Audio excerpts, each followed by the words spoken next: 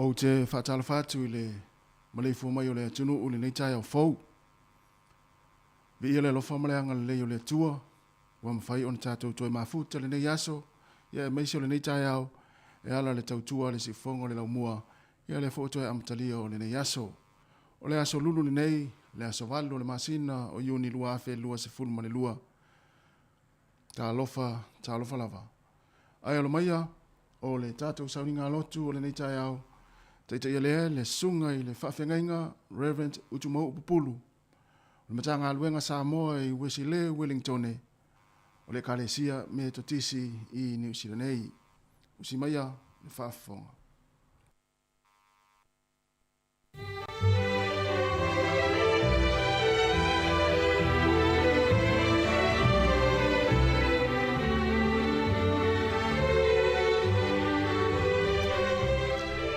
I le suafa o te mā le alo ma le ngā pa ia o te whatalofa tuaisa mo le nei tai a fō wa taunu mai tātou fō launga i le o ngā tonu nei vai aso. Ia te tonu lo manuia me umai whatasi mai o le tātou tua. Ia e o maia le tātou tāpo i atu le atua le nei tai au. O te alofa wa u whaafonga mai o wai leo ma u ai oi. Wana le liu mai o na whaafonga i a tia. O leo te wal a wai i a te ia i lo o lang. Lo o ngā ngai. I e fo i atu i lo mapusang. Wa le le mai i o wai i a te oi. Se ase mea o te tau ia i a i o wa ono lo nang liri mai umalawa i a tia. O te vae le ipo le tanga. Mo wala watu i le swafo i o. O te awatua ia i o wai rumo rona nuu umalawa. O mea na o tauto hai. E sili manatu i o wa le oti o na tangata mi o tua. Amene. Tātou te talo. Le tualu mātou te maa. Mātou wati o ruma mare nganga wha maunana. Au le i osi are tau langa whaafitai. Mātou whaatangisia lo o fio mai.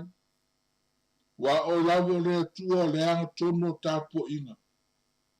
O le taunu unga fo i so se tau langa osi a lau whana. Fio mai alo nganga i nei tai au. Tau tōlua ina la mātou tāpo inga i o rupa. Ina ia mōma mālia e o luma na mātou tau langa o le aosia. Lo suafa Yesu o mātou wole ma te talo tua. Amene ma amene. La tātou vi atu le tua le vi inga o saunia e lau whaipisi.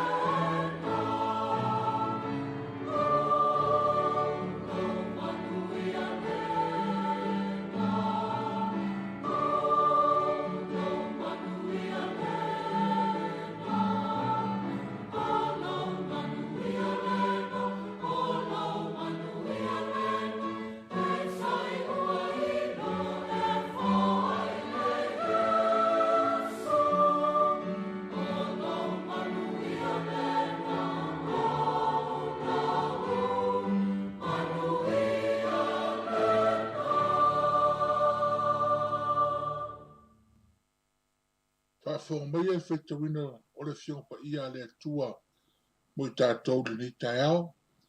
Le sonu whiwhilia o le tala le Ice Kariso na tusia Ioane, o lona matau mua o te whetawina mai whaiupo mua. Whangata mai whaiupo se furu ma le lua. Sai le amatanga le loko, sai le atua le loko, o le atua fo i le loko, o ia lava sai le atua i le amatanga. Na ia whaia mea uma lava, e lea fo se me tasi na whaia le i whaia ia. Sai ia te ia le ola, o le ola fo i le malmalama lea o tangata. Na pupura mai fo i le malmalama i le pōli uli.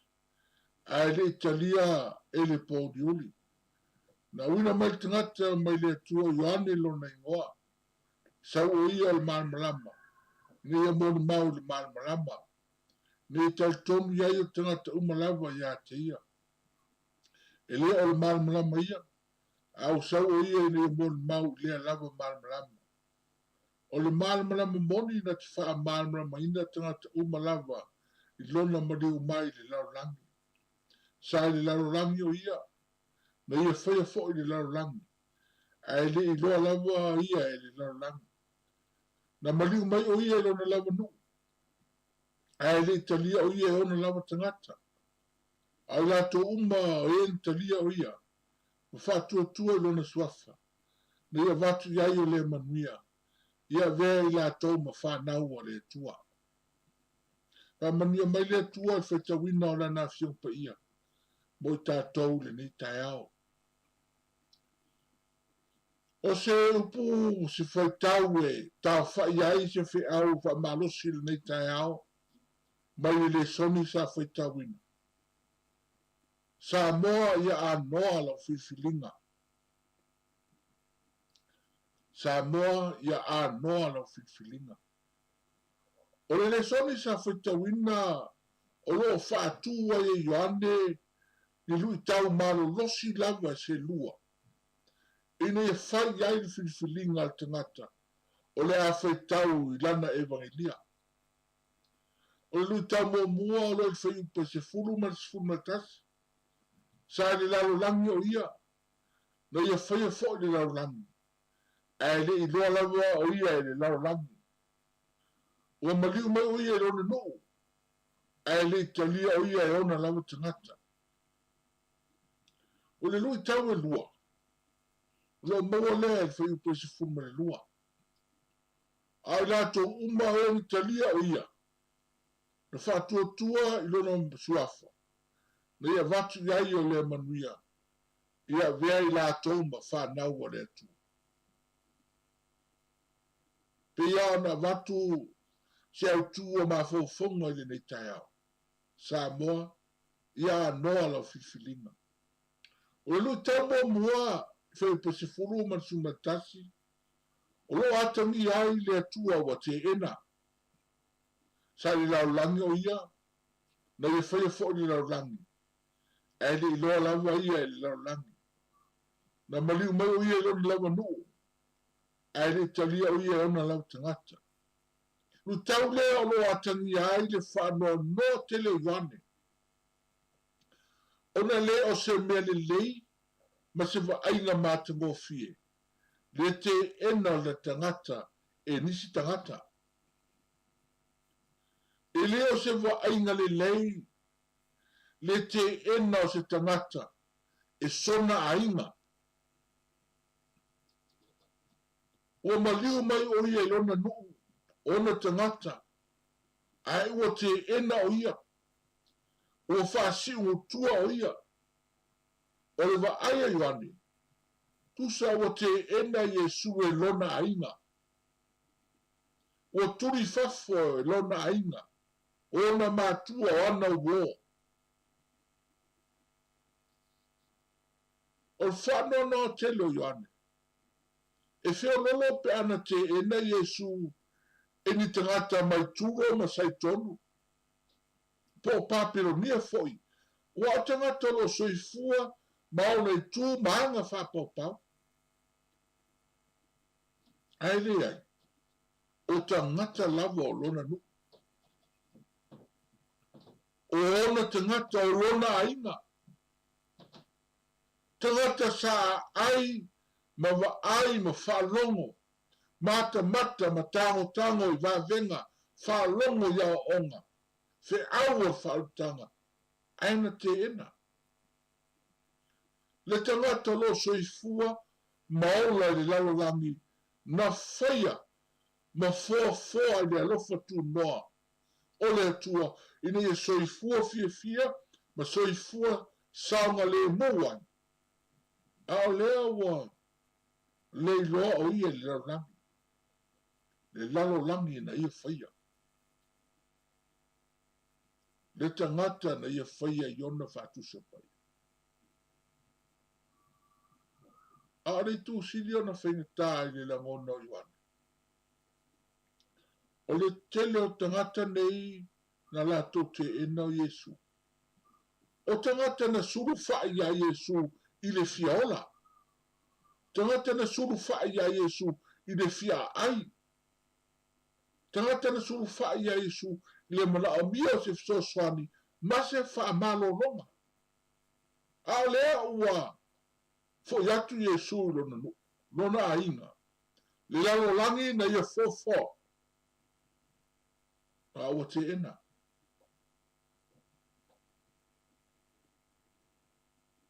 Le nuu matangata na uma yai lona marosi.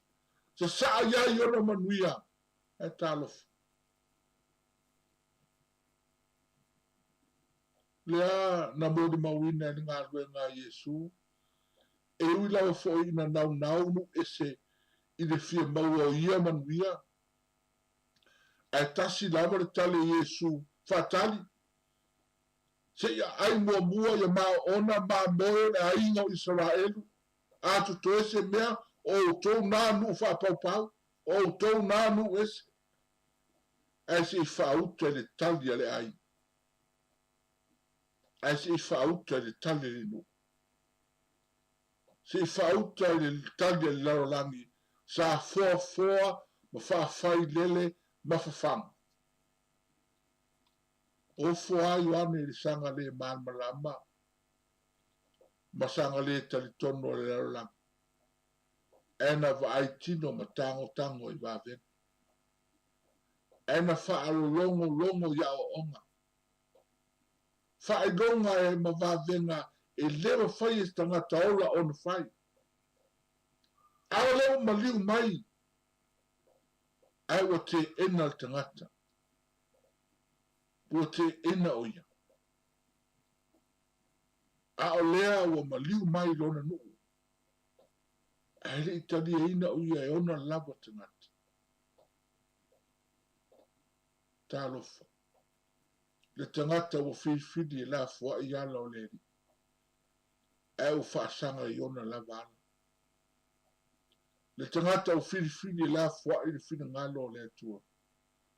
E u whai lava lona lato. O le tu na siliona te lianga tā Ioane. O le liu tino tangata o le loko. E leo se mena tupu whaafua se. Le ai. Na urua I ngana yai perfecta se ngeng tuai. O lona winga. O le loa tangata o Yesu. Pe ono o tu whaafua se I mai Yesu. E le sauni tangata le ai. Ai ona o fini le tangata I lona loto.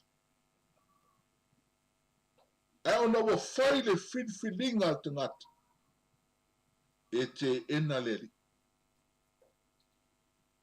Le tangata ua manatu tau lava ina soifua. Baola fia I fuafuanga le atua. Ao se upu le talia. Ia se iese taimi. Whaafonga fo inisi. O mea na tutupu si ui o lana ngalwe. Na whaalate se tasi o ona uso. Sa o lato wa aifa tasi. Na whaafitia se tasi o ona so. Na ia langona ina leo tangata na te ena maara langa ina whaasata roia sa moa o lea fo I lau tali. O lea fo I lau whiwhilinga. ina ia whaasa taua o ia i taimi maso uma. O le rui tau e lua. O loo atangi ai le atua na talia ina. Whau pasifun ma le lua.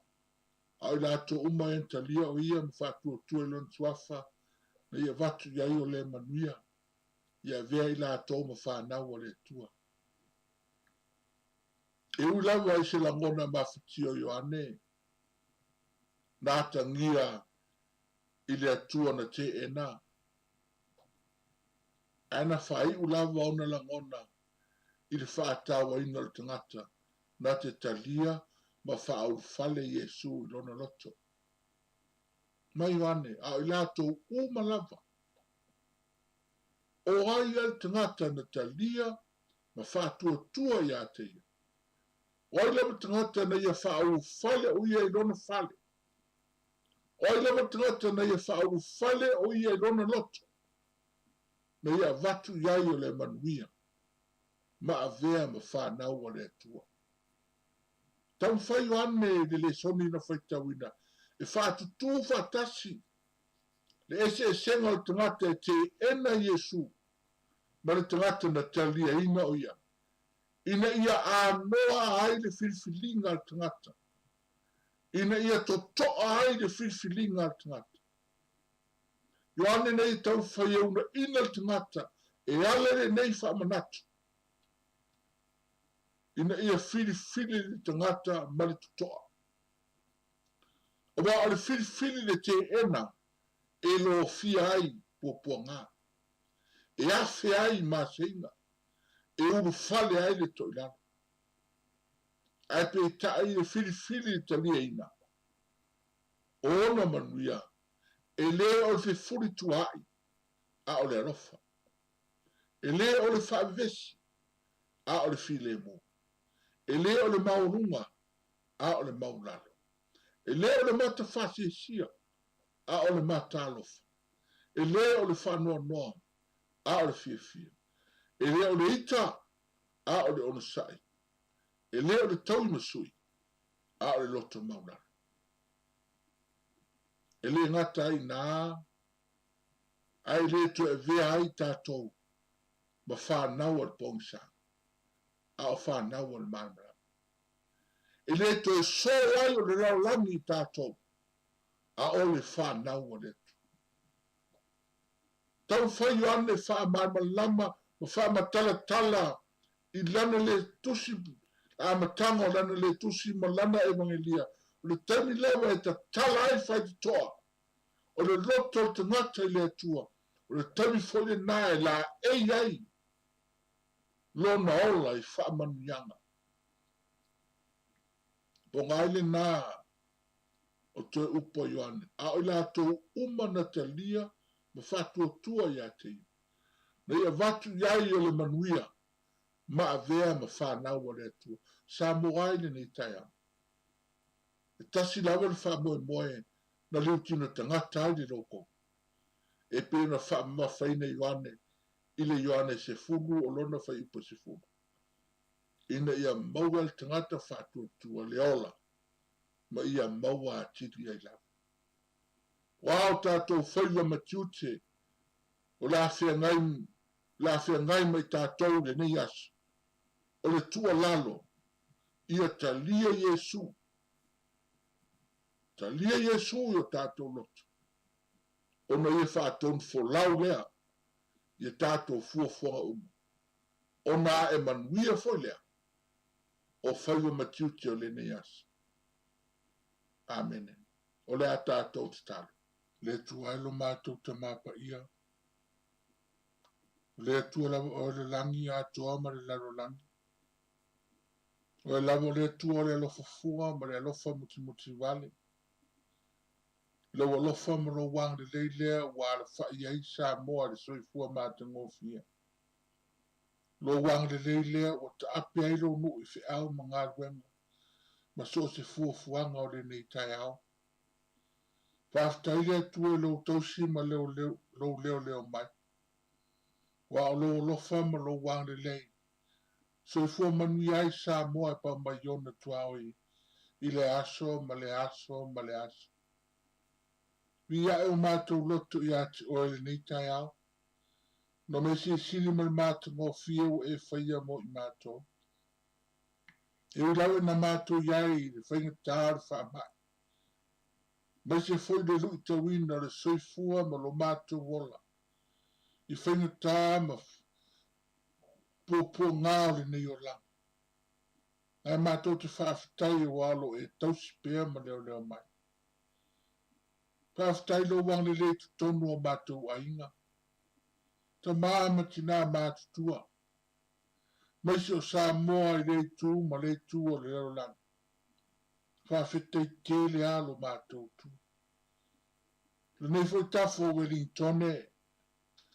Mātou i oi ama te tonu e te leo tu la fo ino i mātou.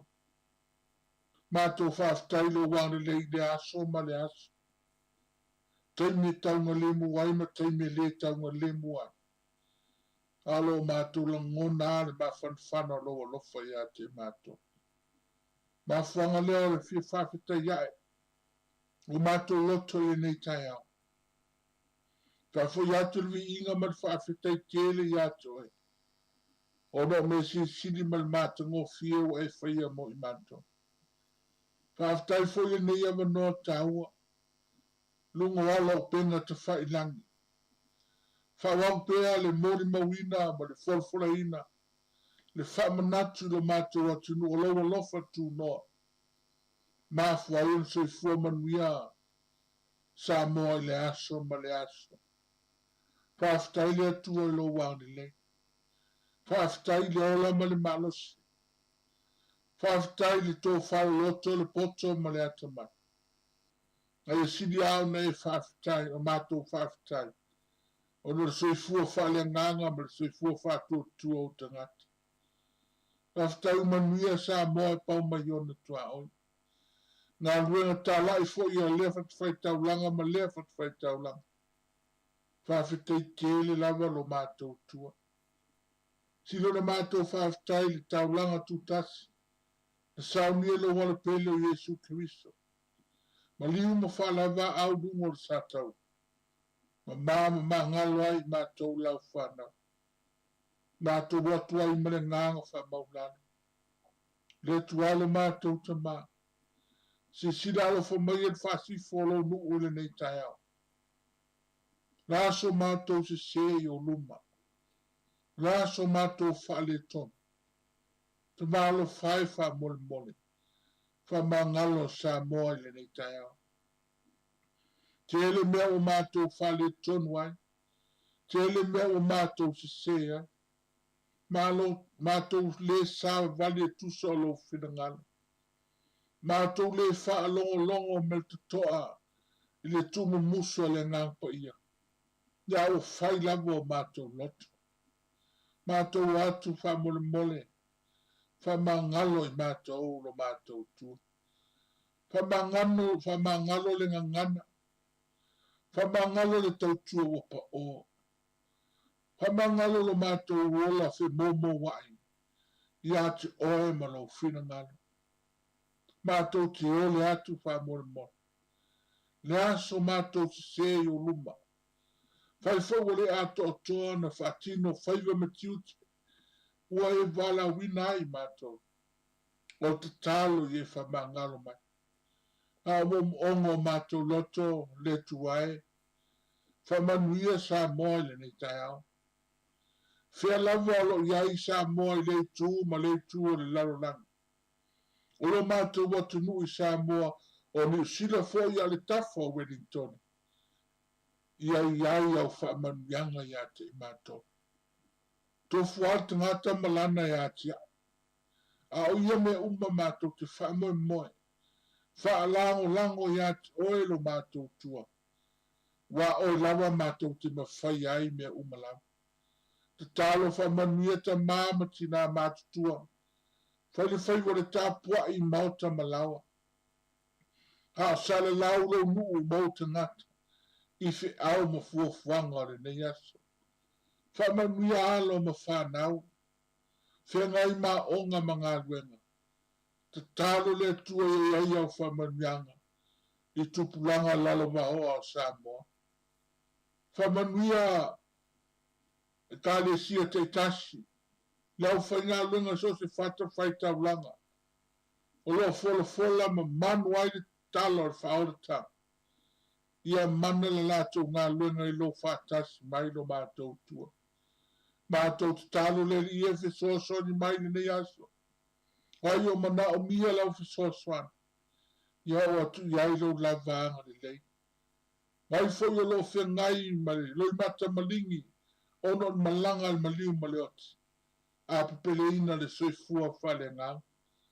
Talo le lia mantua mātou talo, I lato umalo o mawhatia te tonu ainga ma ayo ngase ngase. Ngā lato umalo o fe ngai ma le pui ngā, o te ngata ona le wha mai, e li ima tamai tai fo mai. Le fe soani mua.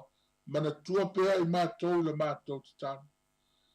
Ngā runga fo se sai hete, so se whala pot pitonga, lo ang lei ai ma wha soa, a inga lo mawhatia ono le wha mai. Ia iai au wha manianga wha mole, ma futa mai le nei asa wha mole, le uru whafo ma le uru whale o lo nuu, ia apapele ina le soifua ma lo mātou wala. Ia iu le nei asa I nau po. Tu maurunga vi inga oelo mātou tua. Tu mamai mātou runga lo manuia malo file mo. O le tua te male alo male ngāpa ia. Mauma mafuta mai mātou le nei tai au. Si au whaavavau lava. Amene. Amen.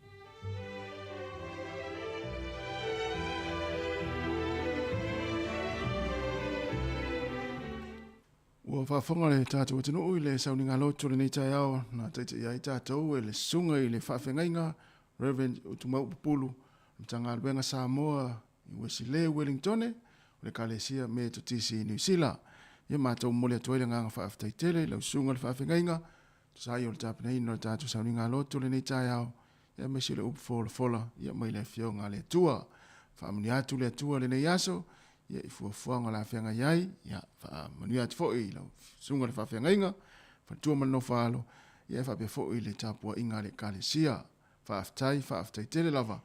Toi lua se 45 minuti ana tā leo le tūlai valu, ia leo le atatou o saoloa, ia ili tātou proklame o le ata o le tae ao. Good morning, tā lofa lava. Hi Samoa, it's Auntie Tala here.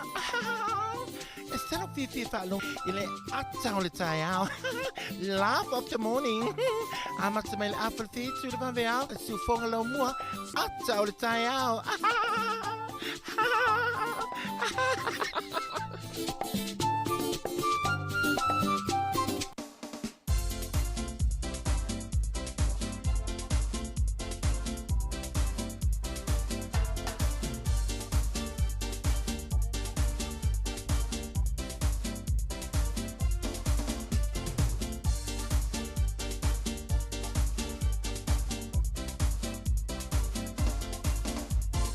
Ata, ata, ata, ata, ata, fifia, por calam.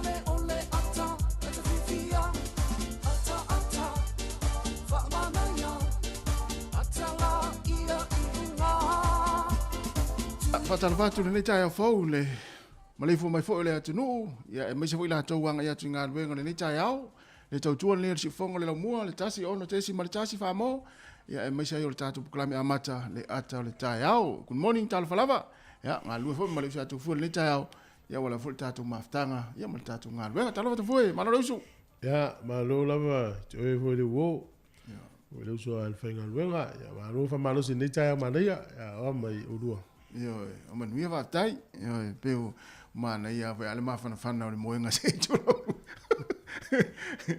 ye pe utau fa tu nga tai le tai no le malulu ta tu le Wellington le tai o ia fa tai ia ele ia no for like titia na ilunga ia faisina talo popo ia sauni lo nga luenga ia pe le malosi ole le malosi da heto vo le America saule le ia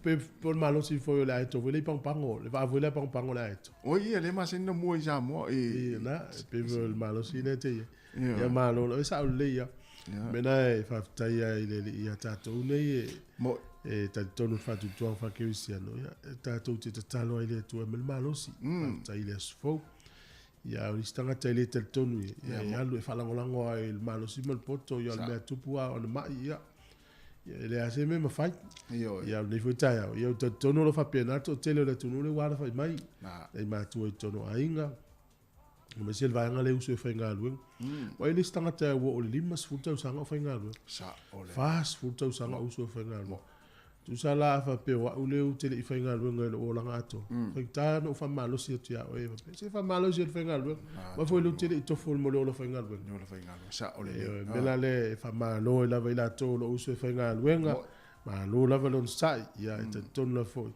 e te me fa mai le tino le la va ya tu ai lunga pe ma fa fa me fa il tupe yo ma lo la va le ta watai ya fa tai vo ile te lo ta vale ki mai la to le tio le pa sia i solo lunga la wala ya fa lo lo ma ta to tu ya ma lo ala se fu ya fa tal fatu le tato no le tai au malo fo ya fa pe fo no fa talo fa mai le fo ma to fa talo fatu ya le ngata ona e ma te le ngona tu lo fa talo fa mai no na te fa fo ma tato le tio ya mi se lava nai ma tu le fo wa fa mai fo le ni tai au o mai fo ya la tu talo sanga ya sa uni fo ya fa na nga wenga le tai au fa talo fatu o le nga fa alo tono ainga ya mai se fo tono mo tanga ngase ma mo to tanga ma tu ya le fo a mata le tato maftanga le yaso ya le sifonga le o la mo Wellington fa talo fo i lunga tato penga ta failangi lunga tato app luas fu fai tu la mai se lava ena ya ta vale o la to fa ngaina ya ile aso male aso ya mai se foi ya lunga tato Facebook ya manatua ya fa mole ya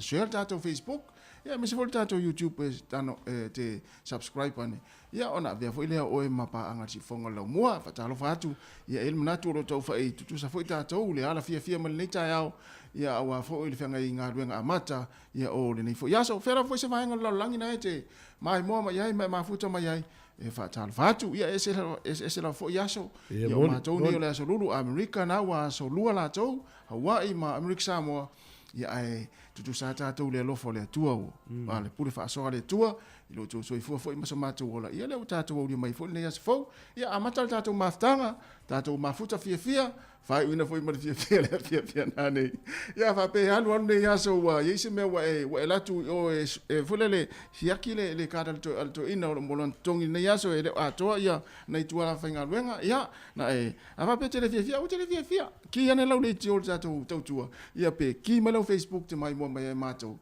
ya mo wa lo fia le ya so se e mana va to ina fa se lo tala para me o ne a to ona tu la fenga wenga ya e tatou fai me fia ne ya so atu foi sa le ya tala na yo me ya au voi te o so na mate tele lom tua ya na o ste me fa tua tu lom tua to ina mate tele to ina ai mai le la sa alfo tua ngasi lom tua sa ole le ya e be vole la tala fo tele te me fa tua ina oi ya le la wasal mo te me ne ana italia pe dei es el mele te ya tatou va fia nga tala tatou mafta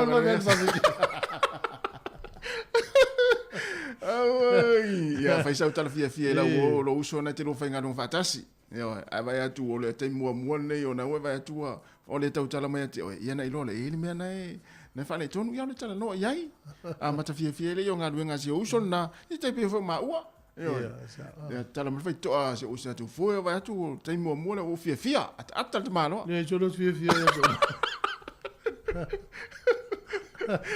Tiga ida di fa fia we. To telefone sat initial tat over long le fa mafuta mai sa mo. Ia. Ya malo ale spo. Ya mana yo to le fia tu to tele ne. Yo ya ai fu le ya tu yo Ukraine. Ia. Ya la fa mai il papa como mo fa. Amerika la ele o matulo i matamalingi i le tele o tangata.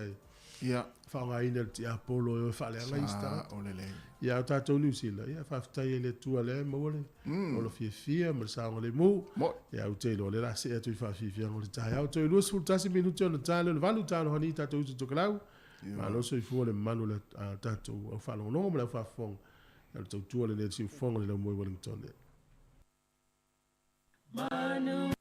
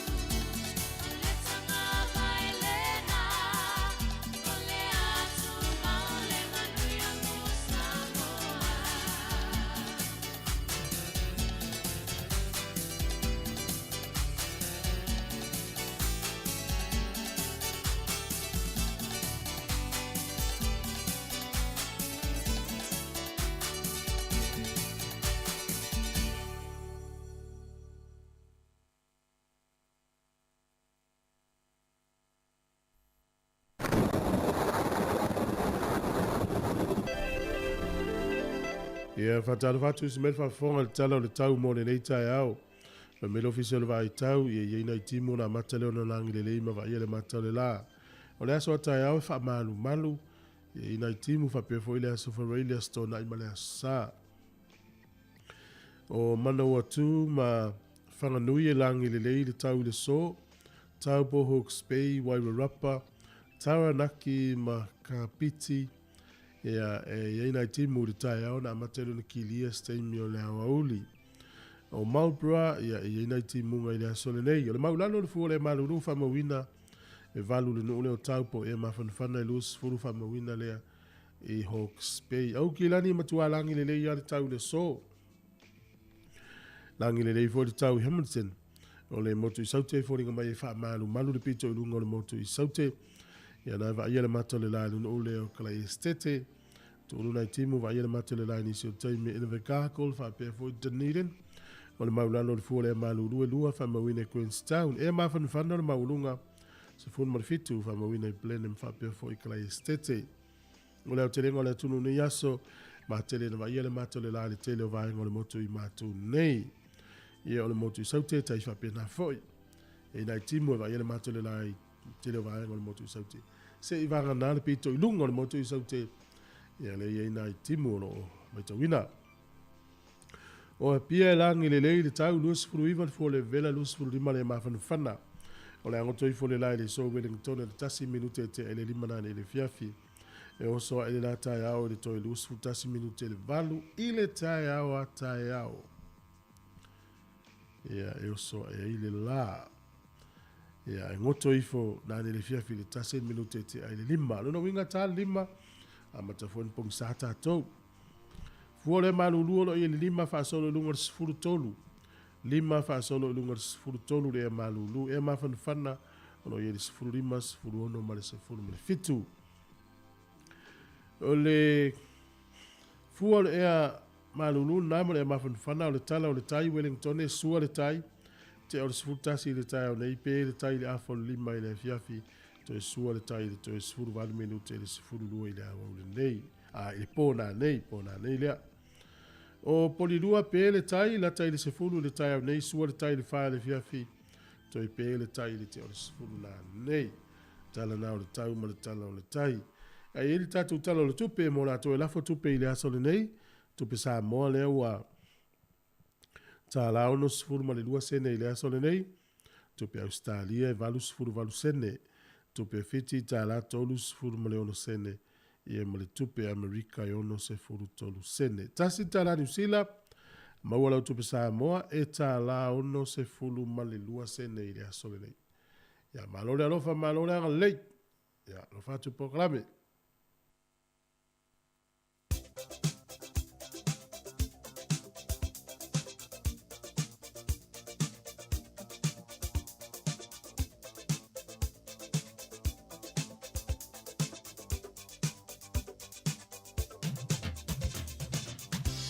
E avano fa manuanga wa soifua mo ila to mal soifua ni aso fa tal fa tut por klame fa manuanga wa soifua.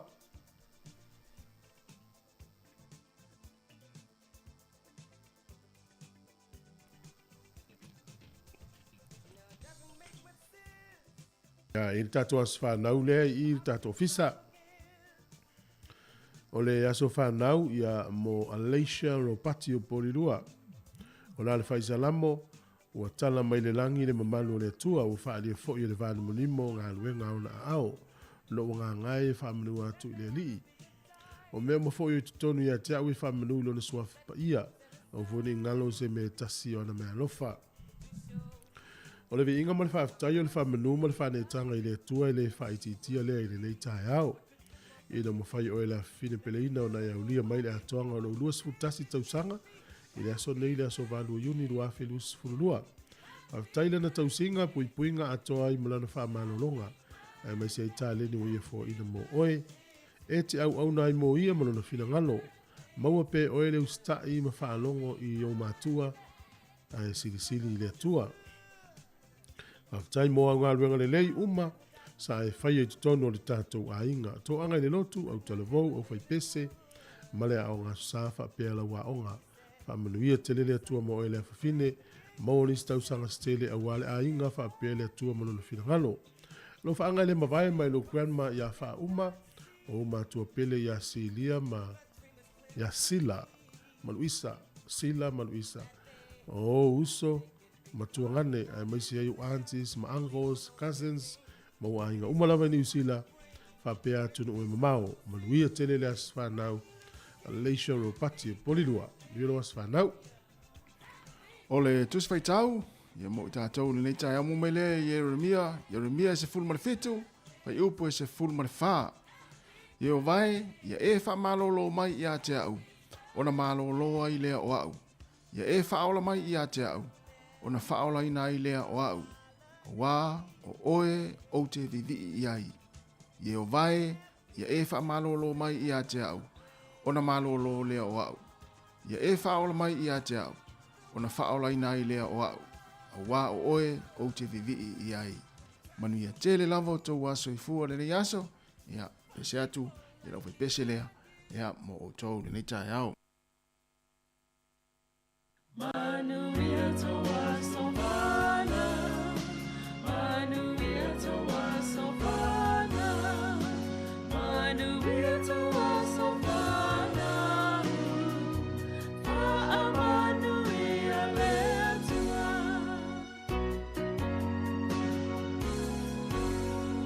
Happy birthday to you, happy birthday to you. Happy birthday, happy birthday, happy birthday to you. Manuia toa sovana, manuia toa sovana, manuia toa sovana, manuia lea toa.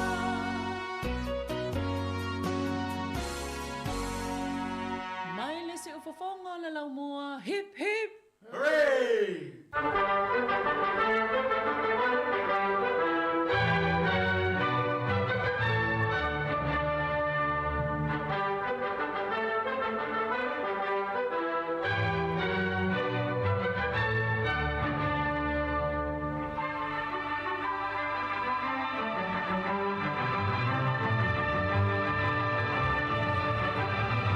Tala whātu lea tino wha mālo so i fuau si mai el whaafonga o le wawai foi lea i nei tala o le tala whaasolo pito lo langi i nei tausanga mawai i lea so valu e uni. O le asole nei le tausanga e ono tonu lua na maliu ai le perofeta Isalama o Mohammed na maliu tono nuu leo Medina e te tonu o le atu a rapi i leo whamawina se aso na toi tū mai e le tūnga mau na o le aso na oti ai i le tausanga e ono tolu lua. O le asole nei tausanga e tasi fitu walu tolu o le monga mu o laki i te tonu le nuu leo Iceland na pai le asole nei mai valu masina na aluane ai le lava ma le fuefu ma tūlanga uma whapena e silia ma le iwa afe tangata na malili wai le so ai tusa e fitu tausanga o onge ia le vaenga tonu lea o Iceland na pā ele monga mu le asole nei tausanga tasi fitu walu tonu. O le sol tausanga tasi iwa tasi lua. O le halifa yati whanga Amerika o Carl Lamel. O ia na tuwhatasia le whale poeata e tau le Universal Pictures. Sinia mal fase lau ata ti whanga na poea fo i le nei whale ata ti whanga. O le sol tausanga e tasi iwa lua iwa. O le tamaitai mua lea ua tofia i le kāpeneta Peretania o Margaret Pondfield na vea ma minista o ngā ruenga i le kāpeneta Peretania le vai taulu tasi iwa lua iwa. O ia le unua i tamaitai ua tofia le nei fui tofinga maualunga i le malo lava ia le nao Peretania. O le sol tausanga e tasi valu ono tasi valu ono na whailoa ia i mo le taimi mua le palemene a kānata e tutonu o le nuu leo Ottawa. O le sol tausanga e tasi iwa ono na tu whātasia ai pe na malili ai whaala potpotonga nei e lua o le National Football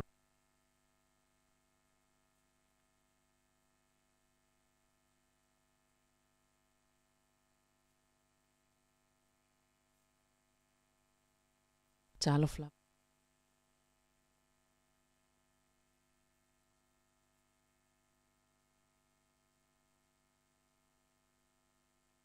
Ifa yati whanga Amerika o Carl Lamel. O ia na tu whaatasia le whale poeata e tau le Universal Pictures. Sinia ma le whase lau ata ti whanga na poea fo i le nei whale ata ti whanga. O le solta usanga e te si iwa lua iwa. O le tamaitai mua lea ua tofia i le kāpeneta pe le tānia o Margaret Bondfield na vea ma minista o ngā ruenga. I le kāpeneta pe le tānia le vai taulu te si iwa lua iwa. O ia le unua i tamaitai o tofia le nei fui tofinga maualunga. I le malo lava ia le nao pe le tānia. O le solta usanga e tasi valu ono na whailoa ia i mo le taimi mua le palemene a kānata e tutonu o le nuu leo o Taua. O le sol te usanga e tasi iwa ono na tu whātasia ai pe na malili ai whaala potpotonga nei e lua o le National Football League ma le American Football League ina ia tu whātasia i le tausanga tasi iwa fitus funu. Ia fato a malili ia ile aso nei tausanga te siva ono lo ingo le fa tausanga mulmuli ane fato a tu fatasia. O le aso nei tausanga e te siva ono fulvalu na lokai nai tangata e suafa ya Earl Ray po James Earl Ray. I lona tangata valeina o Dr. Martin Luther King Jr. Na lokai le aso nei ia le liina na tangata valeina ia Martin Luther King Jr. o Amerika. O le solta usanga te siva valus fulfa na whaalea o ngā ina i e le stete o New South Wales i Australia na natula fono sai ai e whaasala ina le tangata e masalomia ma maua o iai tūlanga fo ie o le manaonga po urunga li i tusa. Na te tala lato tūla fono na i le solta usanga te siva valfa i le ono ta usanga o te te epe i tangata. Ia le wo Australia i le vaianga fo ile le o le whaatanga o le whaipoipo le tu ainga tusa. O le solta usanga te siva valus fun mo le fitu i le whainga malo David Longi i le leipa na vea i ni usila o se atunu e sai ia ni mea wha niukilia ia po o ni vaenga niukilia. New Zealand Nuclear Free Zone. La tautu la fono na pasi e le aso nei te usanga te siva valu fitu le ala valo ia terminei New Zealand. O le aso nei na amata mai le tausanga e te iwa lua o ta ua i le aso nei o le World Oceans Day po le aso nei o ngā sami, ma le vasa, loa po le vasa ia o loo whaata waina i le aso tonu ale nei na amata mai le tausanga e te iwa lua. Tato vai ngata i fale te le sao ia ma le ngata i fale foi ia ma le sami i le ao ngā ma le tāua le soifuanga so istangata soifua. Ia le futato mai tauina nei taimi te le foi le afianga ngata i fale ia o no tangata soifua le teleo la pisi ma ota ma enga whapena o lafo ina i le sami wha mamalu wha tāua le aso nei e aso o ngata i fale ma o ngā sami te tele. Toi maua le whapoponga o tātou tala le teima sani whaftai lava.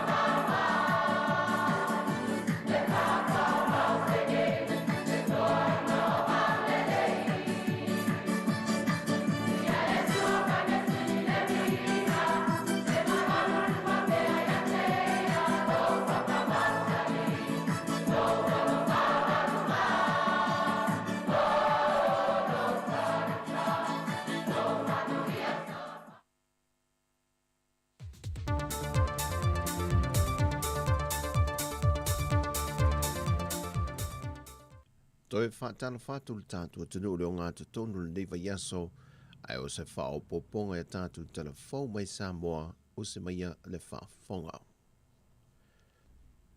Ua whailo i atu le taitai o le atunuu le whionga le tamaitai palemia fia mena o mi mata awha, e le palemia o le malo fiti le aso ana nafi, e se sauninga e te tala aloa i aile ofiso la i komisi Samoa e fiti. E lea sauninga na saunoa i le whionga le palemia o le malo fiti Panimarama. Wa tala whionga le leile wha moe moe le te tala aloa e ina o le ofisa faua Samoa e fiti, ma le atoanga o le ono se fultau sanga talu o na tuto tasi le malo Samoa. Mai o se whaamanu ianga fo i le whailo i atu le ulua i tamai tai palemia o le tato o te noo. Wha e loe Panimarama, o le tāua tele le whainga pa anga Samoa ma fiti, ono fiti o le whetaula inga leo whewhaataua inga o whemalanga inga, o vaenga o soota inga wha teknolosi, le leilon ta mau a inga, ai o se atunu fo i e tapu vai tasi uma iai mea uma, e fia maua e atunu uma e malanga atu iai. Sau noa manino fo i Panimarama, a le leile sootanga o atunu ula i te le Pasifika, e whape na fo i o na malu pui pui le Pasifika, mai atunu o te tele. O lo talo sie Panimarama le toi te tala e o tua oi whaavao malo sa moia au kuso, ina ia toi vave wha fo i mai le malo si anga o le tamau ainga o lo tātou watanu. E se full wafe tala euro to sa le ma le tols full ma le tol wafe tala Samoa. Ua fo ina le malo Peritania e ati na e ai se tasi o poloketi le no fuanga o tonga la au i vai lima. E whai mapine wha amau, o le whaelonga i no le aso soifua o le tupu tamaita i o lea fo i atunu e tau o le mailo na sui komisina i Samoa nei. E le whaelonga i na o le aso soifua o le tupu tamaita i a Elisabeta, na punowi whai le sui komisina o le malo, ma ia tato ina le la aua ta ua o le tala whau, e whai mapine wha amau, o le atoanga o le fitu se fultau sanga o Elisabeta i Samoa. Peitai o le se leni ua fo ina, mo le fausia ina leo ala si mai whaata amilo te tono lea tonga la au, e mo i lato e iaia a fianga tu mau o le soifua, e whaafengo fia i mo lato no fo whaata vale vale, pe a sia le no fuanga o tonga la au lo na mata ngo fie, ia mamapu fo i ai i teimi manao mi ai. Wa filifili e lai komisia Bertania i Samoa le la au le tala fau, o le la au Samoa le e o fanga ma whaima mea tau mafa, a se tasio inseti po le pepele o le swallowtail o no wha Peritania, ma ua sanga wha alawi loa e lo fiso si o manga le la au le tala fau, ina ia wha amalo sia le atunu ui toto ina i le no whanga wha apitoa le i vai lima, ina ia wha atu mau ina pea le iai o ia la au patino i le atunu, i o tātou lau ele ele. E whamtanga luenga te tele le malo o te tū whaatasi nei, e una ia ma whaelunga ina le tāua tele le vai yaso le nei, mō tau mawha pāleni ma soifua malo lo ina le larangi. O le mtanga luenga o pisinisi a la manuia ma leipa, o le mtanga luenga o whaatu angam whainga whaiva, o le mtanga luenga o soifua malo lo ina ma tau mawha pāleni, o lantou tu whaatasi ai se wha moe moe o ni whaanau i loa, e le vaenga pito i lalo le whaleo le ACC a pia, wa te tana fo i le awa no le mamalu le antunu, e anga i ane ai e mai moa ma mata mata i e whaalau i loa, ma whaamalo si ai le mamalu lau telu le antunu, i tau mawha pāleni ma tau mawha soifua malo lo ina. Wa tauli maina e lesa a vema ofisa sili o le pūlengo tangata tā whawhau mai mo mai Samoa, whaatmatua inu le na tai soifua, le tusi mai le taitai o le komiti whaatonu o le malo, e whaai loa tuai le toe wha wina o lana konkarate. Na whaai loa le taitai o le komiti whaatonu o le pūlengo tangata tā whawhau mai mo mai whafo i le tusi, o se whaatonunga mai le Minister o le Turisi, e le toe wha wina lana konkarate, e tawala mai le komiti whaatonu o le malo, mai o le unga whono fo i lea le kāpeneta, o le a le toe wha wina konkarate ofisa sili o lo i le teimile nei, ai o le a wha solo i si o le ofisa i tiu te tau ave, a o toi wha salalau wai ia hawa nofa i ngā ruenga i le teimile nei. E na ua fisilingia wha amatua inu le na tae soi fue so na whina ngalo e wha te tau le tusi wa ia tau limaina. E na ia sau noa e leo fia tali i le teimi le nei. E iai se teimi pānga noa o le atu ina mai aisa na tali aloa ia. O wha amatua inu na wha malolo le tu mau mai o na tiu te tau ave wha ofisa sili o le pūlengo tangata tā whao mai mō mai wha. Ai a ngā i eisu e su enga le komiti wha atonu. Ono ni tua inga na ripotia nisi o le au whaingaru wenga. Wa polo ina i le tusi wha amatua inu, ina ia toe wha fo ia ne nisi o a setal wha ala pot putongo lo ia te ia. Ao tala no ina se wha amnianga tau se leni e tu ina tu mo ia. O tala fo wia mai sa mo manuel ni aso wha soi fo ia.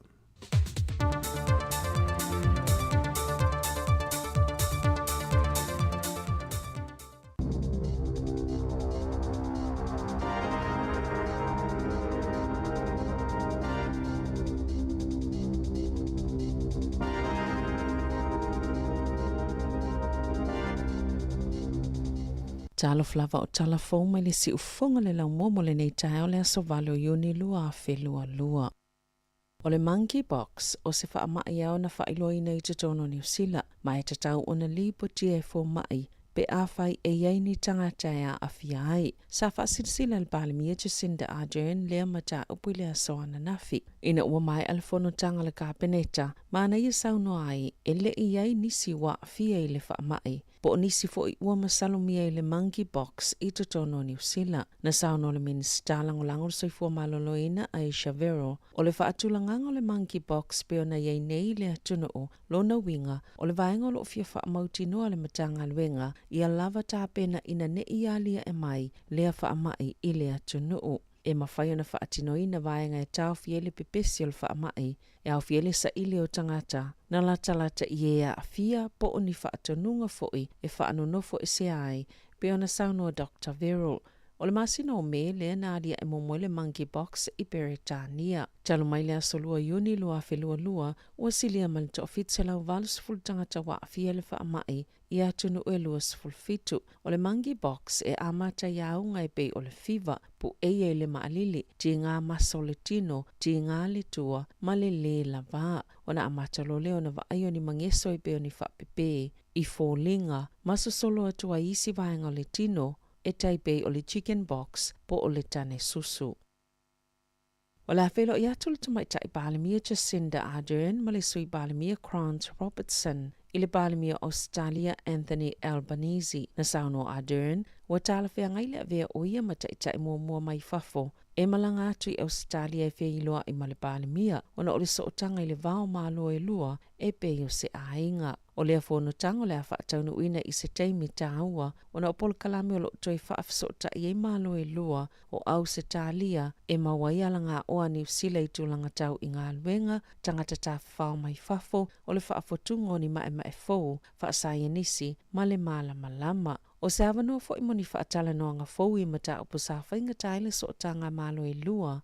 Ini nei tau sanga utuana i atu pe ona sauno Ardern e ele polisi Australia le to e whaafo i whaamalo si mai tangata ni usila e soltu la fono. Whaatasi mai a te tau tangata ni usila o lo au mau i Australia. O la whilo i atu soi Balimia le tau tupe la malo Australia Jim Chalmers e tala noa i lu i tau e peo le si tanga le tau soi fuanga o whaafi tau li o lo whaalavlave i whaatawa inga o loa whaatasi ama le COVID-19 ai mai se o le taua i Ukraine. E toi tali o mai le tamaitai Balimia le aso se fulo iuni ai o le awha awau o na iei Robertson mō nisi o whono tanga.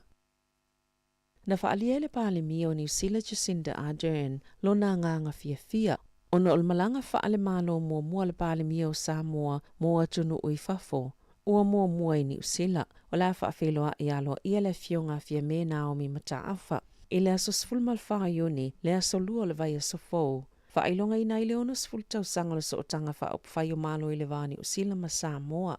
Whaatasi ma leono sful tau sanga, talo na tuto o tasi le malo o Samoa. Pea na sauno Ardern o lea whianga inga, wa wha amausali ele sootanga ma folofolanga na whai e malo e lua, e ngā lulu e whaatasi e whaalau lole soifua manuia o tangata Samoa. Maana saini e le tua au fia me Naomi Mataafa. le ulua I palemia o Samoa le fionga fia me mata afa faumuina mulinu o le lua. Na sauno Ardern e whaatolo no la tala noa ma le palemia o Samoa ma ua sauni e soala o pule nisi o mata uptaua o lo oa afia le Pasifika o le ngā lulu e whaatasi ai maise o le tali whaiwhai pia mo le COVID-19. O le a awai atu le fionga le palemia o Samoa I nisi o whaatasinga wha le malo I Wellington, Hawke's Bay ma Aukilani e au fia se whiloa inga matangata whai ngā luenga o ngā luenga wha avai taimi ma se tau mawhatanga ma whaipule Pasifika o le palemia o New Zealand e to sai ma reporti ale leiti o New Zealand. O la tau au ina atu le soi le palemene, se talo sanga tustusia masainia le silia malfas flua feo tangata New Zealand. O lo vala awai le palemia Jacinda Ardern, ina ia tapu mawhaasaina le elinga o le alititai o le sami, o le so whailonga ina ai le lalangi, le World Ocean Day, le aso o le vasa po le sami I le lalangi. O la tau au ina atu le whaalapatopotonga ni usila e te ili elinga o le alititai o le sami, whaatase mal whaalapatopotonga o le Greenpeace Aotearoa. Lea talo sanga whaalawa I tele le whaipule o le Green, Eugenie Sage, ma le isi te ita ilvaenga whaupwhai Maori, Debbie Ngare wa Peka, ilu mamao tal palemene le jola e tasi o le awa uli o le so. E yeni sui o nisi o whaalapapotonga le asavalia le tali ngalu o Wellington, I totono New Zealand, o lo talo sanga ina le Trans-Tasman Resource, ni pe mi talato te elina I le South Taranaki Bight, I le Pasifika, o lo una ina malo si foi any company ese langi, le whaia ni tu la fono e whaatanga ai o na lato elina, alititai o le sami o le Pasifika.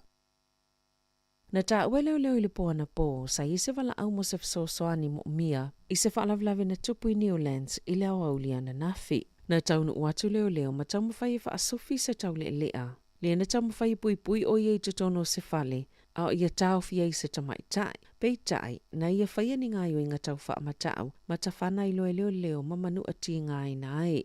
Na whaia ia le fsosoani mo mua ma vili le ta'wale le whalama I pei tai, na maliu I se taimi muli ane.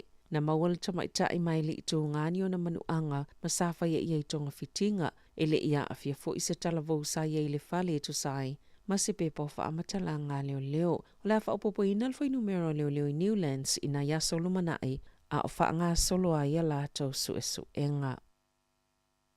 Ele o whaingofia mo le tamaitai palemia Jacinda Ardern, le whaatuptupula I o fina ngalo whaalia, ina ia whaamalo lo le whonga whatalai Trevor Mallard. Ma safa ia se visile whaapalo tale One News Canter, ma whailo ile to tele o tangata e manatu, e leo le leile whaatinonga ngā luenga ale whonga whatalai. O le amatanga le tausanga nei, sa malo ai whamatalanga ile whaafoenga le whonga whatalai o titee, ia safa ia le palemene, na whai ele whai unga Mallard, e taki paipa, ma whaale o tele le musika. A o le iona tu ina atu ni whaalinga whaalto la fono I nisi sa avea mwhai pule, e tau atu I ailo lātou solito la fono, ina ua lātou solia ele o le palemene, ile whaafsili saili linga na ilo ai, e se fulufitu pasene, sa langolango ina la ngālue ngalfonga whatalai, ai o le tele lava, ele o ato atoa, pe afa fo ila lātou langolango. O le maua vaenga whaupwhaia ngai ale malo, ua te tauna whaia iai se fuafuanga.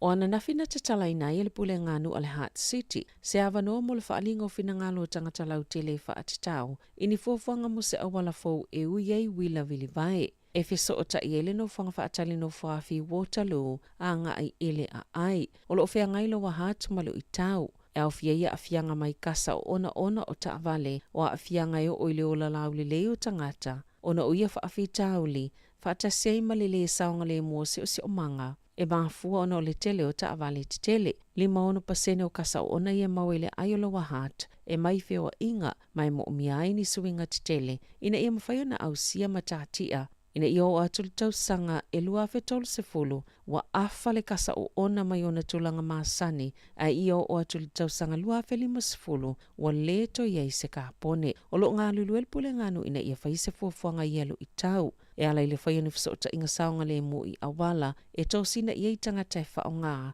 e pei o wila vili vai, o le sava vali, po le whao ngā o pasi, e tapu ni 11 o moni finangalo whaalia mai tangata lau tele le amata upu, i le asolua sfuluono o le masina nei. Na whaatonuina se talavou I whaingaluenga le McDonald's I Havelock North e lona pule, ina ia tau whaititia lona whaongaina o le kiora I le whale whaingaluenga, ona e ienis tangata ono le fia iai. Salangona I le whaanoa o le tamapo le tua a o le talavou o Renata Nepe, ina ua whaalongo le whaamtalanga lona tali, ona o la tau I tu ainga o tangata Māori, na tau te whaongaina I aso uma, le te reo I te tono la tau ainga, ma ua a fia langona ona whaamatalanga na lafo, I lona tali ma o ni a mionga whailonga lanu. Sa ia whaalotu te leina pelo nā tali ina ia whaawau, ona ia whaongaina le ngangana Māori, I le whale whainga luenga, na whaato ese le pule mai e tā ua, e le isona langona e whaatino se whainga whailonga lanu, lana whaamatalanga.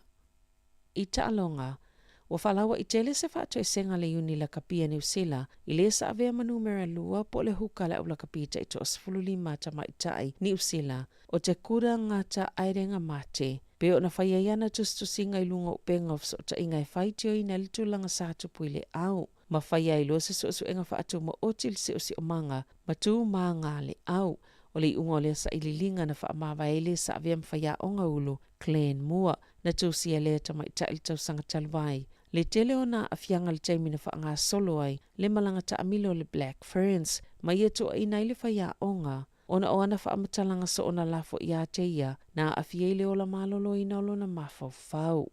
E whaani whaia ina te tele le Black Ferns, ia Ingalani, Mawhalani, ila la tau malanga ta amilo le tau sanga talwai. E o I sa langlangoina e le uni la kapi, le sa avea mawhaia onga, ai sa wha mawai mulmuliane masaya te ena ina toa ingal ta maitai. O nata airenga mate, sa tali ine le uni whai unga sa mawe le iloilonga whaata se maftanga na whaato ese ai le uni la kapia New Zealand ya te kura malona ainga atoa. Tala whawia ma le si ufonga le laumua mo le nei vaenga o le tai au.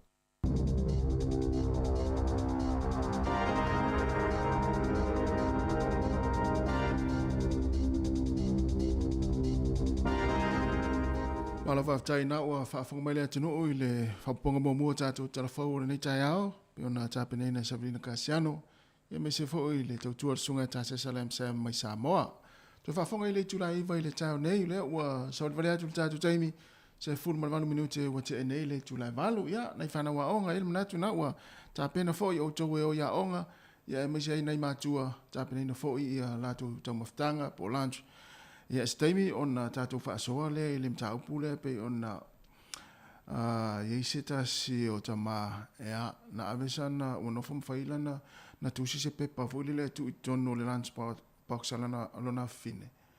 Ia ave alu malona fine le aonga. Ia ona ua le fia si tama lea I le lua tolona fine malana lunch. Ia ai fai yeiseta le tala seta si o tama ita I o loo nafa mavaenga I o lantua ta maiti la onga. Ia staimi on tātou whaasoa le, tala foli tātou leina, ia mai fo ine o tō whininga le vaenga le, ia e pe ona ua watu tala, ona o le ua tāpena fo I whanau, ia e sauni a onga le, nei tai au, me se fo ina I mātua na ua tāpena fo I la tau mawhitanga po lunch o le a onga le, nei aso ia ona momori fo I lea, I le a onga, ia ua pisi la fo I le awala I New Zealand nei taimi, ia le ngata le feo ia lau whai ngā luenga, ia e me se fo I le momori ina o nei whanau, ia onga le ni aso manuia onga le whanau manuia fo ia fuafanga ia ale tātou atinu I tonu ainga mai se fo I lātou o nafa manai mātua tā pena fo I lātou I puti o le tai au ia mawa ai lātou fuala au ma lātou appointment le aso ona I misi appointment nei mātua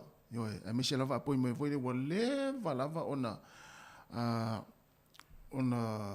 book mai ia awalani I misi la appointment le tai au te ua misi le mana ia le tau ioe mana ia talo le tau ni le yaso wa luas fulu minute o te nei le tula valu ia ai toi fa malo atu le taimi ia ile au ngā lulu I la tolo o mafuta mai tono fale fai ngā luenga ia I tono ngā luenga me se fo I la wafe ta avale le pisi e fo ile ta avale le taimi la unga pasese ia o le feo ia o pase la upa ia tangata fai ngā luenga ia o loli ia o ki liva ia o loli la u utama mafa ia mai se vaenga leo o anga I mai au kilani anga I mai Wellington ia po anga I fo I lau ave loli ia toi ave se la to uta anga I lunga au kilani ia na ona fa mana to per sa nga le mo nei taimi ia I le feo ia I lunga wala Le la watu whawhiawhianga nei, ia manisi o whaasi silanga, ia ona tātou tal no lo lea, ia ini vaenga mane foi, ia pei o le ua, vai wha maitau atu foi le ua, sa no foi le pāne mio ni sila, ia e tātou tā pena foi, ia ili teime tau nuu mai ili tama lea o Monkey Box, le ua pipisi inisi o vaenga o lalolangi, manisi atu nuu, ia mana ia le tau nuu mai ili wha mai, ia le tama lea o Monkey Box, ia ua tātou tā pena foi masauni ai, ia po a foi pui ngole a pui ai mai le fa ma ia vai atu e fai asi onga pe foi le pe a fiel tangata wa luas fultasi minuta te ene le vatu fa fianga le ia no solo manai fa silanga ia e tuna tu ia wa foi fa fonga mai le tatu te no ia ni time le tai ao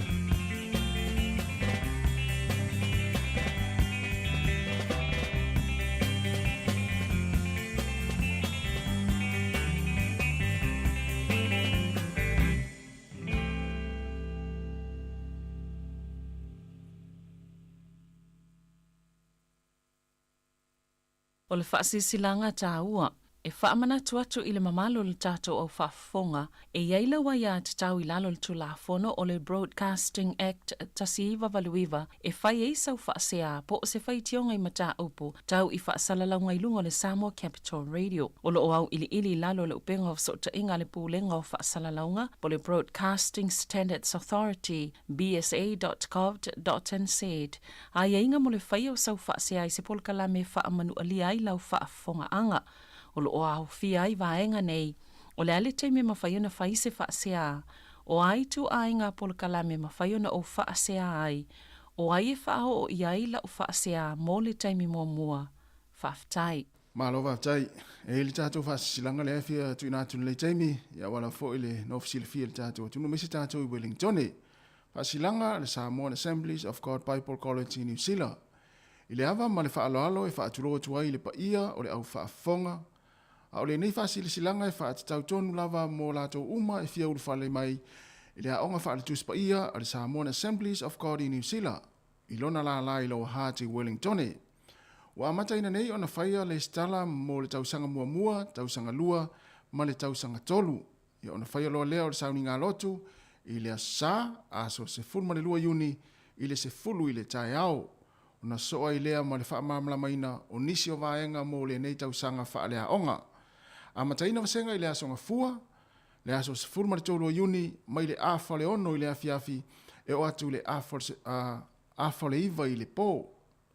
Afa le iwa i le afiafi. A mata mai le aonga i le afa le ono i le afiafi, e o atu le afa le iwa i le afiafi. O le nofoanga e whaiai o le hall a le Samoan Assembly of God Church i Winkate i Lower Hutt. I le tuatusi i numero tolu se lau tolu tasi Oxford Terrace i Winkate i Lower Hutt. Ia mo nisi whamatalanga wha mole wha afsota i mai, le Wellington Coordinator, le sunga i ta mai walo, le numero le telefoni, o lua, tolu o fa tolu ono. Fa maua nei lalo le numero le telefoni lea fa mole, le sunga ia i ta mai walo, o lua, tolu o fa tolu ono. Ia po le sunga le toina, Reverend Foua talo ina, i le o lua fitu, iva fitu walu tolu. Fa maua nei lalo numero lea. Le sunga Reverend Foua talo ina, le o lua fitu, iva fitu walu tolu. Whaftai, o lo sainia e le pule aonga, ma le komiti whafoe.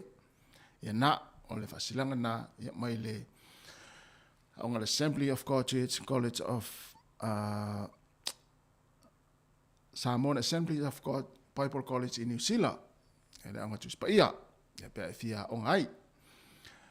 O leo walus fulwala minuti ona tale o te enele tu lai valu, ia e pei ona tal noa te fo ima avatu le whaafasili fo le tai. O tatu whaafasili fo le na, e pei ona ia i fo i le tapena ina o tau maftanga po o lancho le whanau. Ona iai ia sitama, ia wale fia le tama wa sausi ona fine, wale fia si ona fine fo le e luatu malana lancho le aonga. Ia siaki e le fo i o lo o nafa mawaenga ia o tau maftanga tamaiti. Ia po o tanga fo le whainga luenga ile. Ia lancho tamaiti. Po ia ia siaki atu le tina le whainga luenga ile aonga. Ia e le fo le soifua malolo ina pe ia me ai tono lunch box al tintiti le tintiti le ia ona le loa para tala le tafinen fa ia fo ilona ia le teine titi watu wala onga watu fo ilona ia ai watu vai tu non tama fa no ia ta umai o le vaenga nau ina fa isa tala le fine ia ele so fu malolo ina ia me ai tono la lunch box ia o tatu fa fasili fo na le taia le tapena ina me se la fo ia ila tolo tapena ina ia lunch box ia lunch fa nau ia o le ase o le aso o le ale tapena ina o tau maftanga se o whanau e avela onga. O e whawhiwhiloi ia nisi vaenga ma me o whala au aina ia awa fo ila tau maftanga. Ia po e te talia fo i se vaenga fo ilele au mai lea onga. Pe te talia se tu alalo lea onga e mai ati o e whasai na ia na tu e vatu ni vaenga fo ilele o me aisua malie se i tu lou ia i tonu la tau maftanga whanau. Wa ole tu tonu ana le wa le fie ista malia e fa mai ia wa ya tele ia le fafine ia tinale fa ngaluenga le aonga ia ile tama ftanga si ona tama ia ai mo oira le matua le aso so longa pe asa usia u tama o le ia se tu lana lancho ona o volele wa le fie o le ile aonga o fa sa ia le aso longa e te tali ina se tu lalo ma se ale aonga pe a fai mai ati o e tauna yeini ni fuala ai nei tono o lancho tamaiti pe pulea o ile fainga lancho lau tama tātou whaafisili nā, tātou eva, tātou talanoa, ia wa pia mo te fia, whaasoa mai lau Nansi Samoa aso. O Nansi Samoa aso la, o le popo, o le esi. Awa e whaapea mai lau Nansi Samoa aso la, o ia o ngai Samoa aso la, po le fitu se fulu, varu se fulu, ifa se, e whaapea mai o sanu wisi te alua mo aso uma. Tiri teite iau tari tonu sanu wisi. O le esi ama le popo, tātou, ioi. E whaapea mai fo i, e whaapea mai fo i, o e a te alua mau te se fulu taha la, e whai au Nansi Samoa aso la. Tiri teite iau tari tonu. Ia tātou leina la, tātou talanoa fo i te apena ina o lancha nei whanau a onga. Ia pete talia fo i se whamanatu mai, ma se tuolalo le a onga. Ia tau ona suile le whainga o lancha se au whanau. Tolu wala lima lu o whatasi. Ia e te wala au mai ai. Ia o whawhatu New Zealand, o wha tolu walu lima, whawhatu Wellington o le o wha, tolu walu lima, lua o whatasi. Ia ai whatala whatu, malo le, mawhata mai whatala whatu tapusoa. Te malo tapusoa. Ia manuia fo inga luenga whianga i le nei tai awa, befo ia le tua ia o Loa-Vili, ia o Fiona Mackenzie, ia le sunga ia o Kalangolango, ia alwa ai to i lolo, whianga ia i sila, isa ako tau whasia. Ma lo lava le mawhata mai le nei tai mio le tai ao, ia whapea fo i nei mātua, ia wha mua wha ale wha talo wha i nei mātua, ia o lo o mafuta mai, ma wha afong mai tono le tātou a inga, o maota ngase, ma maota ngata mātua le nei tai ao, ia, tāpo i mai, ia ma wha afong mai pea, ia na ua pa o fo i ia le au kuka, ia awa fo i ia tau malu tai ao, ia wha manatu le tangatanga nai kuka, mana tua lau whala au, ia, wa tele ina ngalo le tangata nai kuka ia lau whala au e inu pea mai ia lau tau maftanga le tai au, ma le uli ma le fiafi. O toi lua se fulu ma le valu minute o Natale o le tūla eva, tātou whaafisili na, vili mai tātou talanoa, ma tātou talitari e, ia bi visi vahenga te fia talanoa e, ma maua i fo isi ni mea o ngā, ma ni mea tāua. Ia, alu tātou, vatu whaafianga ia, e tāli e fo i tātou, fia wala au mai, ia wa fo i tātou mta upo le nei tai au, o lancho le whanau.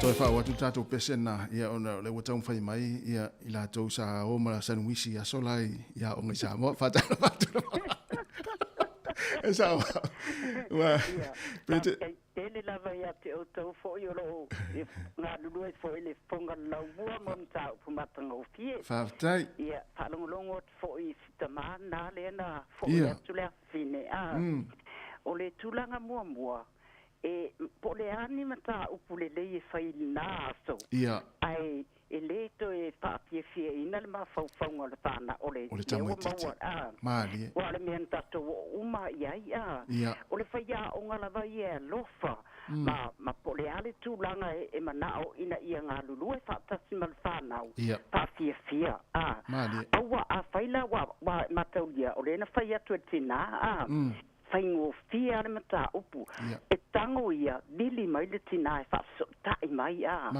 o na tala noa le iai wa o ta mawhan fuitaita i e matoa o ngā amakta fo i nei kōgiri ia e masanina o atu i sinaita mai ti i na o tips lama ma mea vatu ai e au ngā le tala noa e la wa e se a ia mawhaupongo nai wha o nai matua o lisi matua e mana o ai fali me la mana o ye ne pape ya va tuar me le mana o isa wa o mo le yan fa nga ta to be alo lo fam tu langa uma ma le fa ya o nga le wa e le ya se se le fa ya o mo mo a mata tu lava i le a inga le o ina mai o la titi a faila mala malama ta Italia fa so tai a wa fa o ne fa ina le ma fa nga wa o ta so o fa na uia e vai o latou mafaufaunga o le isi foi tūlanga o le he ola e nei a o tātou ia e le tai e tātou mola mea e tā moa me tātou maastani ai le foi tātou tau mawhaia o ina tātou whanau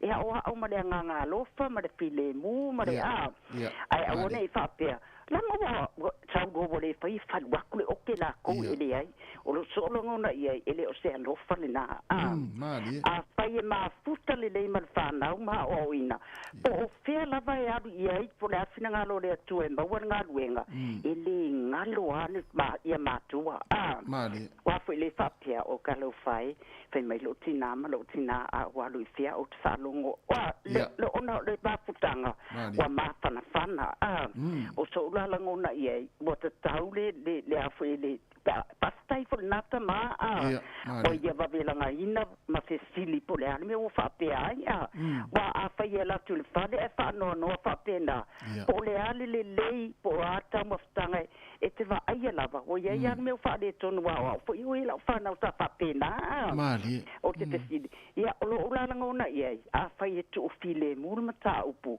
bili tsa o ar fa ia o ngai o tana no lo le ia ai o fa jamit i o ele ula nai fa e le o tano atu fatina pa ia fa punga o tano atu o tina o fo ia tina ia fa e fa matala tu tulanga uma o lo mana o mia le a onga to i fo malo lo ina ma ai la o le si aso o tili atu me wa batu wa fa le wa man marama a o le tina ile nga wenga le pai pe for tatu ngan ta mo ma sai nga lulu e fa ta pe ia tatu fa longo fo i ia popo inga nai fa fe au lo fa nei ia e ma wo le loto a lofa ma wo fe lang mai ma wo tu fai o lo te tu fai la ma lo fa na le na e vili ai ta o ye le me le te mana o ye e le o la so i fo ma lo ina me ai wa wa mai na ba ai le ye wala filia tu fa pe lo fa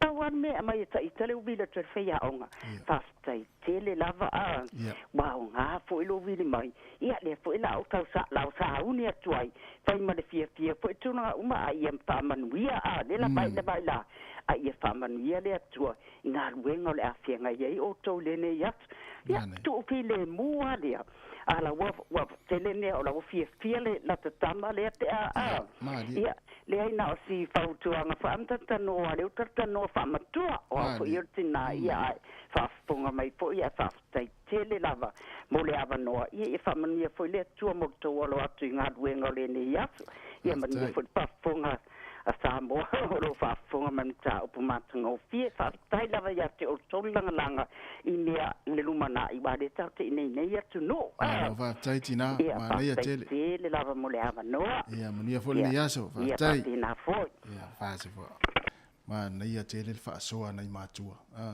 mo I le lei ia tonu e foi le o le taua o ia o le vili sa o le tangata le o le a onga I o I matua ia o le tale no I whanau I wa vave ia sa o le lia ia a fai o le sa na uso tu le tamititi a onga le I le a onga sia kilo le tangata le fai ngā luenga I o le a onga ia lanch a stini titi le fai e ma le tala le tai au po ia o ila a le fia mai le I le aso a toa e taua le taime uma I le a onga o le fia le whanau o le ifo I ma se fia o ngasta maititi ia na mana ia tele ia le fa so astinale na umatu ia lo tala pel tato leina te vala mai ai o le o to e luas fultase minute ia ona tale o le tula iva tale iva a foni tato telefon ia ma tala mai sa moa ia ai ma lo lava le ma fta mai ma lo fa fo mai ia ma lo fo le mai mo mai ia lungo tato pe ta lang to fa o tu tato fa fianga le ia ai tari fo I lo vala mai ia pe te vala mai fo ia po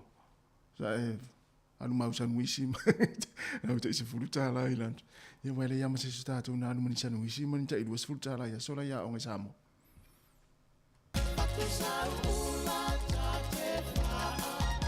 ia lewa to e tau fai mai tato wala aulia ia to e fa watu tato pese na stemi talo fal wala tai wala mai talo kash malo se fu mo ai ma ka wa kai foi foi no kiuke ai foi au mai ia oi malo se fu alo lava ia Era no fai a kun nere. Masalo na kama le fa finga ko pi ki apa ka ku da lo spai. Era ko ore ma ore me le anga. Maka kia ke. Ini fanga. Tamo po kala me vale le prepare a hoi me aia e pare ngai.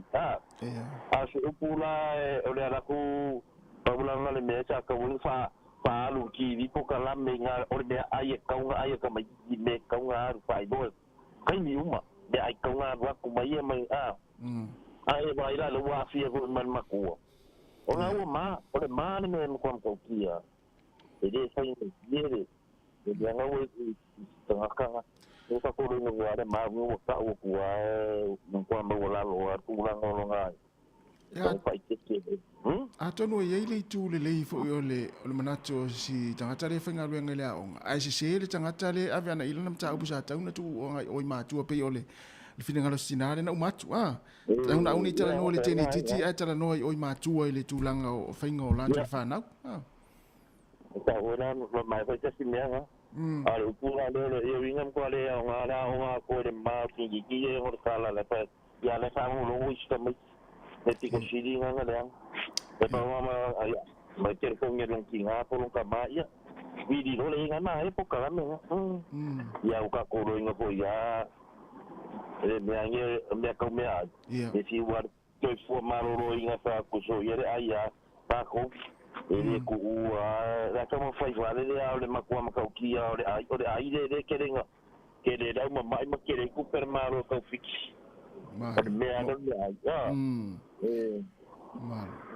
Mana ya wale ya ya wa te lo ya so ya o ngai sa mo le tulanga lua popo a Malaysia o mai ya Keringa popo vai na mai sa le vai ko le sa do ko iya de ngalo era ko kala kede ma ama ko re vai popo de ba iya Oh, okay. Ang nasyonal ko po vale. Ato Tama mo ile mau vai na papa. Ato mo wa ko po vas ka mai tiki pora. Oh, okay. Ya, ka no me ves. Iya. Ora se stop me ai usamales. Ai na mama bo ya ves? Esa ya. Mama ya ves. Ai le ai se me ai usamales. Ya, isi tem foi a ora o ta o tau tu lo le mango pula fo le wa ai pe le pa u la lo pe para le sipito ma tu au le ya le sipito e se ai alu la to ya le ma se ma mga ngadi de ku popo u mai ka dia ele va ku ale lo fore ku mo ala ta ko me ka ko mai ya nga ka ko fa nga me ka ko mai ya la ka sia ka ko de tu ko ko mai ya Wale le ala wai kui male ala ki pui. Dai amai manu ne aso ia. Ale se ma na kore. La ko no kasi. La u toni si. Dana se kere no fai de mera. Ale la ko Western Union. Ala ko de no se oro. Ia to vala mais tem eu mai. De suapa. De suapa que o da suapa. Se oro ko foi. To fala mai pe ata to pese tem ia fa mo le ona pese tem fa mo le lava. No le ia tai. Mo ne aso. Fa se. Mo le Leo to se fulo no minuti ona tale o le tula iva. Ero tala pelta to leina, ta tu fa silina ia o lancha le fa nau, le ta pena ina. Ia ma ona o le melen tupu mai. Este ni titi lea ua, fia foi ona ngona. Ia ona o tala le fa ia onga. Ia ele si tu le o le tala le fa ia onga. Na ia foi le tau fia ile watu me isu mali le onga. Ia ai ta ona ia ini nai fara waina. Ia awa foi ta maftanga nai fa nau. Ia tala pelta to leina fa o ta to pese lea. Ia wa tamai o isa ako tau fasia. Ja, olha. Fala o marciam. Ja na fala o ya sora on me vole le ufa fana.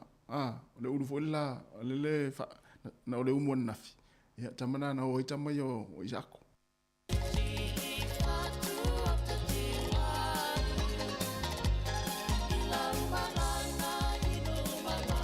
Ole ngona ole si ta ngona ole fala o isi ya sola mo le umo pa.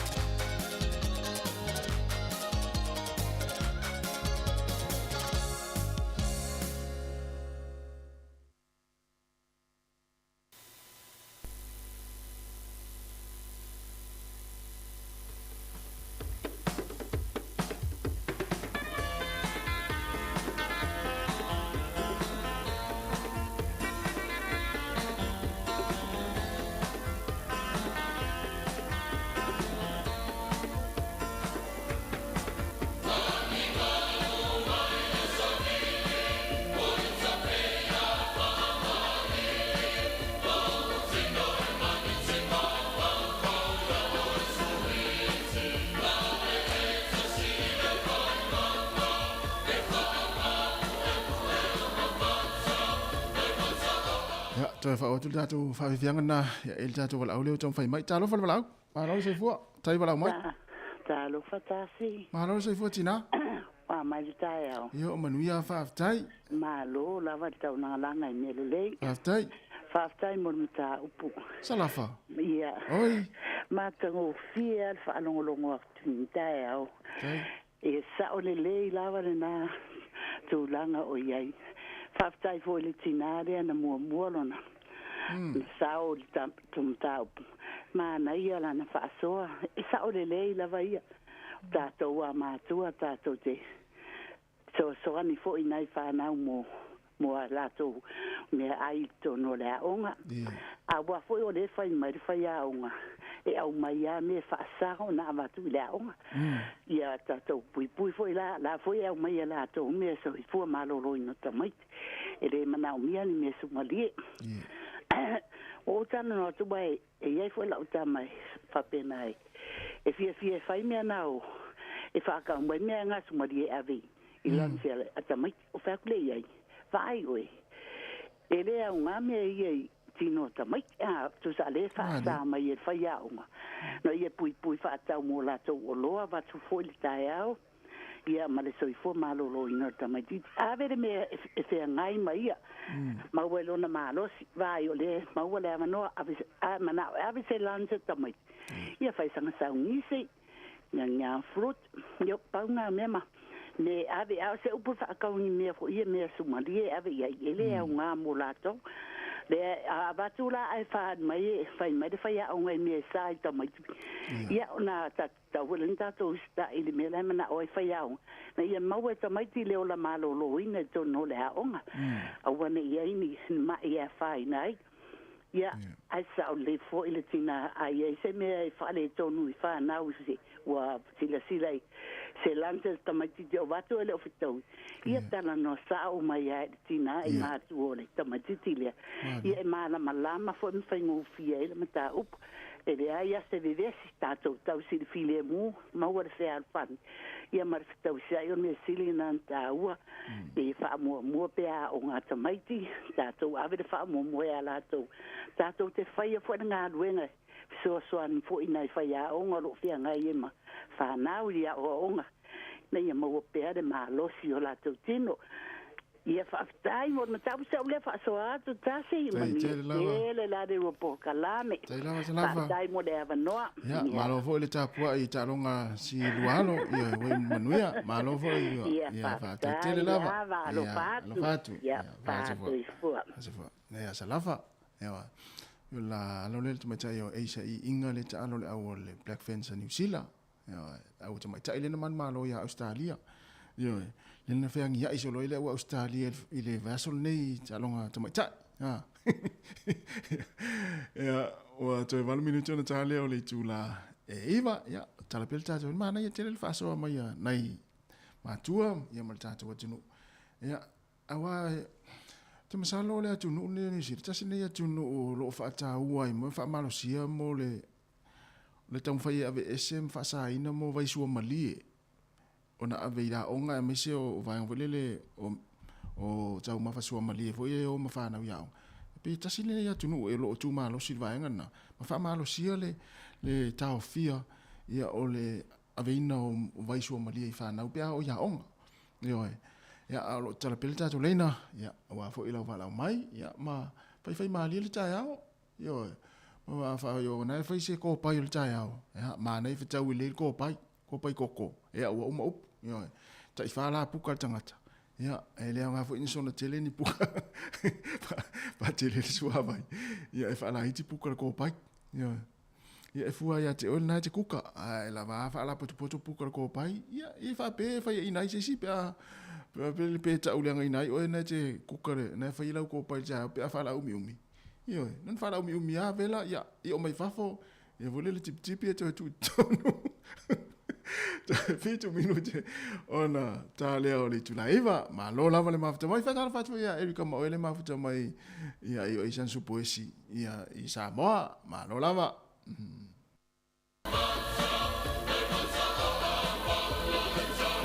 ya le to sa stato la talo fa la tai lava wala mai Se fo manuia lo sunga. Ia o tas. Tapso? Esa ai vani ato loari ata toa. Tu ani mo le mana ni mori.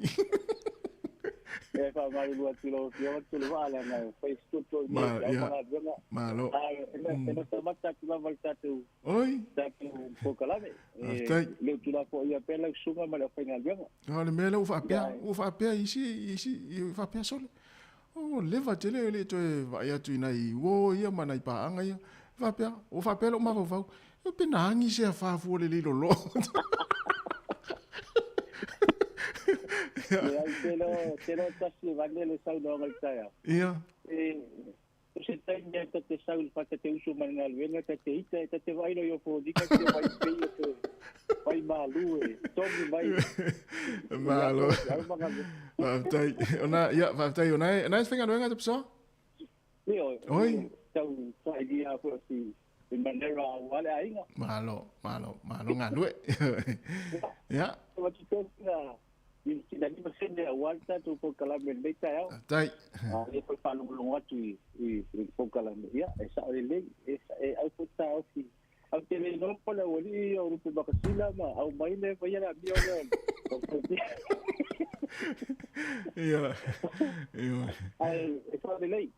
Oleh no mo tauna tanu tatu tanga ya ini berlaki. Ya. So kita dah lewa. Leito no la au ngalewa. So setengah ya lui itu engangal bengal le. Iya. Itu na wina le ile discipline mala wina mau forward tomtiti. Mari. Memoni la sende lo tengah fali tonu awale onanga sakol le simra tumombo. Iya. On bena no mo na tumo ko tomtiti na buka. Ele ya tengah tu fento kala mai. Iya. Yang tamati. Pise ia sen tamama sen tina fa so ai Mari. Ole le ai so. Ya wa kelo temi fa pefa ya nga po fi boy ale lo. Iya. Ele mela wole fi ai. Mari. Se na me tilo ya. Ya a mes ko ma tu. La lava se me fa le to. Ya ta fi awal lava ne ki li va inga se negative attitude or se negative discipline ni fa na. Mari. Ya no fa no me puesta. Singa me matukulo la ngomo. Iya. Pero na isa me tio se fasi mo volta ao ai ya luga. Ba engalana. Ya, ta tu via sa mo ele. Ta tu tilo le ya o me ana sa ta tu ai ta mo mo ai son tu abi foto avele la. Esa ole ya. Popo ya petau. Tapi tinggal tahu apa ngale la mai po. Ya ona vele ya okay ya. Tahu le. Ya tu fana. Sa ole. Jangan lele wa milosia la ngona to mai titula hono le wa. Mari. To se sasia tu la hono. Sasia tu la hono. Wang na ba to titi wa lo fo pe yo na ma tu ma o le tu ba nga pa sambo. Yo le ale o tu la. Mari. Itu ana. Satu matua. Tahu le ko satu malam lama wonde bo. Tahu yo kita sana o tau failo mal le ne ito no ngai. Ya tahu tuan da ya somba kambo fanda ya malolo. Elo se le mo sesi. Elo se le mo fa ya. Ya. Ole ora pa malolo ino nei fana. O ka to ai le sawa e oi ka me tekilai. O ko ma ka tiki ko sama atau sama akan wele tu pau ni tau mafa. Se famu tele mo tatu matu. Fai botatu ngase. Ya. Tatu tamo fai ya awa me va ve o ina tatu fana. Mari. Ya tatu pola ko lo fa la ko ilo ke kamaleano. Ya. Ya tatu lai lo en tiki lo fa ma nenti. Ai sinan 2 minutos te sta ye nai fai a onga ya ma ko kala le so onga wale so ifo malolo inga nei fana. Iya. So vai ngana te una fama faina lu tatu bola. Ya te so swani le wa le nei ta o asi. Tele. Tele po mo por kala ne se foi la tute nei ta anga le tua mo blatu wale slu. Ya, tele lava uso tapsoa ya mania foi ya ngaluenga lo fengai tatu mafuta pele yaso ya mania foi ngaluenga lo fengai le chao. Ora fatu. Ya fa pena foi pa ya se. Ya se foi. Tatu wala au mai o kilani. Le sunga tapsoa. To e 2 minuti na tale o leiva. Matu fa fianga lea. Ya ona tapena mai leo tatu telefou. Matala mai Samoa o le nei tai au.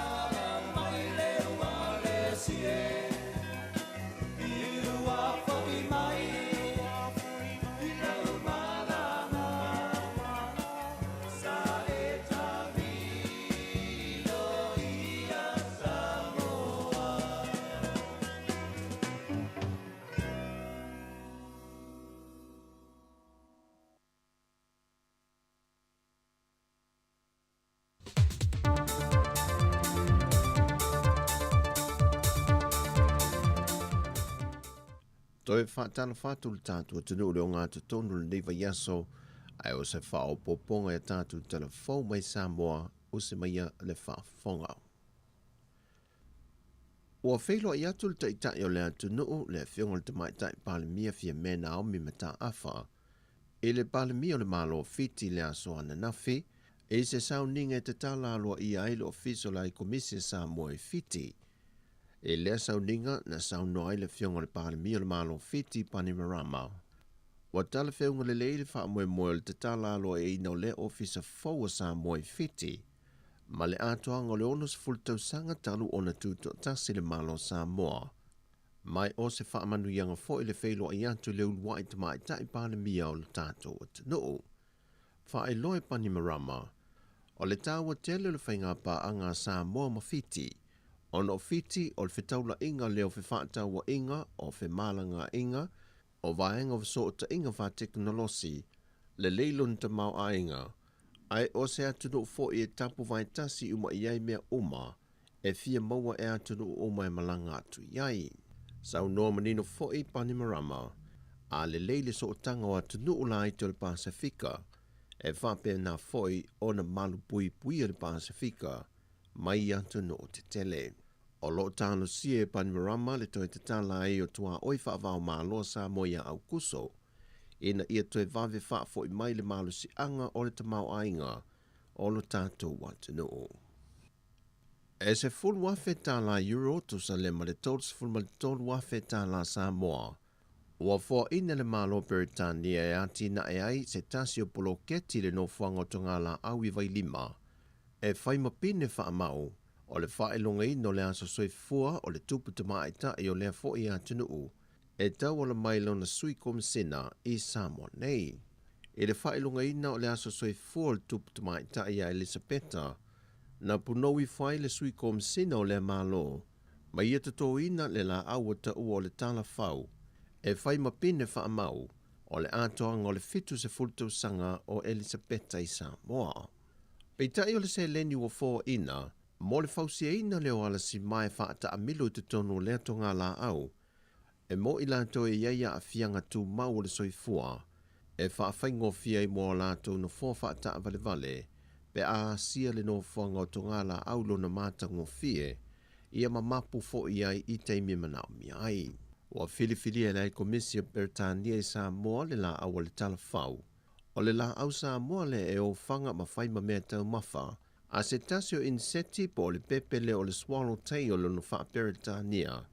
Ma ua sanga wha alawi loa e lo fiso si o manga le la awa le talafau.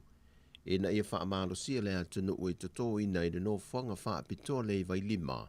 E na ia wha atu mau ina pea le iai o ia la au patino i le atunu. I o tātou lau ele. E whamtanga luenga te tele le malo o te tū whaatasi nei, e una ia ma whaelunga ina le tāua tele le vai aso le nei, mō tau mawha pāleni ma soifua malo lo ina le larangi. O le mtanga luenga o pisinisi a la manuia ma leipa, o le mtanga luenga o whaatu angam whainga whaiva, o le mtanga luenga o soifua malo lo ina ma tau mawha pāleni, o lantou tu whaatasi ai se wha moe o ni wha alawi loa. E le vaenga pito i lalo le whale o le ACC a pia, wa te tana fo i le avano le mamalo le antunuu. E anga ia ne ai e mai moa ma mata ia wha alawi loa. Ma wha amalo si ai le mamalo lautelo le antunuu. I tau mawha pāleni ma tau mawha soifua malo lo ina. Wa tauli maina e le sa avema officer sili o le pūlengo tangata ta whawhau mai mo mai sa moa, whaatmatua ainu le na ta i soifua, le tusi mai le taitai o le komiti whaatonu o le malo, e whaai loa tuai le toe wha wina o lana konkarate. Na whaai loa le taitai o le komiti whaatonu o le pūlengo tangata ta whawhau mai mo mai whafo i le tusi, o se whaatonunga mai le minister o le turisi, e le toe wha wina lana konkarate, e tawala mai le komiti whaatonu o le malo, mai o le unga whono fo i lea le kāpeneta, o le a le toe wha wina konkarate officer sili o lo i le teimile nei, ai o le a wha solo i isi o le officer i tiu te tau ave, a o toe wha salala wai ia hawa nofa i ngā ruenga i le teimile nei.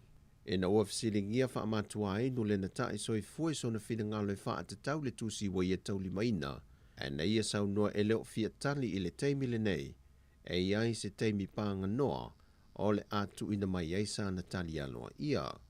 O wha amatua inu na wha malo lo le tu mau mai o na tiu te tau ave wha ofisa sili o le pūlengo tangata tā whao mai mo mai whafo, ai a ngā i eisu e su enga le komiti wha atonu, ono ni tua inga na ripotia e nisi o le au whaingāru wenga. Wa polo ina i lea tusi wha amatua inu, ina ia toe whaafo ia ne nisi o a setal wha ala pot putonga lo ia te ia, a o tala no ina se wha amnianga tau se leni e tu ina tu mo ia. O tala fawia mai sa momanuia ni aso wha soi foia.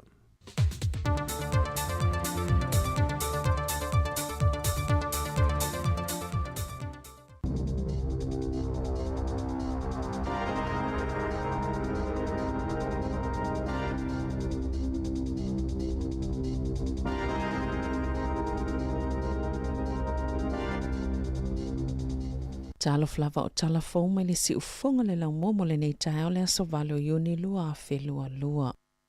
O le Monkey Box o se wha amai au na wha iloi nei te tono New Zealand, mai te tau o na lipo TF4 mai, pe a whai e iei ni tangata a awhia ai. Sa wha sirsila le pāle mia Jacinda Ardern lea mata upu le aso ana nafi. Ina ua mai alfono tanga le kāpeneta, mana ia sauno ai e le iei nisi wa awhia i le wha amai. Po nisi fo i ua masalo mia i le Monkey Box i te tono New Zealand. Na sauno le minista langolango soifua maloloina Aisha Vero, o le wha atulangang o le Monkey Box pe ona iei nei le atunu o lona winga, o le vaenga o lo fia wha amauti noa le matanga luenga, ia lava tāpena ina ne ia lia e mai lea wha amai i le atunu o. E mawhai ona wha atinoina vaenga e tau fiele pepesi o le wha amai, e au fiele sa ile o tangata, na lata i ea a fia po o ni wha atonunga foi e wha anonofo e se ai, pe ona saunoa Dr. Verrill.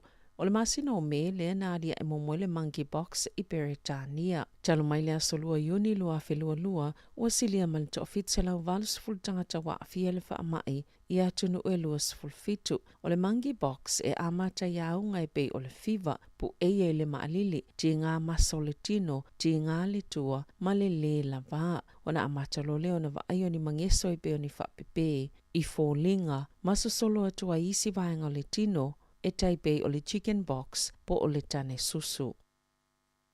O la whelo i atu le tamaitai Balimia Jacinda Ardern ma le sui Balimia Grant Robertson i le Balimia Australia Anthony Albanese na sauno Ardern wa tala whea ngaile a vea oia ma taitai mua mai fafo e malanga atu i Australia e whea iloa i ma le Balimia ona o le sootanga i le vao malo e lua e peo se ainga. O lea whono tango lea whaataunu uina i se teimi tāua, ona o pol kalame o lo toi whaafsota i e malo e lua o au se tālia e mawaia nga oa ni usila i tūlanga tau i ngā luenga, tangata tā whao mai fafo, o le whaafotungo ni mae mae fōu, whaasayanisi, male mala malama. O se awano fo i moni whaatala noa ngā fōu i mata upo sa whainga taile so o tanga malo e lua.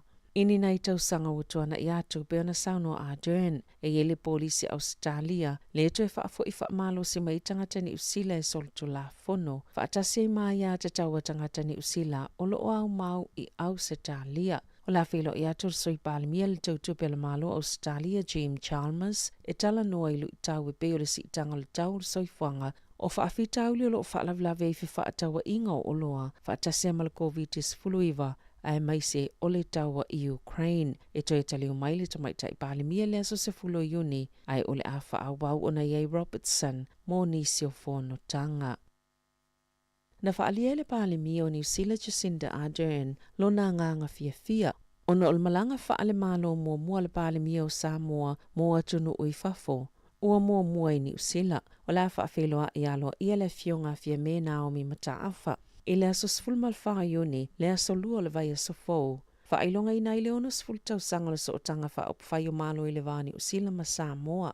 Whaatasia ma leono sful tau sanga, talo na tuto o tasi le malo o Samoa. Pea na sauno Ardern o le awhianga inga, wa whaamausali ele so o tanga ma folofolanga na whai e malo e lua, e ngā lulu e whaatasia e whaalau lole soifua manuia o tangata Samoa. Maana saini e le tua au fia me Naomi Mataafa. Leulua i Balimia o Samoa, le fionga fia me mata a whawhaumui nā mulinu o le lua. Na sauno Ardern, e whaatolo no la tala noa ma le Balimia o Samoa, ma ua sauni, e soala upule nisi o mata o ptaua o lo oa a fia le Pasifika, o le ngā lulu e whaatasi, ai maise o le tali whaiwhai pia mo le COVID-19 fuluiva. O le a awai atu le fionga le Balimia o Samoa i nisi o whaatasinga wha le malo i Wellingtone, Hawke's Bay ma Aukilani, e au fia ise whiloa inga matangata whai ngā luenga o ngā luenga wha awai taimi. Ma se tau mawhtanga ma whai pule Pasifika o le Balimia o New Zealand, e to Saima Ripoti ale leiti o New Zealand. O la tau au ina atu le so i le Balimene, se talo sanga tustusia masainia le silia malfas flua feo tangata New Zealand, o lo vala awai le Balimia Jacinda Ardern, ina ia tapu mawhaasaina, le elinga o le alititai o le sami, o le so whaailonga ina ai le lalangi, le World Ocean Day, le aso o le vasa po le sami i le lalangi. O la tau au ina atu le whaalapaputonga ni usila e titee i le elinga o le alititai o le sami, whaatase mal whaalapaputonga o le Greenpeace Aotearoa. Lea talu sanga whaalawa i tele le whaipule o le Green, Eugenie Sage, ma le isi te ita ilvaenga whaupwhai Maori, Debbie Ngare o Wapaka, ilu mama o tal Balimene le to la tasi o le awauli o le so. E yeni sui o nisi o whaalapaputonga le asavalia le tali ngalu o Wellingtone, i totono New Zealand, o lo talu sanga ina le Trans-Tasman Resource, ni pe mi tala tau te eli nai le South Taranaki Bight, i le Pasifika, o lo una ina malo si foi any company ese le lalangi, le whaia ni tu la fono e whaatanga ai o na la tau eli ina, ali titai o le sami o le Pasifika. Na ta wele leo i le poana po, sa i se wala au mo se fsosoani mo mia, i se whaalavlave na tupu i Newlands i leo auli ana nafi. Na taunu uatu leo ma tau mawhai e whaasofi se tau le lea. Lea na tau mawhai pui o iei tutono se whale, au ia tau fia i se tamai tai. Pei tai, na ia whaia ni ngaio inga tau wha amatau, ma ta whana i leo ma manu ati ngai nai. Na whaia ia lef sosoani mua ma vili le ta'wale le whalama ai pei tai, na maliu i se taimi muli ane. Na mawala tamai tai mai le i tō ngāni o na manuanga, ma sāwha ia i tonga fitinga, ele ia a fia fo i se talavou sa ia i le whale e to sai, ma se pepo wha amatala ngā leo. O la wha opopo i nalfo i numero leo i Newlands i na ia solo manai, a o wha ngā solo a ia lātou su enga. E le uwhaingofia mo le tamaitai Palemia Jacinda Ardern, le whaatuptupula i o finangalo whaalia, ina ia whaamalo lo le whonga whatalai Trevor Mallard. Masafa ia sefisi le whaapalo tale One News Canter, ma whailo ile to tele o tangata e manatu, e leo le leile whaatinongo le ngaluenga ale fofonga whatalai. O le amatanga le tausanga nei, sa malo ai whaamatalanga i le whaafoenga le whonga whatalai o titee, ia sa whai le Palemene, na whai le whai unga Mallard, e taki paipa, ma whaale o tele le musika. A ole iona tu inatu ni whaalinga whaale tu la fono i nisi sa aveam whaipule, e tau atu i ailo lātou sol tu la fono, ina ua lātou solia ele o le Palemene. I le whaafsili saili linga na ilo ai, e se fulufitu pasene, sa langolango ina la ngaluenga al whonga whatalai. Ai ole tele lava, ele o ato atoa, pe afa fo ila lātou langolango. Ole maua vaenga whaupwhaia ngai ale malo, ua te tauna whaia iai se fuafuanga. O ana nafina te tala ina i le pule nganu ale Heart City, se awanoa mo le whaalinga o fina ngalo o tangata lau tele whaatatau, ini fuafuanga mo se awala fau e uiei wila vili vai. E fiso o ta i ele no whanga whaatali no whaafi Waterloo, a nga ai ele a ai, o lo fea ngailo wa Heart malo i tau. E au fiaia a fianga mai kasa o ona o ta avale, o a fianga o oile o la lauli leo tangata, ona uia whaafi tauli, whaatasei malele saonga le mua se o se o manga. E bāfua ona o le tele o ta avale te tele. 5% o kasa o ona ia mawele ayola wa Heart, e mai feo inga, mai mo umiai ni suinga te tele, ina ia mawhaio na au sia matatia, ina ia o atul tausanga e lua fetol se fulu, wa afale kasa o ona mai ona tulanga maasani, a ia o atul tausanga lua feli masfulu, wa leto iei se kapone, o lo ngā luluel pule nganu ina ia whaise fuafuanga ielo i tau. E ala i le whaia ni fisota inga saonga le mu i awala, e tausina iei tangata e whao ngā, e pei o wila vili vai, o le Sava Valley, po o le whao ngā o pasi. E tapu ni elewa no moni finangalo whaalia mai tangata lau tele i le amata upu, i le asolua sifuluono o le masina nei. Na whaatonuina se talavou i whaingaluenga le McDonald's i Havelock North e lona pule, ina ia tau whaititi a lona whaongaina o le Kiora i le whale whaingaluenga, ona e iei stangata ono le fia iai. Salangona i le whaanoa o le tamapo le tua a o le talavou o Renata Nepe, ina ua whaalongo le whaamtalanga lona tali, ona o lātou i tu ainga o tangata Māori, lātou te whaongaina i aso uma, le te reo i te tono lātou ainga, ma ua a fia langona ona whaamtalanga na lafo, i lona talii, ma o ni amionga whaailonga lanu, sa ia whaalotu te leina pelo nā tali ina ia whaawau, ona ia whaongaina le ngangana Māori, i le whale whainga aluenga, na whaato ese le pule mai e tā ua, e le isona langona e whaatino se whainga whaailonga lanu, lana whaamatalanga. I taalonga, wa whalawa i tele se whaato e senga le uni la kapia New Zealand, i le sa avea manumera lua po le huka le au la kapita i to asfululi mata maitai New Zealand, o te kura ngata airenga mate, pe o na whaia iana tustusinga i lunga upenga of sota inga e whaitio i na litulanga sa tupuile au. Ma whaia i loa se so enga whaatu mo otil se o si o manga, ma tu maa ngā le au. O le unga o le sa ililinga na whaamawa ele sa avea mwhaia o ngaulu, Clan Moore, na tusi e lea tamaita ili tausanga talwai. Le tele ona a fianga le taimina whaanga solo ai, le malanga ta amilo le Black Ferns, ma ia toa ina ili whaia onga. Ona o ana whaamatalanga so ona lafo i a teia, na a fiele o la malolo ina o lona mafau fau. E whaani whaia ina te tele le Black Ferns, ia Ingelani, Mafalani, ila la tau malanga ta amilo le tausanga talwai. E ui sa langlango ina ele uni la kapi, le sa avea mawhaia onga, ai sa wha mawai mulmuliani masaya te ina toa inga te maitai. O nata airenga mate, sa talia ina le uni, whai unga sa mawele i loilonga, whaata se maftanga, na whaato ese ile uni la kapia New Zealand ya te kura, malona ainga atoa. Tala whawia malesi ufonga le lau mua, mole nei vaenga o le tai au.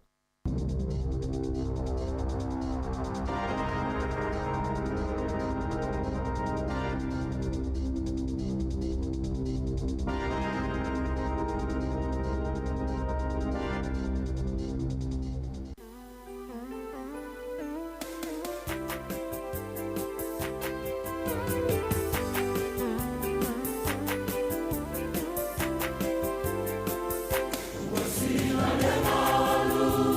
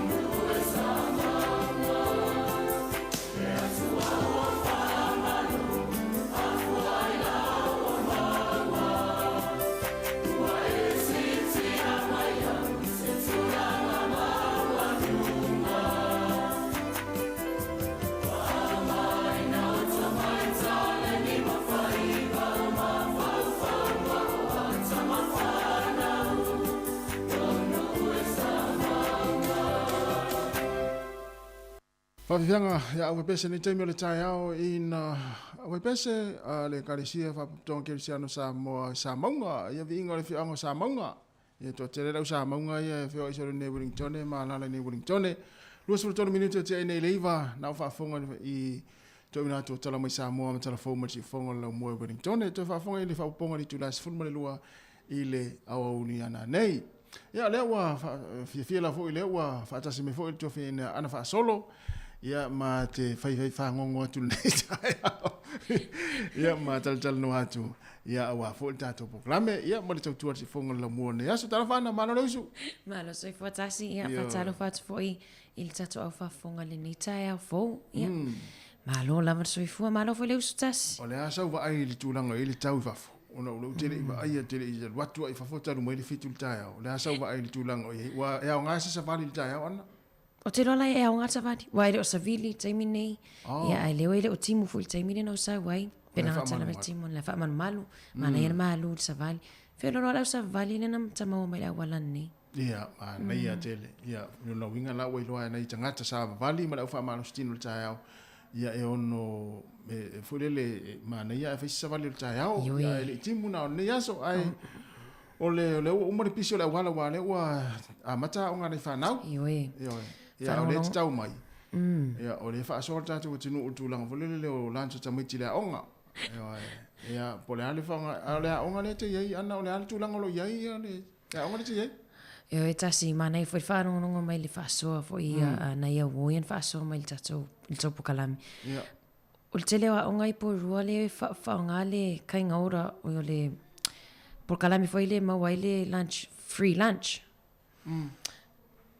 Ia ele se tupe matua e aluai e o atoa tamaitia te whaile si de fia la tunu. Ale tele foi o aonga tasi ele o foi le ele o toi whaia free lunch. Ele o toi watu ki liwa foi le ia lani sia whanau. Ale o whawhainga nuenga lava matua le aonga lava ia. E prepare pe whai fresh. Whai ai o le aonga ia me ail taimi lea pe i tu la ele i o le o vero tele o matua en moni mau pe ele o fia pe ele o tausamina e tamaitia onga ia me ai pokalamele ki liwa mai. Whero lola onga ia wa mawai fo i mga nuenga na isi o matua pe toa wha matua e watu i ole hall. Ia e ngao sia ia me ai e tamaiti. Ia na o aleo tamen malolonga laina tualwa senga ia a lai fo i lea me ai fatoa fai. Fresh. Ni tamaitia.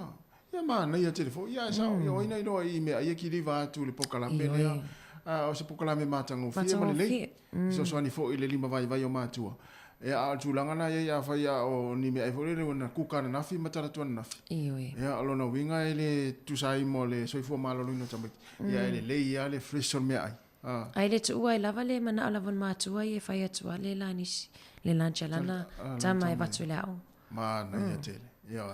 Ia. Ole na, ia ai talpeta to lina ona na vala o mai tatu tunu ia ua ho te me tatu telefo. Ia ai vala mai. Ia mai fa so mai ia ua fo tatu silo le tai au. Ia ai tu ia le lau lantu le sa fa sa mo ia so la mo le mango moko. Ole mango mocho. Ia mo le popo.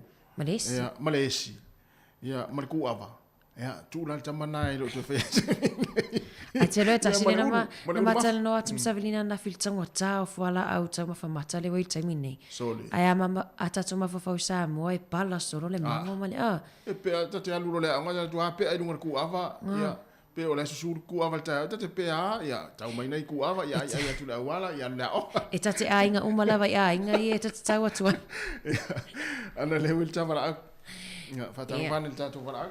Ia talofa saunua mai. Malo soifua. Malo soifua. Ia, tai tina wala mai. Pea nai lo tele lau leiti o wha mole a pe whaina ki ane lalo. Tele o tape, whaktai mole a manoa, whaksoifua manuel nei tai au fau le li. Tai.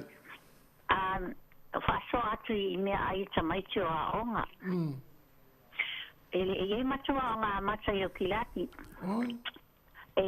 o le me sina whātau waine ai o ia o ngai e lou la ko whande wako le malo. Te avatu fo le malo whande leo fisoa o na le tōninga o pili e tamaiti. O na alo so ane tōrone le malo. E whaino atu i ha company te le ntano ale sifalsua. E o api ai e la o tuaine ai e tamaiti. E ia la le matua o ngai e whaili e metu le Samoa. E mako ai le anga o le peitini e tamaiti. Wa palai lo master company le na.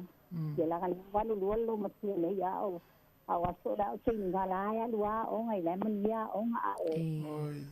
Maso apalai. E abasulo le asofale le u malava e tili va tua ye. Le vaenga le me e whai ne ai maso. O me ai supo o me tu apa o fruit so te mea. A ola ia whalai le ala kule supply ai le tai unga le vaenga le ia na whapele o la utala i mātua o mai loa. A vatu me ia toi o e whaonga wale a te sauli supply. O nai e so soane le malo. Nai a inga nai a o manase whanau le lapa ki te whakau le lansi tamaiti. E nai la o ngai e tāwa mako i whai a o ngai e wa aia ia o ngai. Ona ele papes e vili mai le fai a onga la tua le wa complain le lança de fana le fono a matua o a onga masa e fo la tu sai fono o a sola na e su e a fo le sula ina le masa ngo fio a wala e tu so ai a ina le lava pile so mai te somia o ona fai le la so fuanga e apalai lo le company le avatua ina ai ia na whaasoso e ai fuai la tamai ka mātou. E le ai se tamai ki te ati masilanti. O fu ila i meo lava tamai ki au ati tianga o atu o ti munga le ni o whati e mātou ti apalai fo i company.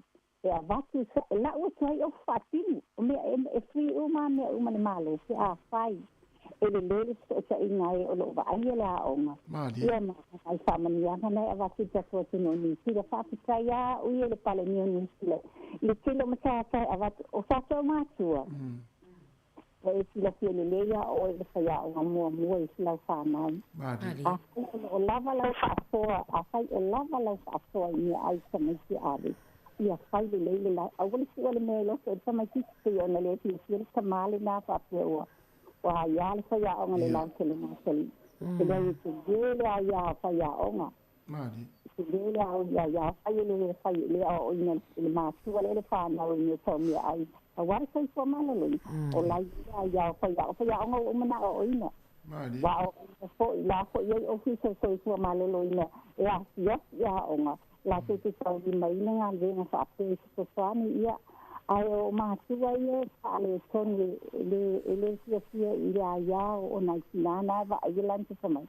Le langa i whape nā mātua e tilan e iai le whaia o ngā po te titra eidi o le whaia o ngā suani. O ia nā ngā mali wa ai ngā lante samai. E wate o samai ki malate o atua o ngā ave e te lante fox o man ki sele ngoa. Alu loki tinali a sia ki ue mā lante fox o samai. A tawa flora le whaia o ngā le tinale i le lance lai whale to ngā le pepa tipi mani tukalaki mali whamani ai le se fus lei whanisi lei tania e iai la le a ia whaia o ngā le e li posti mai do i le udo le a o ngā a mai lo le sisi aloa ia ale whaia o ngā i mātua ia ale ai foi o le whono whau sua mātua lea e iele la ko te fono o la so so ala upule ina mta upuia e ave ia whaia onga ia la so ngā lenga e whaatina mātua ia i la ko te fono ona fono ia mātua ona so ala upule ia me ai te maiti o le kua loine o la valava i whaonga i le sau malulu o la valava i whaonga le sa o se e vai o e te tira te maiti tinai sau noai mātua whaia o mua ia mātua ha o wa sa maiti sa maona ala e te ame e whaia i te whinga mātua e po ngai mai te tonu le aina. E le o whaia o ngai po ngai ai. E le ai e po ngai mai a whaia o e tina o le sama e te le wa aia lance lau whanau i siaki tai au au le iho. Wale mena o e whaia mwhai le po. Ka pene le po malama ta e te si mai te siaki. O iai ale roa a whaia e le o whaatimo le alu mai ai le o tini su le o whaatimo. A whaia timo ala alu le te whaatimo ave le o whaatimo. ia le fa so ati le o matua ai le fa ia o ia le sinana na va ai le sa u pule ai fa mole o semana papa ia e fa mole ai a fela sinara ai ngale la ke silia le semana fa ale fie le me fa ia a fela sina o le na vinga sala ho sama ai na o ia le si to lu pe a fo ia le na le ma to sinale ta to sinale nei fa sai fela fa ia o le so ofisa tai tina ma ne te la u fa so o ki lani le te fa mai ai o ki lani le te fa mai ai le o se mai le o le tone la fa na le fa se ai le hope state tala fa o malenga le ngoa oi tai te la malenga ia mo dia fo le asa fa tai fa so mai la so nga lenga tai ia fa so fo mana ia le fina ngalo fa ali fo si tina balus fulu lua tau sanga tina tas le va telefoina ia onga yo kilani mana ia ai sa le fa so tina tas si te le wa onga le fa sa ia mesumalie fa sa foi fangu vai foi na watu matamaiti ia awala e watu le fangu vai ai utoi tutonu po le juice po fanguino ia la fai ala fangu vai ala onga tele wa onga e inu le vai auli ia e tau fai titi ai fo ile suka i whana witi mana ia tele ia olo mo pele tatu wa noa ia pe fia wala o mai le si va nga na le su nga na lena e talo mai lenta talo e tu pa na bu su nga na e au ai nga umai le tu langa le o le va ia tasi mali e foi o le va mai report o se tasi su nga e lata le fast food pasene ia tangata foi e wo pe wo suila to winga talo mai covid sui winga ia le lo postata foi nga le sa fia la pe la ta ua ia a pe sa au sau le lua fe lo se furu le te fia ai wo ma tuar covid tima pe wo e sui ia mana ia foi e fa so mai foi la tunu ai o su enga ia fai la vetata no New Zealand tai fast food pasene na fast food pasene tata wo sui la to winga ia pe sui mai le fa le ia nai te sila fia e o tulanga nai tupu tonu to ainga ila to lo fa fo mai le te ia fa pe wo volele wo na amata fa ama i o fia tama ainga o uma volele amata ona mo wa tu fa ama i ma sui winga tama ia na i ro ia lo no winga o nai awai le si su nga nai te la ver su ma sui winga ina wa amata fa ama Io e te le ala vaenga e mai fsosoni foi mo ainga. E fai sa vali. Ia lua itu la e te alu te nofo e taftafa fa malama pe fa pe le te fa nofo e sea. Wa pe le vai atu te le tangata in fai susu engo tangata foi le nan fa nofo e sea fa ma. Wo umina nofo fali. Wa e istangata volele o ta vai. Na matare fa ma io le tatala no atu atala no mai. O le taimi le wānu wha amai ma wa matana te tere wha amai ma le fu amatana whai atu wha amai. Wa tō tala no atu nei taimi. Tō le tala no atu i ala pula mai. Pe wale masani. Tō te visi le atu i ala pula mai atu i te risi tala whai. Elo pola vai mai au e whape wa sui fwoi vai atasi. O la fwoi sui la vai ala fwoi sui la vai. O ta si ane mo amatanga wha amai o le nei atu ke mafuta. Mana ia o ni susu enga ia wa tawa le vaenga tasi o te lo ia le tupu tono foi tato a inga ia fala putonga ia ai sa ia wa istanga ta foi le na foi le wa e wa sui ia fa le na wa ta visa mo fa mai e pe wa umatua mo te atu fa mai malato e pe wa le ta vai tu le se la pa se le malos o fia la vai no fono por fale o le fia e ali fa fo mal fale na o fia vel tina le ainga por tamara ainga tawana ta sa va vale ta ulima e o hana mia wele to ulima o to duas por todo minuto o Natalia o le tu la se fulu le o ta pena me fo proclame o le atu fe vai ya e fionga la wano ati la pe atar se fulu o le tu la se fulu tasi o proclame masani o le moli o le ava tar se fulu lua ta fo matala mai sa mo musica o le uli ia se pa ila fo ile tu la tasi mai ale tatu tu lungo le tatu wala leo ia fa o pe lungo le tatu Facebook mo lungo le tatu YouTube no winga e umi le tātou maftanga le yaso, ia e whai maria, e oi, aua whabesia, e alo tala pere tātou reina, e te malau mai. Ia wa pia fwoi wasui au winga tānu mai le wha mai. Ia malau mai po le ana se fo... Ai pe ese a foi. Ai pe ese a foi, po wele la wa foi, au tiro tina le hainga. Wele la wa foi, au tiro le tamau le hainga. Sa il pesa pene huru sui la u whalongo. Se whanga la mua, ia mana e wata atu statu pese vave le. Ia e te wha... Oi, ia rau sauri si wara. Oi. Pista ngata wasui wi. Talofa. Talofa. Oi, ia, manor se fua tina. Ia, mano foi sai fua ia te au lua le tai a fou. Tai. Ia e a foi. Fia mana ia whaalongolongo a i mangakuma o ngai ko onga ua uma. E ole maa ngai ia. Ngā wala vea mea ka mawhau iai. A kere koe whamakara kunga. Maa i foi ki ngāren ko a kungei foi. Nefa pia ua varu sfuru lua nong soifua. Maa ngai e foi o ngā aku. Ia maa isi ki ngā mua aku. Ia maa ngai e whaasoa. I oa ufo. Maa sangi ngā ola vea i mea ngā le whai ngā o lansi mea nge e whaangau. Ia o ola mea ngā e whai. Ua kiu ke ale o ki ngā ia.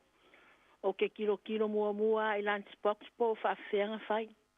Ia, au kilo kua ia i ere o lelei. Ngō aku lelei ia la i e whaasingo ia i kamaiki me kaunga whai wala o makua. Me ave. A o ranku ua mai lea onga. O koe kango fole i ko siaki kongo lunch box. Ngō whai akurola ia ia. Ia le se au kama. Ere aianga me ai e mai o meanga a vaku. A lesi. E mai ua uma. Ngō whai akurola ia. O le ale mafuanga wale ai o ia me ai nga aruma oi. Ale ia uma le ia sa ngisi o le ia fruits me uma ia le o kilo ia. O le le ia fa ngeira. Ai fa mai. Ai o so mai lo le si fa mai. E ana le ai nana langa e muanga ka alu. Ka alu le ia ka re kaimi. O le a onga. Ala le ai mafuanga langa le ai. Alu lola ia ka mo fai alu ave ku fai nga wong me ai ke o sa fale e vai ia lo ai ia ngala o fai lola ia mo kala ngo ai ia fa ku a wong e ko fai ai sa u ai nga me ai maka ale sia li makua ka ngo va ai po ai ia ai o ai la ai sia so e ma ke o ko ke la ko piki mai o kiki lo o le ke le o pusa me o me ai la ka ko mai le more ole kongo loko ale aonga. Ara kunga o meo fruit ese uma e au maila e lua kua kamakua ia por kamaikiki e piki mai fruit e manga e ave fale e fai mai elan si kamaiki. E o isi mea e iei kampanginga e vakunga foi la ko mea ia o meo saungisi. Ia e vaku foi ua umanga fai lei umaku saungisi. Ale ai ai lai me ai ela kuma ele lunchbox. Ala kuri ai o a sau ka mai ka ika. Dad, mam o me ia le wole ai sa ai o me ai o nga vaku me le vaku ma ko me ai. Ia o me la nga ka ke kilo foi ka ika ai. Ai ma nga ai o fa so nga ki nga ia nga o mai le maka upu foi so ngi ai mo singa ka ma. Ma ko ngua. Ia nga fo. O ma fa wa ia. O la kala fa so lo fa nga. Amu ia ko wo langa ko wo mai ko sa loko me ai ngei ko wo le onga ko ke ai lele a fa mai la ka ma le se o ka aya o fa ko wa onga o ke alu mal popo ai le popo ke alu mal fasi ulu o fa ku a o fia ingu e ele vai nga o pa ko la ka ma ko onga ang ma ko ka mo e ko ma ko fa o ele vai nga o pa ko ma ko fe ingu ai e ola kala nga e ke sai aku ela o kala ai kalie a fa makulo le ona slava la o kala e mongia ke fa alon kula o kilo fia ngula ke kalu o sa lo le a ko nga fa o kiska mai ki ala ka fer vai o pako pa wan me ke vai e po mangingo ia la kwala mangingo ia e fa o e ko nga e ngwai ia nga kalu ala ia la o ala o ka ia mal me ale o le alu fa ko ka mai longo fa ya onga ia la se pe e ngi o sia inga ngala ka e o ko ni mai ngi un popo ai na a o ko ia le mo kwa sa nga le mu ko o langa ngi ya kungu mali ia o se fa so Nga kai ngai kai ni mang via ke le lava o ko ma por kalami. Fa tai la tina man velo waso. Vele yaso. Sa ya fa so fo. Mana ya. Mana ya. Mo tina no fale o lai lo le ta pena ya fa nau mo me tau na avele. Ale voto ai tai lo atoi fo itasi e fai fo yana inu le vai o pato. Ia wa lo wingo. Ai aso ia. Aso ia I le fia anga ia. Ia sa. Ia va nei vai o pato mo me e pai solo mo me mango mo fo le pala so se mea ia. O le ulu vole le o tolu aso o le tau le atu. Ai le mase mamai. Le mase mamai. E o pole mea nau tato mai aso nei o ova tere ma me ai tato ma. Sa ai na ngasi ama yana nei aso ia fa maro si fo ile immune system le ta we scientist. Na to ana wa mo mai se pia ona e fo. Ai mana ia te ro fo ile na e fo e avenga lanchia ia so ia atasi. Tama fi ale ulu mo pa o se tu lo le fa fo mai le tu no le pepa. Ya male popo. Ya ai mawar fia. Mawar fia. Ya fulele yo o te le te mil sandwich ya pizza. Ya pizza. Talo per malo se fo. Malo se fo tasi ma ana. Sai lava. Malo se fo. Ya o I bole lunga il telefono. Oi, malo se fo I mo. Alo se fo. Sai. E o te faso atu tulanga le tau mo me o lansui avele a onga iaso. Ia. Ya. O me la me fai tate vai ala fiafia. Fai se sua vai ala inga fa vai talo pos me va pena. Ya. E bo water tanga se talo ho ya fi le bole. Ya, ahora te mi alo la onga ta. Ya sali do mal popo a fi pe pa tu tono la. Ya, to na ala na fu. E walo fo ile ilo se popo ina valu a to ale o tino il popo era bole. Ia. Ya o al se mal malo longa o tu el papa o le tu al fala nga. E le va pela o ita e mata o. Na. La ta el popo le to fai. Fiti solo pito ya tofu tangata mana pito ngali. Loa. Mana ya. Sa ole le. O ale si me mari. Ya ole si wala tu ma se mai so ngali ya se loa. Ya na mat pe ya uma ngali ya to me ngali veita. Ya penal no la si ya roia. A foi tate la tu se u. Ya vai la me polar fa si ugo tam ti. Ya ai mal si. Ati na na. Ya le vai na tu ai ole fala onga. Ahora le te mi fole suai tai ya ona le ai o tai na mangalo le o le mele tu me fa ta da te fole fai e pero tai vai le va foi la va pero la fo mi foi le o so foi o mai na le vai na oh so aquí na so ya pero le ya so dia fa tai populama le ya so le o alwa male lansele le fai ana fa le tomu matua mane o atula le fana u tulanga a te die fa me lo tape pelo yo ka pero le tawa pe ato el mesa ya soya o le sia ya lo la o ngabale le ya se la ya va ai tata ho le la sia ke auto le no ya te o ai u golata ai me ya to ta si ma ana tu sai mo balansia so I manui la va lo ngavena ya so ya va tai mo te la vale vale mai va se po mana ya ai sa ole ya wa se voila e pe ba ya I no vo le ya ai vo fa fa lo pira te mai tile la ingale fa pira te mana fa wo mo isi fa senga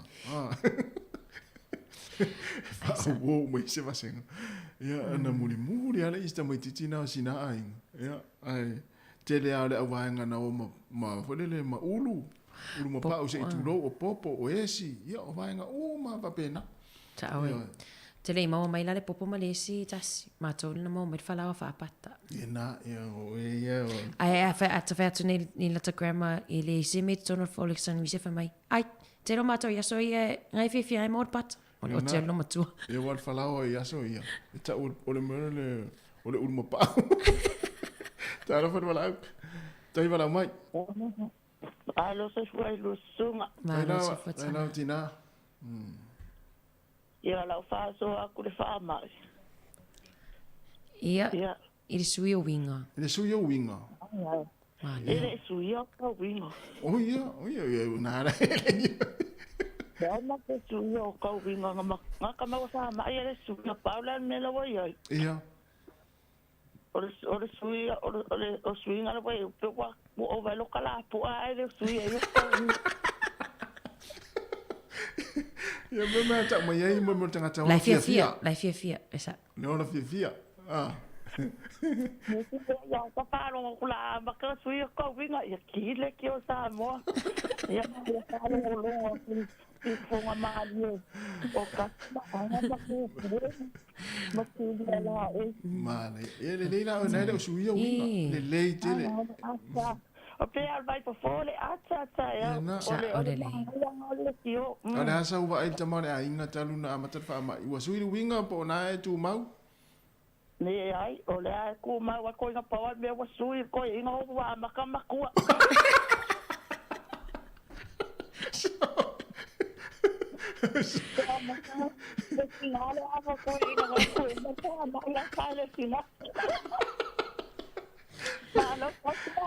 Sina wai malo fai tatu pokala mini taya.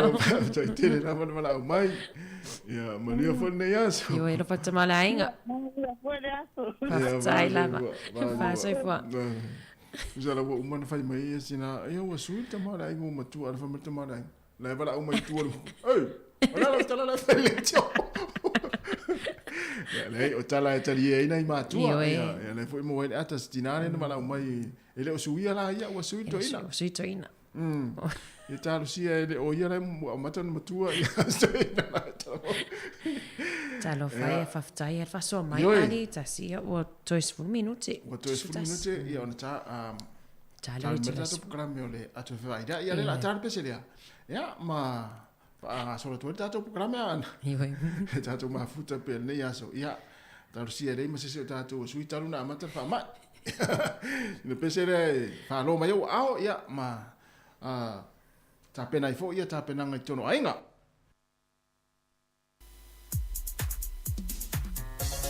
Ana. Finga ta tele vala o mai le tu ia lo to ya i tasira le tanga te sui wi.